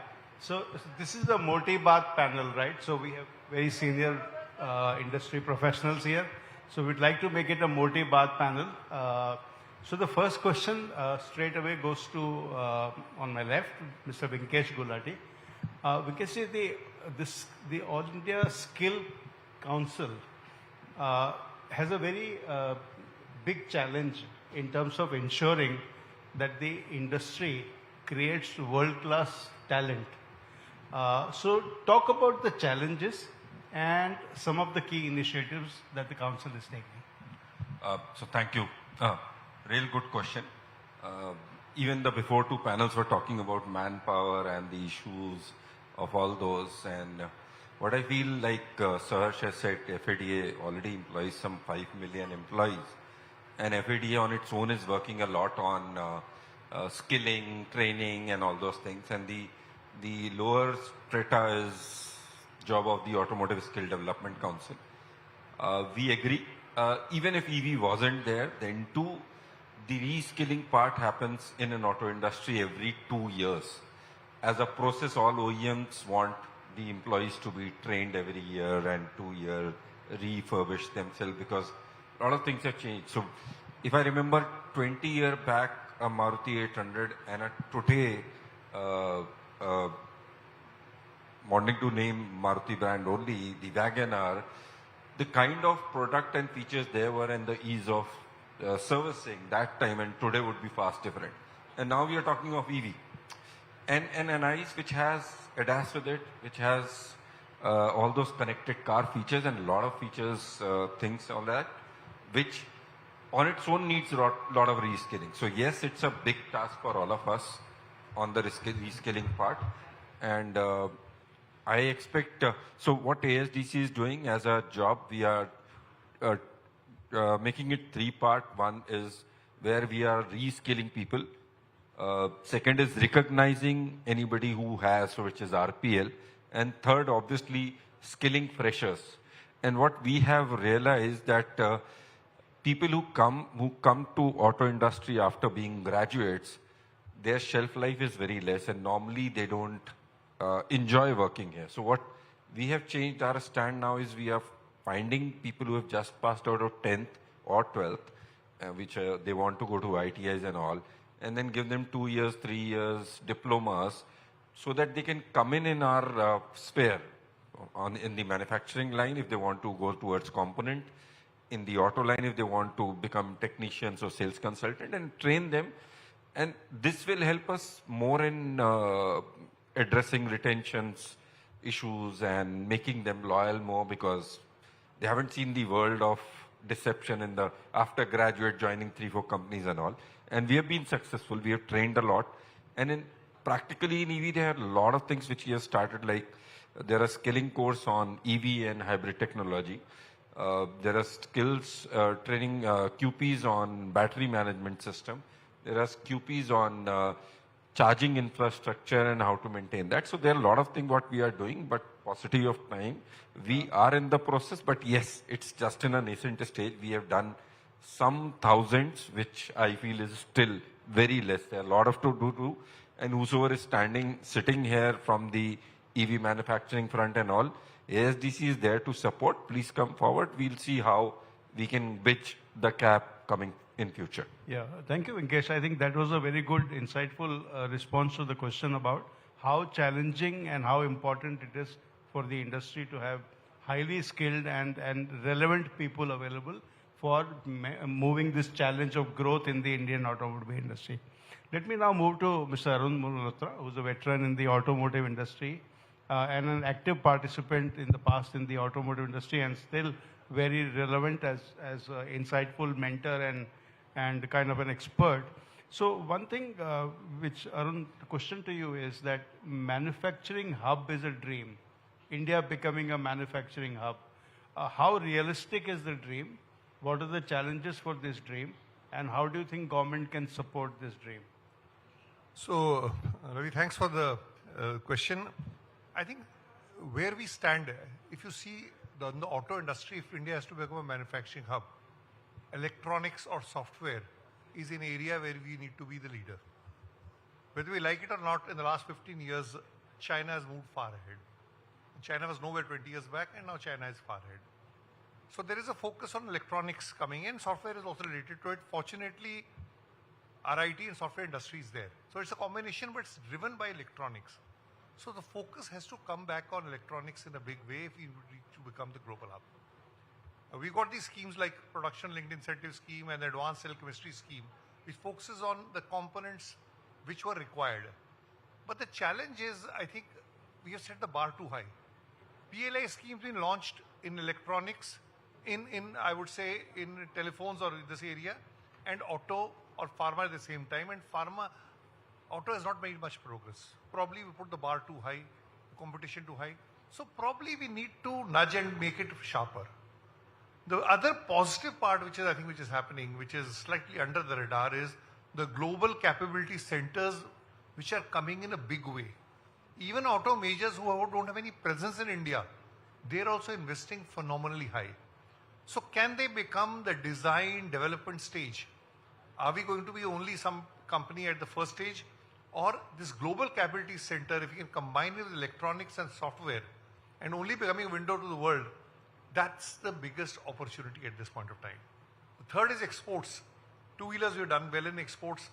Somehow other branches, other fields, it's much, much below potential. Although all technologies are available now, our vehicles are second to none. So these are three areas where the opportunity is there. But I think what is missing in India is this collaboration between academia and industry. That's something very strong in most areas, companies, countries abroad. Somehow, we like Mark Twain, East is east and West is west and never twain shall meet. It is meeting somewhere. So if we can combine the industry, academia, industry association interface, which Venkesh refers to, we have a high potential. And the other part is, we say we are very customer friendly, we are manufacturing friendly, but how is a country like Vietnam, who's nowhere 5 years back, how is becoming a hub? Or how is Eastern European countries like Czechoslovakia gaining grounds? So we need to also do an introspection. We have to benchmark ourselves. We shouldn't believe that China plus one means everything comes back to India. It cannot come back. So these are 3-4 ideas, views I had, perspective. I think that's a big insight there about academia playing an active role, because you can't just make everything frugal and cheaper. You probably need to make it unique and innovative. So thank you, Arun, for that. Mr. Pandey, I have always known you as a safety expert, and you have played a very yeoman kind of role there. But I've seen now new phase emerging, which is with the Ministry of Social Empowerment. So one question which comes is, with all this change, there are a lot of opportunities coming for people to learn new skill and do new things and get employed. At the same time, there is a lot of displacement happening. So how can government agencies and people who are supporting this ecosystem really play an active part? Thank you. I think first of all, if you look at the global trends now, India is also making global trends, especially in the area of the auto component I'm talking. So representing ACMA and the component industry, we have a very strong, thriving industry. And the export, as of today, of course, we are even at 7, 8, 9, 10 billion, market, what we have made. If you see that we are still roughly 2 to 3% of their market size, we are exporting. Clearly, you see also in Europe, and not only India-like markets also. So all the Latin America, you see Africa. So we have a huge space, and government is actually understood this as a major growth engine. I'm talking about auto component, auto vehicle, I'm not talking as of now, but within the auto component. And over time, what you see is India has got a very unique situation of a huge cost pressure. Our market is teaching us, and that is where our customers are very demanding. You just heard from Sahas talking about 10 minutes delivery, the digital approach. So they want all global, whatever the best of the best in the world, but at an Indian price. So you want a German product, and I have been facing in my company also that they will, all the OEMs also expect that, okay, I bring the Hella design from Germany or whatever, but at an Indian price. Now that's something where you are put under pressure, and with this competency center coming up, we have engineers a lot. So this is where a very good cocktail is happening, where you have a market which you can test for cost innovation. You have the whole world open for you on the component export, and then the government is supporting you. So not only from the skilling side or the apprentice scheme side, but also in the new technology, especially if you look at safety. You just heard from Volvo what he was telling regarding from a regulate and enforce, and we are not able to enforce in our country, and that's why you have so many deaths. Can we move to alert and assist? Now, alert and assist, imagine the UPI revolution in India. Imagine how the crowdsourcing of technology we do for the common janta. Can we use the same data lake now? We have a huge database, and connected vehicles are here. We can actually export back to the world a different ADAS, because we have a chaotic road system. Our two-wheelers are 85%. I think the most hazard road, if you want to model it, India is the one. So if you can come up with that kind of innovation supported by the government's policy, you don't need any new policy. I think there's huge support given from their side. We will create global trends actually. And that is where I personally have seen in my earlier, whether it is Tata Green Batteries or also at Hella, that we started with understanding where the global trend is. We understood it, and because of our challenge, we came up with something very new. We innovated. In fact, we got a lot of those CII, most innovative company award and all, and very quickly we started exporting. So there is also, and not everybody will like it. But when it comes to supply chain from China and India, you will not find a lot of resistance. Now, at least I know in many of my friends abroad that their boards have mandated now that such percentage of imports they have to do from India rather than from China, or diversify. They are desperate. What is missing now is, and that is where I always requested that, SIAM, ACMA, FAD has to work together, is the viability of the component companies. If you don't allow us to work in aftermarket, if you don't allow us to have our own business models, because we continue to do job work with such a thin margin. Look at the whole study of profitability of the ACMA companies, especially tier 2 and tier 3. Now we can't pay properly. Forget about design engineer to hire. You go and visit us. There is a jazba. They will always say yes sir to the OEM. It's like a parent and child relationship. But from their parent-child, if you want to have a partnership approach so that we also innovate, we need to get certain, acceptance of this power parity. And that is where I'm requesting that if we work together, give certain leeway to us to innovate, we will build world's first products here. And there is a lot of example. Whether you look it into AMT technology, you look it in the LED technology, everywhere we have seen. But for this, we need to nurture ACMA companies. That's my request. Yeah, we promised more ki baat. My baap to bhai syndrome. and you're getting some good moti baat.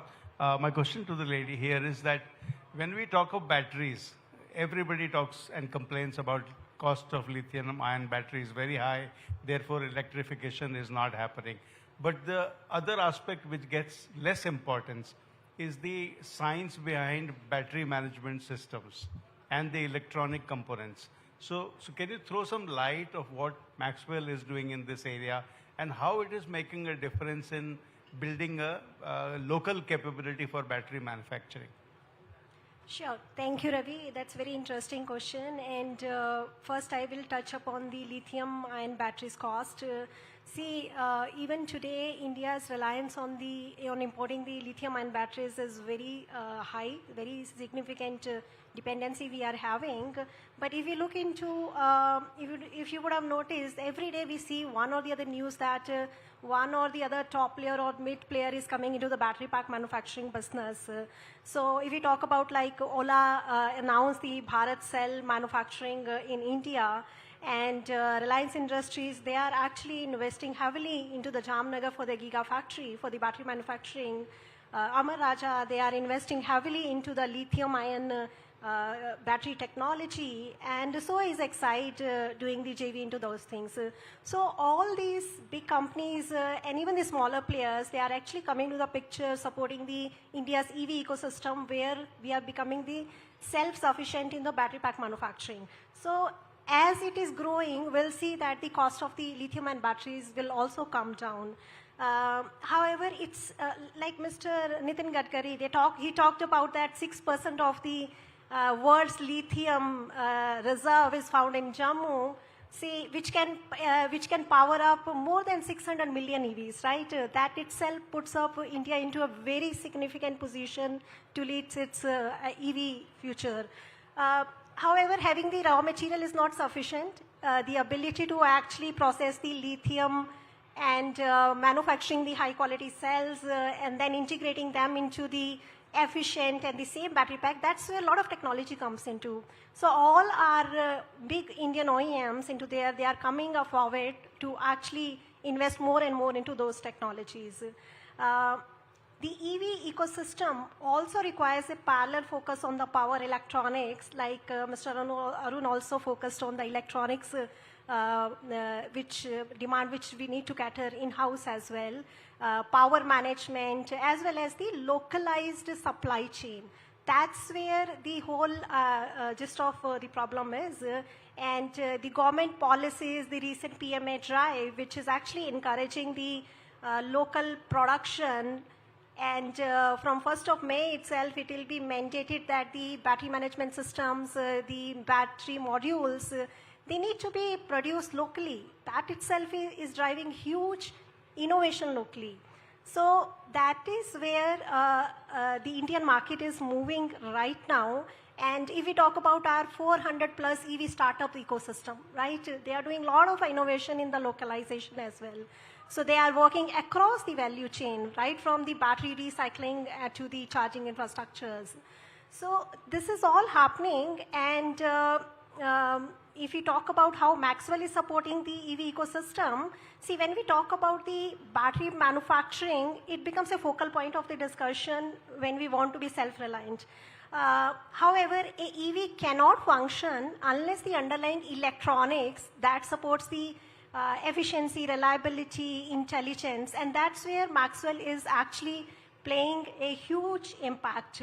So what we realized that one of the bottleneck with the Indian OEMs has been facing is the very fragmented global supply for the EV electron components. Like you talk about the battery management system, you talk about the charger, MCUs, TCUs, they all are coming from the different international suppliers, right?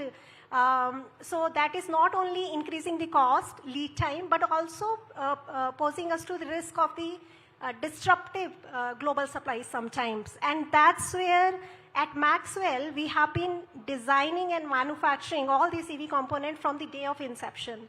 And then it's not about only designing, it's about the manufacturing, having the local infrastructure, and we are there from the day one. One of the points which I want to add is that we are also actually enhancing the lifespan of the EV, because from the consumer point of view, anybody who is buying the EV, their main concerns are like how long my battery will stay, can I do the fast charging, is it safe to buy EV vehicle? So that's where our battery management system plays a key role to provide the better battery health and even the safety in the extreme environment conditions, like we have the extreme summer in the North India side, right? That's where it comes. So we, as part of a subsidiary of the Endurance Technology, which is a leading automotive component, manufacturing component company in India, we are at a very strategic position where we can support the automakers in their transition. And if we talk about the local supply available for the electronics components, I mean, that gives an opportunity to the startup EVs as well as the established OEMs to just focus on the innovation and forget about the disruption due to the foreign supply chain which they are relying right now. So that's where we are coming to the picture. Thank you. I think, one thing which interestingly emerged here is that it's not only the area of skills that Vinkesh talked about, and Vinkesh, I'll yield to you for making another point you want to make. Go ahead. Okay. So basically, what I was trying to drive is... What I was saying, when we're talking about skills actually, we have shifted from BTech mechanical to BTech computer science in cars. And that's a major shift what we are seeing. And I feel maybe that's a needed shift, but that's a problem shift also. Because the core knowledge of engineering, what was needed for in our system, is missing as of today. But yes, the skilling is trying to cover it up, but there is a gap. And I feel the way what Sarsh was saying before, the problems of EV, fire and all those things, I feel that happened because the startup culture didn't think this as an auto OEM thing. They always thought it as a startup thing. Assemble 4 pieces, give it to the customer, count how many kilometers, how many trees saved, how many carbon emissions saved, and then fund it. So that's where the gap was. I feel now we have stabilized.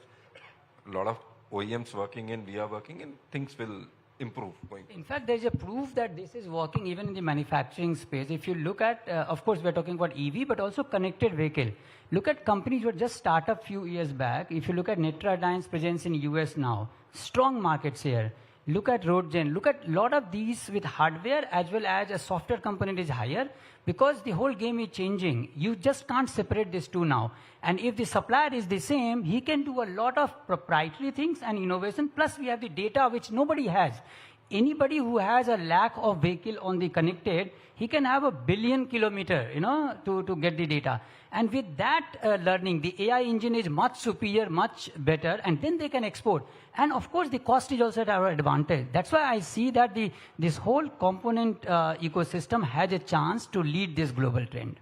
Yeah, I think component sector has been leading in making India global in a big way. So clearly, I think the message in this group, which is emerging, is on one hand, we have the challenge of skilling for the new age, which is happening in the automotive industry. The other is all the stakeholders, which is academia, government, industry. Everybody has to work together. And last 2 panelists really talked about choosing the battles carefully. Don't fight all the battles. Select your battles and become the world leader. I want to thank all the panelists, given the paucity of time. There are many more questions, but we can catch up over drinks. Thank you very much. Panelists, thank you so much once again for sharing your insights with us. May I request Mr. Chadha to please join us up on the stage and kindly felicitate all the panelists. Ladies and gentlemen, please put your hands together. We have with us Mr. Vinkesh Gulati from Skill Council of India, Auto. Mr. Arun Malhotra, an auto industry expert. We have with us Mr. Rama Shankar Pandey, Social Defense Fellow from Ministry of Social Justice and Empowerment, Government of India. Ms. Kavita Verma, CEO, Maxwell Energy, and this session is moderated by Mr. Ravi Bhatia, President, Jato Dynamics. Can we please put our hands together louder for all the esteemed panelists, ladies and gentlemen? Wow. Thank you so much for bringing your wealth of knowledge, experience, and expertise to all of us. Thank you once again for illuminating everyone here in the audience. A lot of exciting key takeaways from this discussion. Well, in the paucity of time, we couldn't take any questions, but I believe you can catch the panelists, during the dinner. Thank you. Can we hear some more energy from all of you, ladies and gentlemen? Some more applauses, I believe. Fantastic.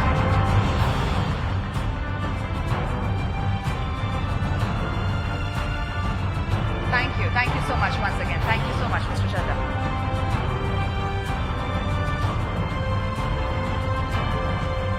All right, so ladies and gentlemen, we are now setting the stage for the next part because now is the time for our next set of awards.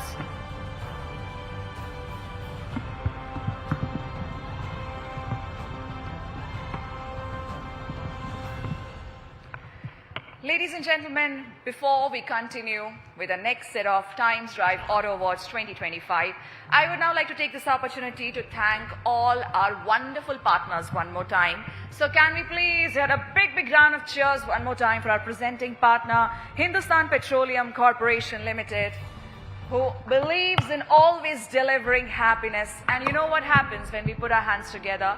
Our body releases feel-good hormones. We want all of you to be happy. So come on, let's bring in some cheers. Well, we have our associate partner, Urban Harvest, our supporting partner, Maxwell Energy, our loyalty and AI solutions partner, TagandPay.ai, our innovation and engagement partner, Magic Tap, our technology partner, Qualcomm India, our auto accessories partner, Vega, our amplification partner, Daily Hunt, and our outdoor partner, Heights. One more time, some applauses for all the partners. They are the ones who actually made this summit, this awards happen. So thank you so much to them one more time. Ladies and gentlemen, as we proceed further, our next set of awards are presented by HPCL. So for the same, I would like to call upon stage the marketing marvel himself. Please put your hands together for Mr. Amit Garg, Director of Marketing at Hindustan Petroleum Corporation Limited, along with Mr. K.S. Shetty, Director HR at HPCL. Can we please have both the gentlemen here on the stage? Welcome back to you, gentlemen. So everyone, we are now proceeding with our first set of award, which is HP Racer FutureX presents Motorcycle of the Year. Well, let me tell you that HP Racer FutureX is an ultra premium automotive oil that is a superior choice your engine deserves. And this award goes to none other than Aprilia RS 457. Congratulations.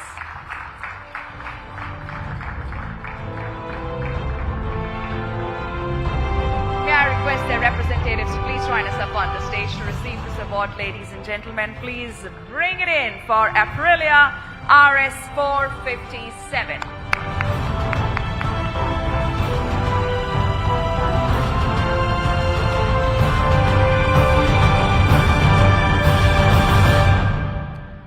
Since we are seeing some supercars over here, our next award category is HP Power 95 presents Premium Sedan of the Year.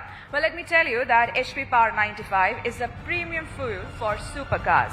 And this goes to none other than Mercedes-Benz E-Class. Congratulations!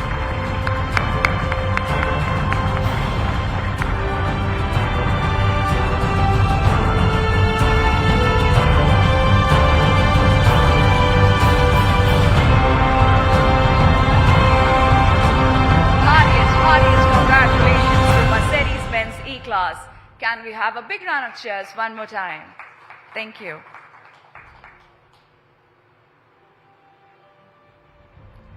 Ladies and gentlemen, with this we are proceeding towards our next award category. And our next award category is HP Pay presents Digital Campaign of the Year Auto Sector. So HP Pay, I believe, now needs no introduction at all. Mr. Garg already spoke about it during his session. But still, let me tell you that it is a fully integrated digital payment platform for the fuel and energy sector. And this award goes to none other than MG Windsor. Congratulations to MG Windsor.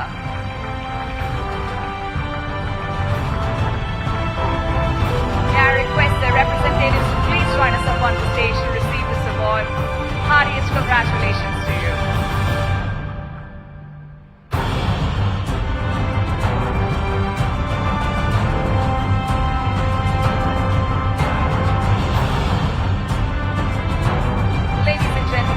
Let's hear it one more time for MG Windsor.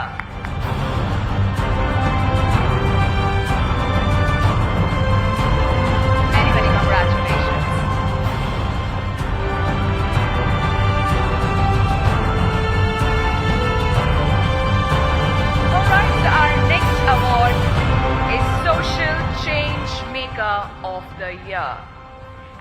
award goes to Royal Enfield. Congratulations. Can I request the representatives of Royal Enfield to please join us up on the stage to receive this award? Ladies and gentlemen, let's welcome our achievers with some more energy, please.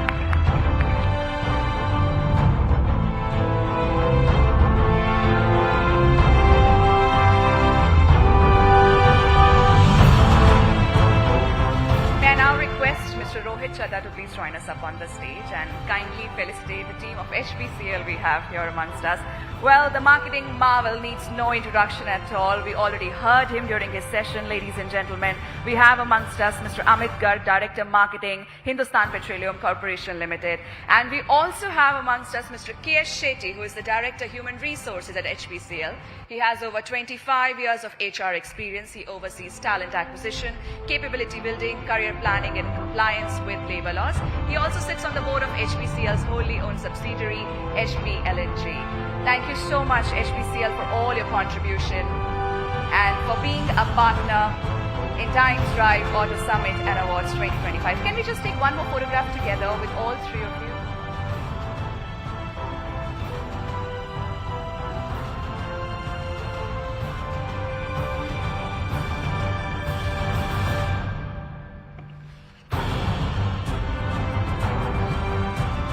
Thank you so much once again, HPCL. Can we just hear a big round of applause for them one more time? Please bring it in. Thank you for all your contribution. Mr. Chadha, may I request you please stay back on the stage for our next set of awards. Ladies and gentlemen, without any further ado, we are proceeding towards our next award, which is Scooter of the Year. And this award goes to TVS Jupiter 110. Congratulations, TVS Jupiter. I still believe we can do better with the energy that we are bringing in. So, come on, everybody.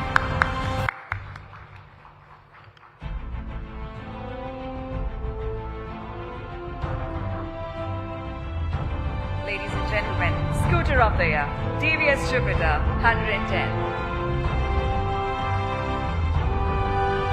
Thank you so much. Congratulations to you. Our next award is Update of the Year two-wheeler category, and it goes to Ather 450 Apex. Many, many congratulations.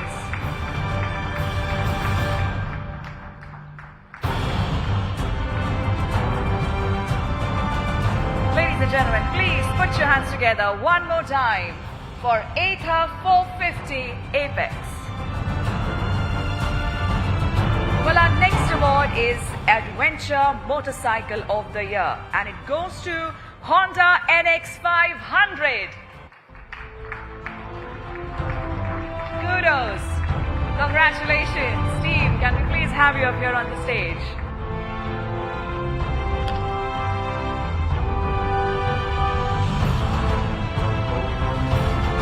Well, indeed, it is a celebratory moment. And ladies and gentlemen, can we please hear it one more time for Honda NX500?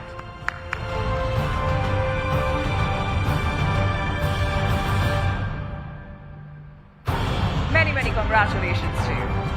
Ladies and gentlemen, with this, our next award is Viewer's Choice Motorcycle of the Year. And it goes to Java 42 FJ. Congratulations.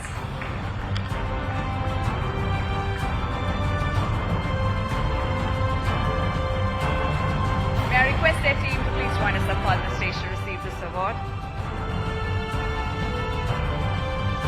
Ladies and gentlemen, please bring in some more energy one more time for Java 42 FJ. Viewer's Choice Motorcycle of the Year.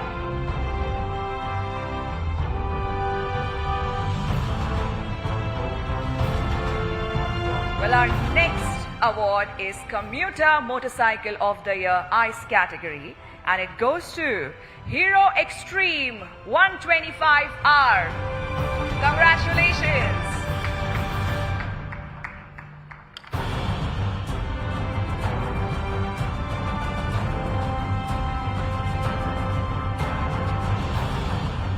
Ladies and gentlemen, please put your hands together one more time for Hero Extreme 125R.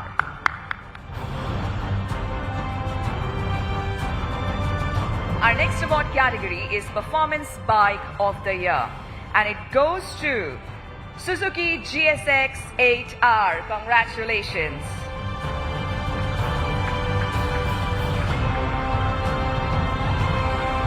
Congratulations to you. Wow. Ladies and gentlemen, Performance Bike of the Year, Suzuki GSX 8R. Well, our next category is very interesting. We are now going to reward the Car of the Year, and it goes to Maruti Suzuki Dzire. Heartiest congratulations.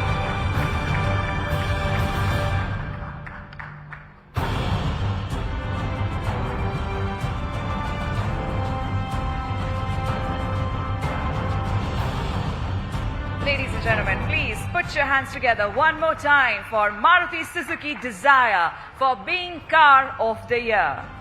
Moving on to the next category, which is Performance Car of the Year, and it goes to BMW M5. Congratulations.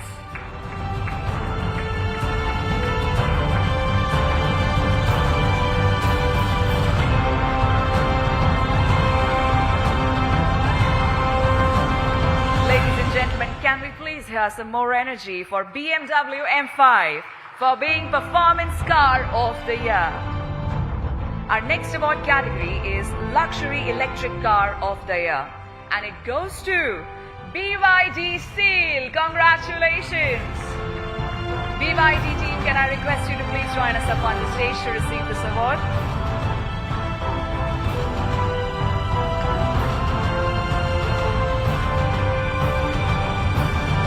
Heartiest congratulations to you. Ladies and gentlemen, our next award category is Update of the Year. Well, it goes to none other than Hyundai Creta. Congratulations, Hyundai team.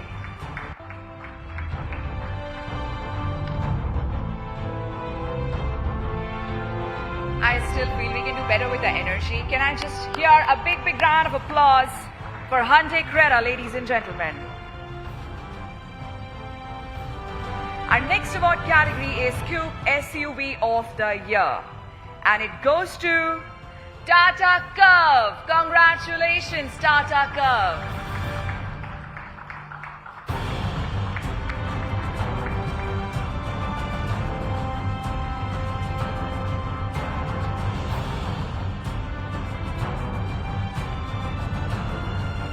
Ladies and gentlemen, one more time, let's hear a thunderous round of applause for Tata Curve.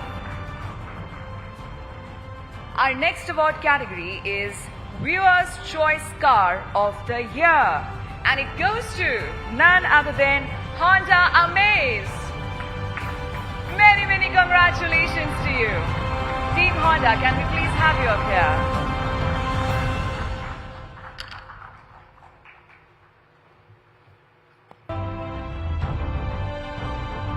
Ladies and gentlemen, please keep the claps rolling one more time for Honda Amaze.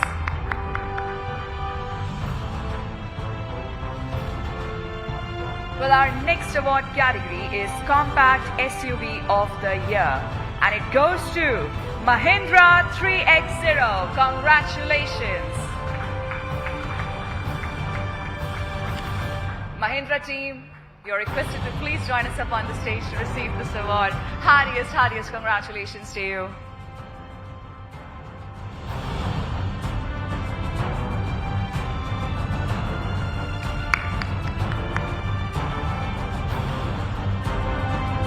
Many congratulations. With this, ladies and gentlemen, proceeding towards our next award category, which is Design of the Year, and it goes to, my God, I believe it's going to be their second award this evening, none other than MG Windsor. Congratulations.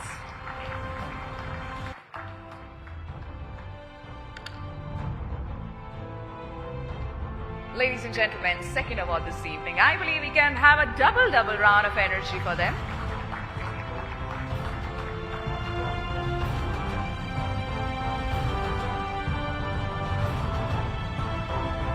Congratulations.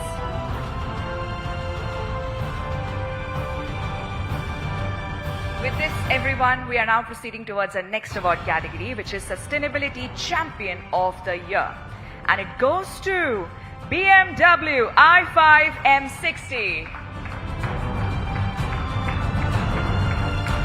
Congratulations one more time to BMW.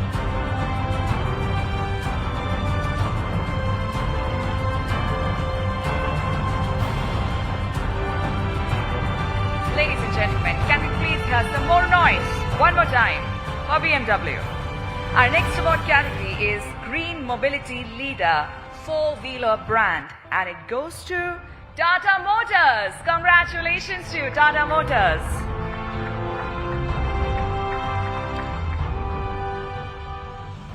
Wow.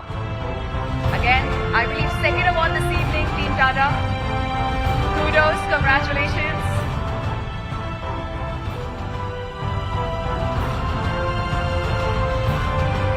Ladies and gentlemen, with this we are now proceeding towards the next award category, which is Automotive Personality of the Year Four-Wheeler.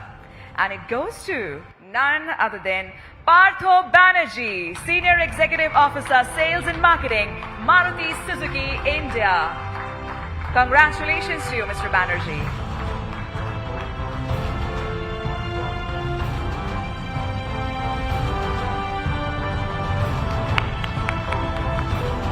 Ladies and gentlemen, our next award is for the Best CSR Initiative, and it goes to Samarth by Hyundai. Congratulations to you, Team Hyundai, one more time. Can we request you to please join us up on the stage to receive this award?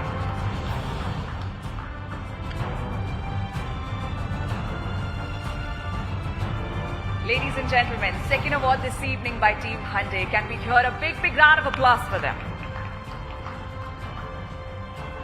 Moving on to the next award category, which is Manufacturer of the Year Four-Wheeler. And it goes to, well, it goes without saying, Maruti Suzuki. Congratulations.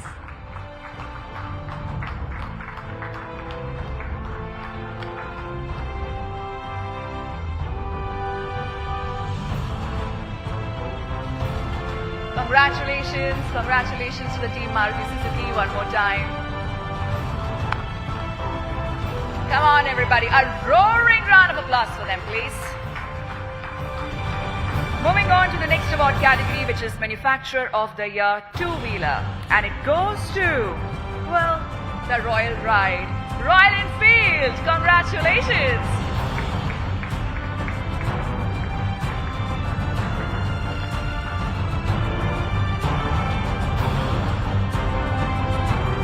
Again, the second award this evening. Heartiest congratulations to you, ma'am. Ladies and gentlemen, can we please hear it one more time for Royal Enfield? Our next award category is MPV of the Year, and it goes to Kia Carnival. Congratulations, Team Kia. Can we please have you up here on the stage?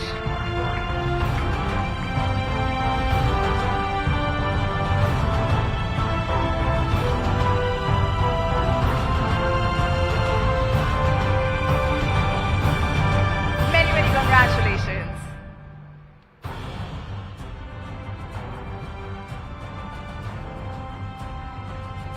With that, ladies and gentlemen, our next award category is EV of the Year.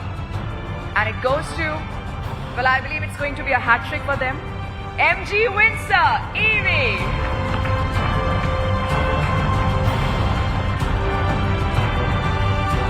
I think you all should take a seat over here near to the stage.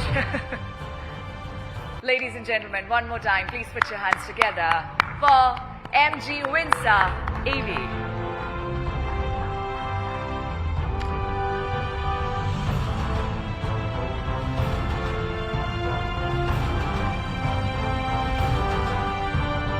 Ladies and gentlemen, the next award category is 4x4 SUV of the Year. And it goes to Mahindra Thar Rocks. Congratulations. Team Mahindra, I request you to please join us up on the stage, and everybody please give it up one more time for Mahindra Thar Rocks.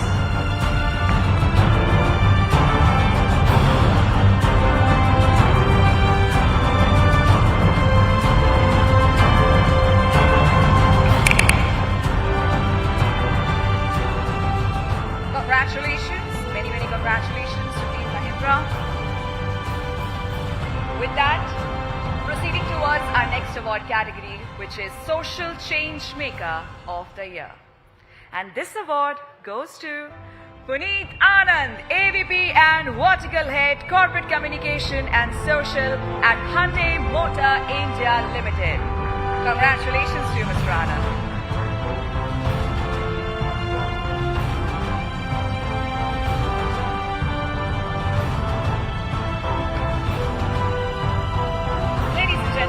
Our next award category is Queen Drive Club, most popular auto women club. Well, it goes to none other than Big Boy Toys. Congratulations. The Queen herself would be receiving this award. Congratulations to you, Ritika.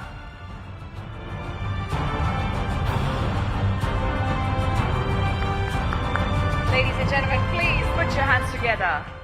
One more time for her. Well, our next award category is Premium Bike Manufacturer of the Year. And it goes to none other than Ducati India. Congratulations.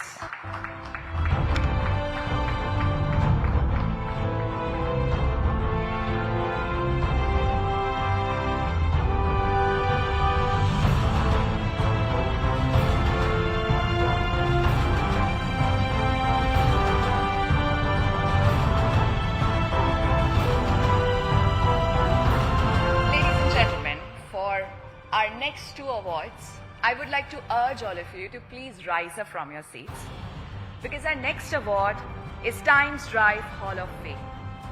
And this award goes to a personality who is no longer here with us, but he has left an indelible mark on our hearts and minds. I'm talking about none other than late Sri Ratan Tata ji. Can I request all of you to please rise up from your seats?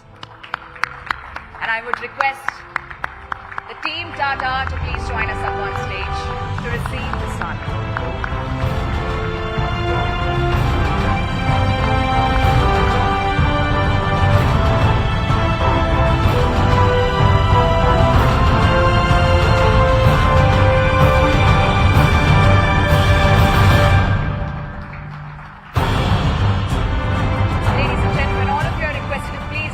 Standing. Our next award, that is again Times Drive Hall of Fame, goes to late Shri Osamu Suzuki-san.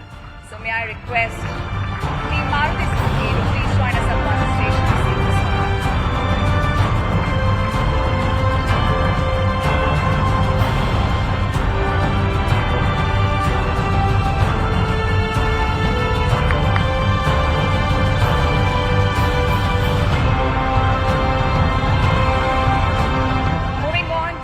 Next award category, you're requested to please have a seat, which is Powering Horeca with Ultra-Fast Ingredients Fulfillment. And it goes to none other than Deliver It. Congratulations to Deliver It. Can I request the team to please join us up on the stage to receive this honor? And ladies and gentlemen, I believe you know what you have to do. Please put your hands together louder for Deliver It.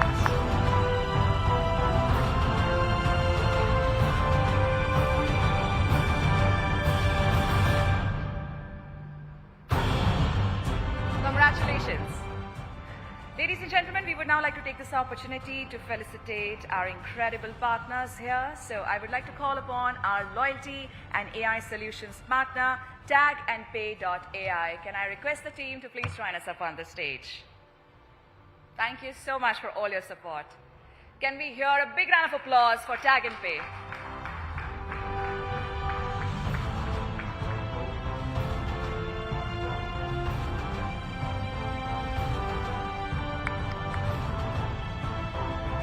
Thank you. Thank you so much once again. It's a token token of honor and appreciation from Times Network. Thank you so much for being a part of this summit. Thank you. Ladies and gentlemen, next up we would like to felicitate our innovation and engagement partner. Please give it up for Magic Tap. Thank you so much, Magic Tap. The entire team is requested to please join us over here. And I think you must have seen their magic that they're showcasing outside.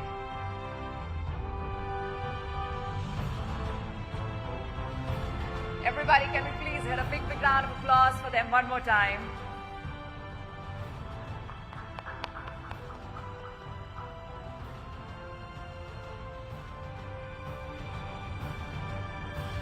I believe you must have met their robot outside, serving water to everyone. So, thank you so much once again, Magic Tap. Thank you. Partners are the ones who actually make any event happen. So, they should deserve the loudest round of cheers. Come on. Okay, so with this now, it's time for our outdoor partner, Heights. Thank you so much, Heights. May I request Mr. Kefi Bharti to please join us up on the stage to receive this honor. Thank you so much once again for all your support and contribution, Kefi.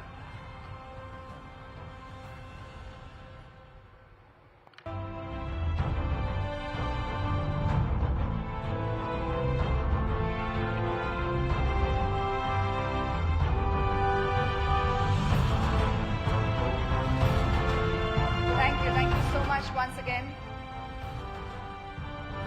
Ms. Chadha, may I request you to kindly felicitate Team Heights.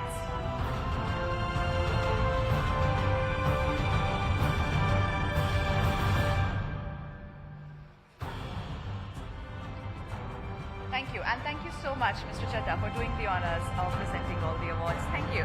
Can we please get a big hand for him as well? He has been standing here with us for quite some time. Thank you. All right, on that note, ladies and gentlemen, I know you all must be famished by now, so without any further ado, I would like to call upon stage Mr. Nishat Mongia, Business Head, Times Drive, to conclude this evening. Over to you, Nishat.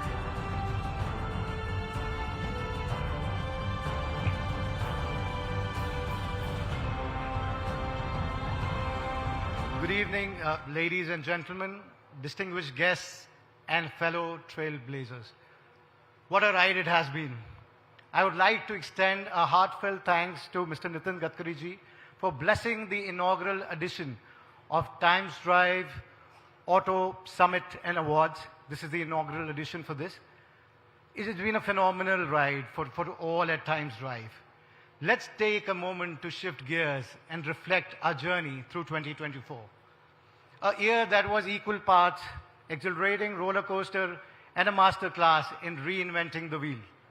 Tonight, as we pull into the final stop of our journey, I invite you to take a deep breath, relax your seatbelts, and reflect the incredible ride we've had over the past year and the thrilling road ahead in 2025. Let's be positive about it. 2024 reminded us that transformation is possible even in the face of challenges.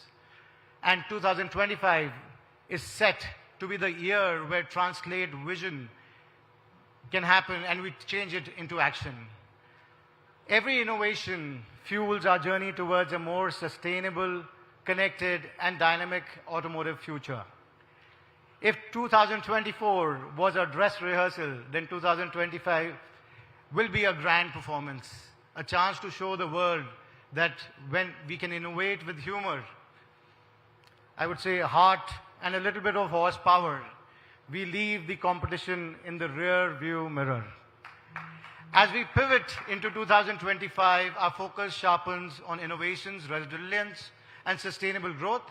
We must harness our momentum to expand our EV charging infrastructure, accelerate the adoption of advanced battery, that is one big factor, and develop cutting-edge connectivity and safety systems that keep us ahead in the competitive global landscape. And while we celebrate our achievements, we must also be agile, ready to respond to the market shifts and consumer insights with the speed and precision. And let's talk about partnerships, because this is one thing our industry loves more than anything, that is collaborations.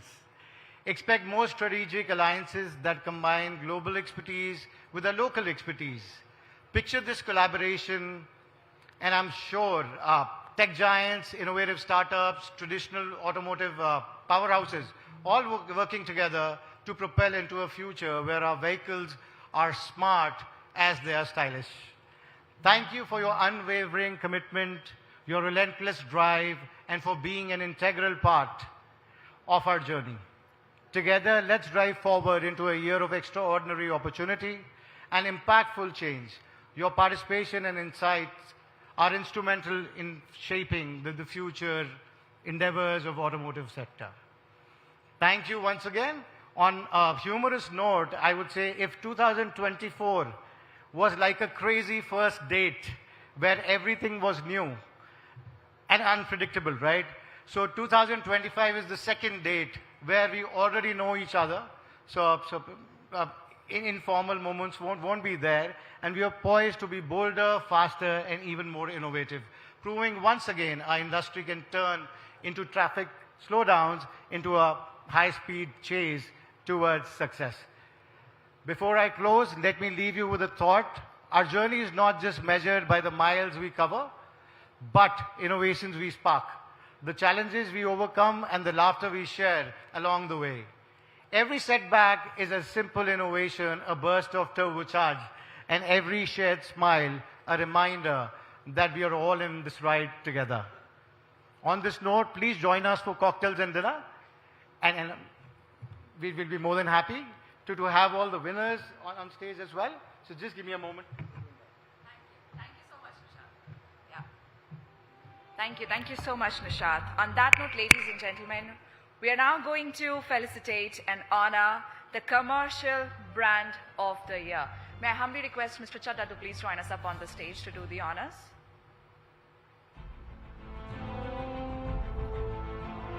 Ladies and gentlemen, the Commercial Brand of the Year goes to none other than Tata Motors. Congratulations to you, Team Tata.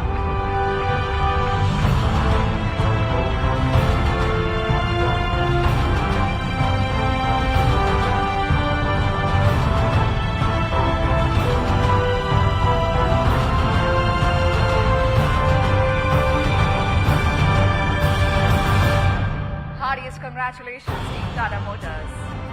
Thank you so much, Mr. Chadda. Thank you.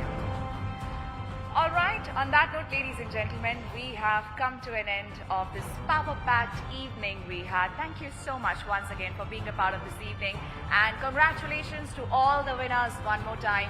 Well, we will now see you at our next edition of Times Drive Auto Summit and Awards. Well, until then, keep innovating, keep driving, and keep pushing the boundaries of excellence.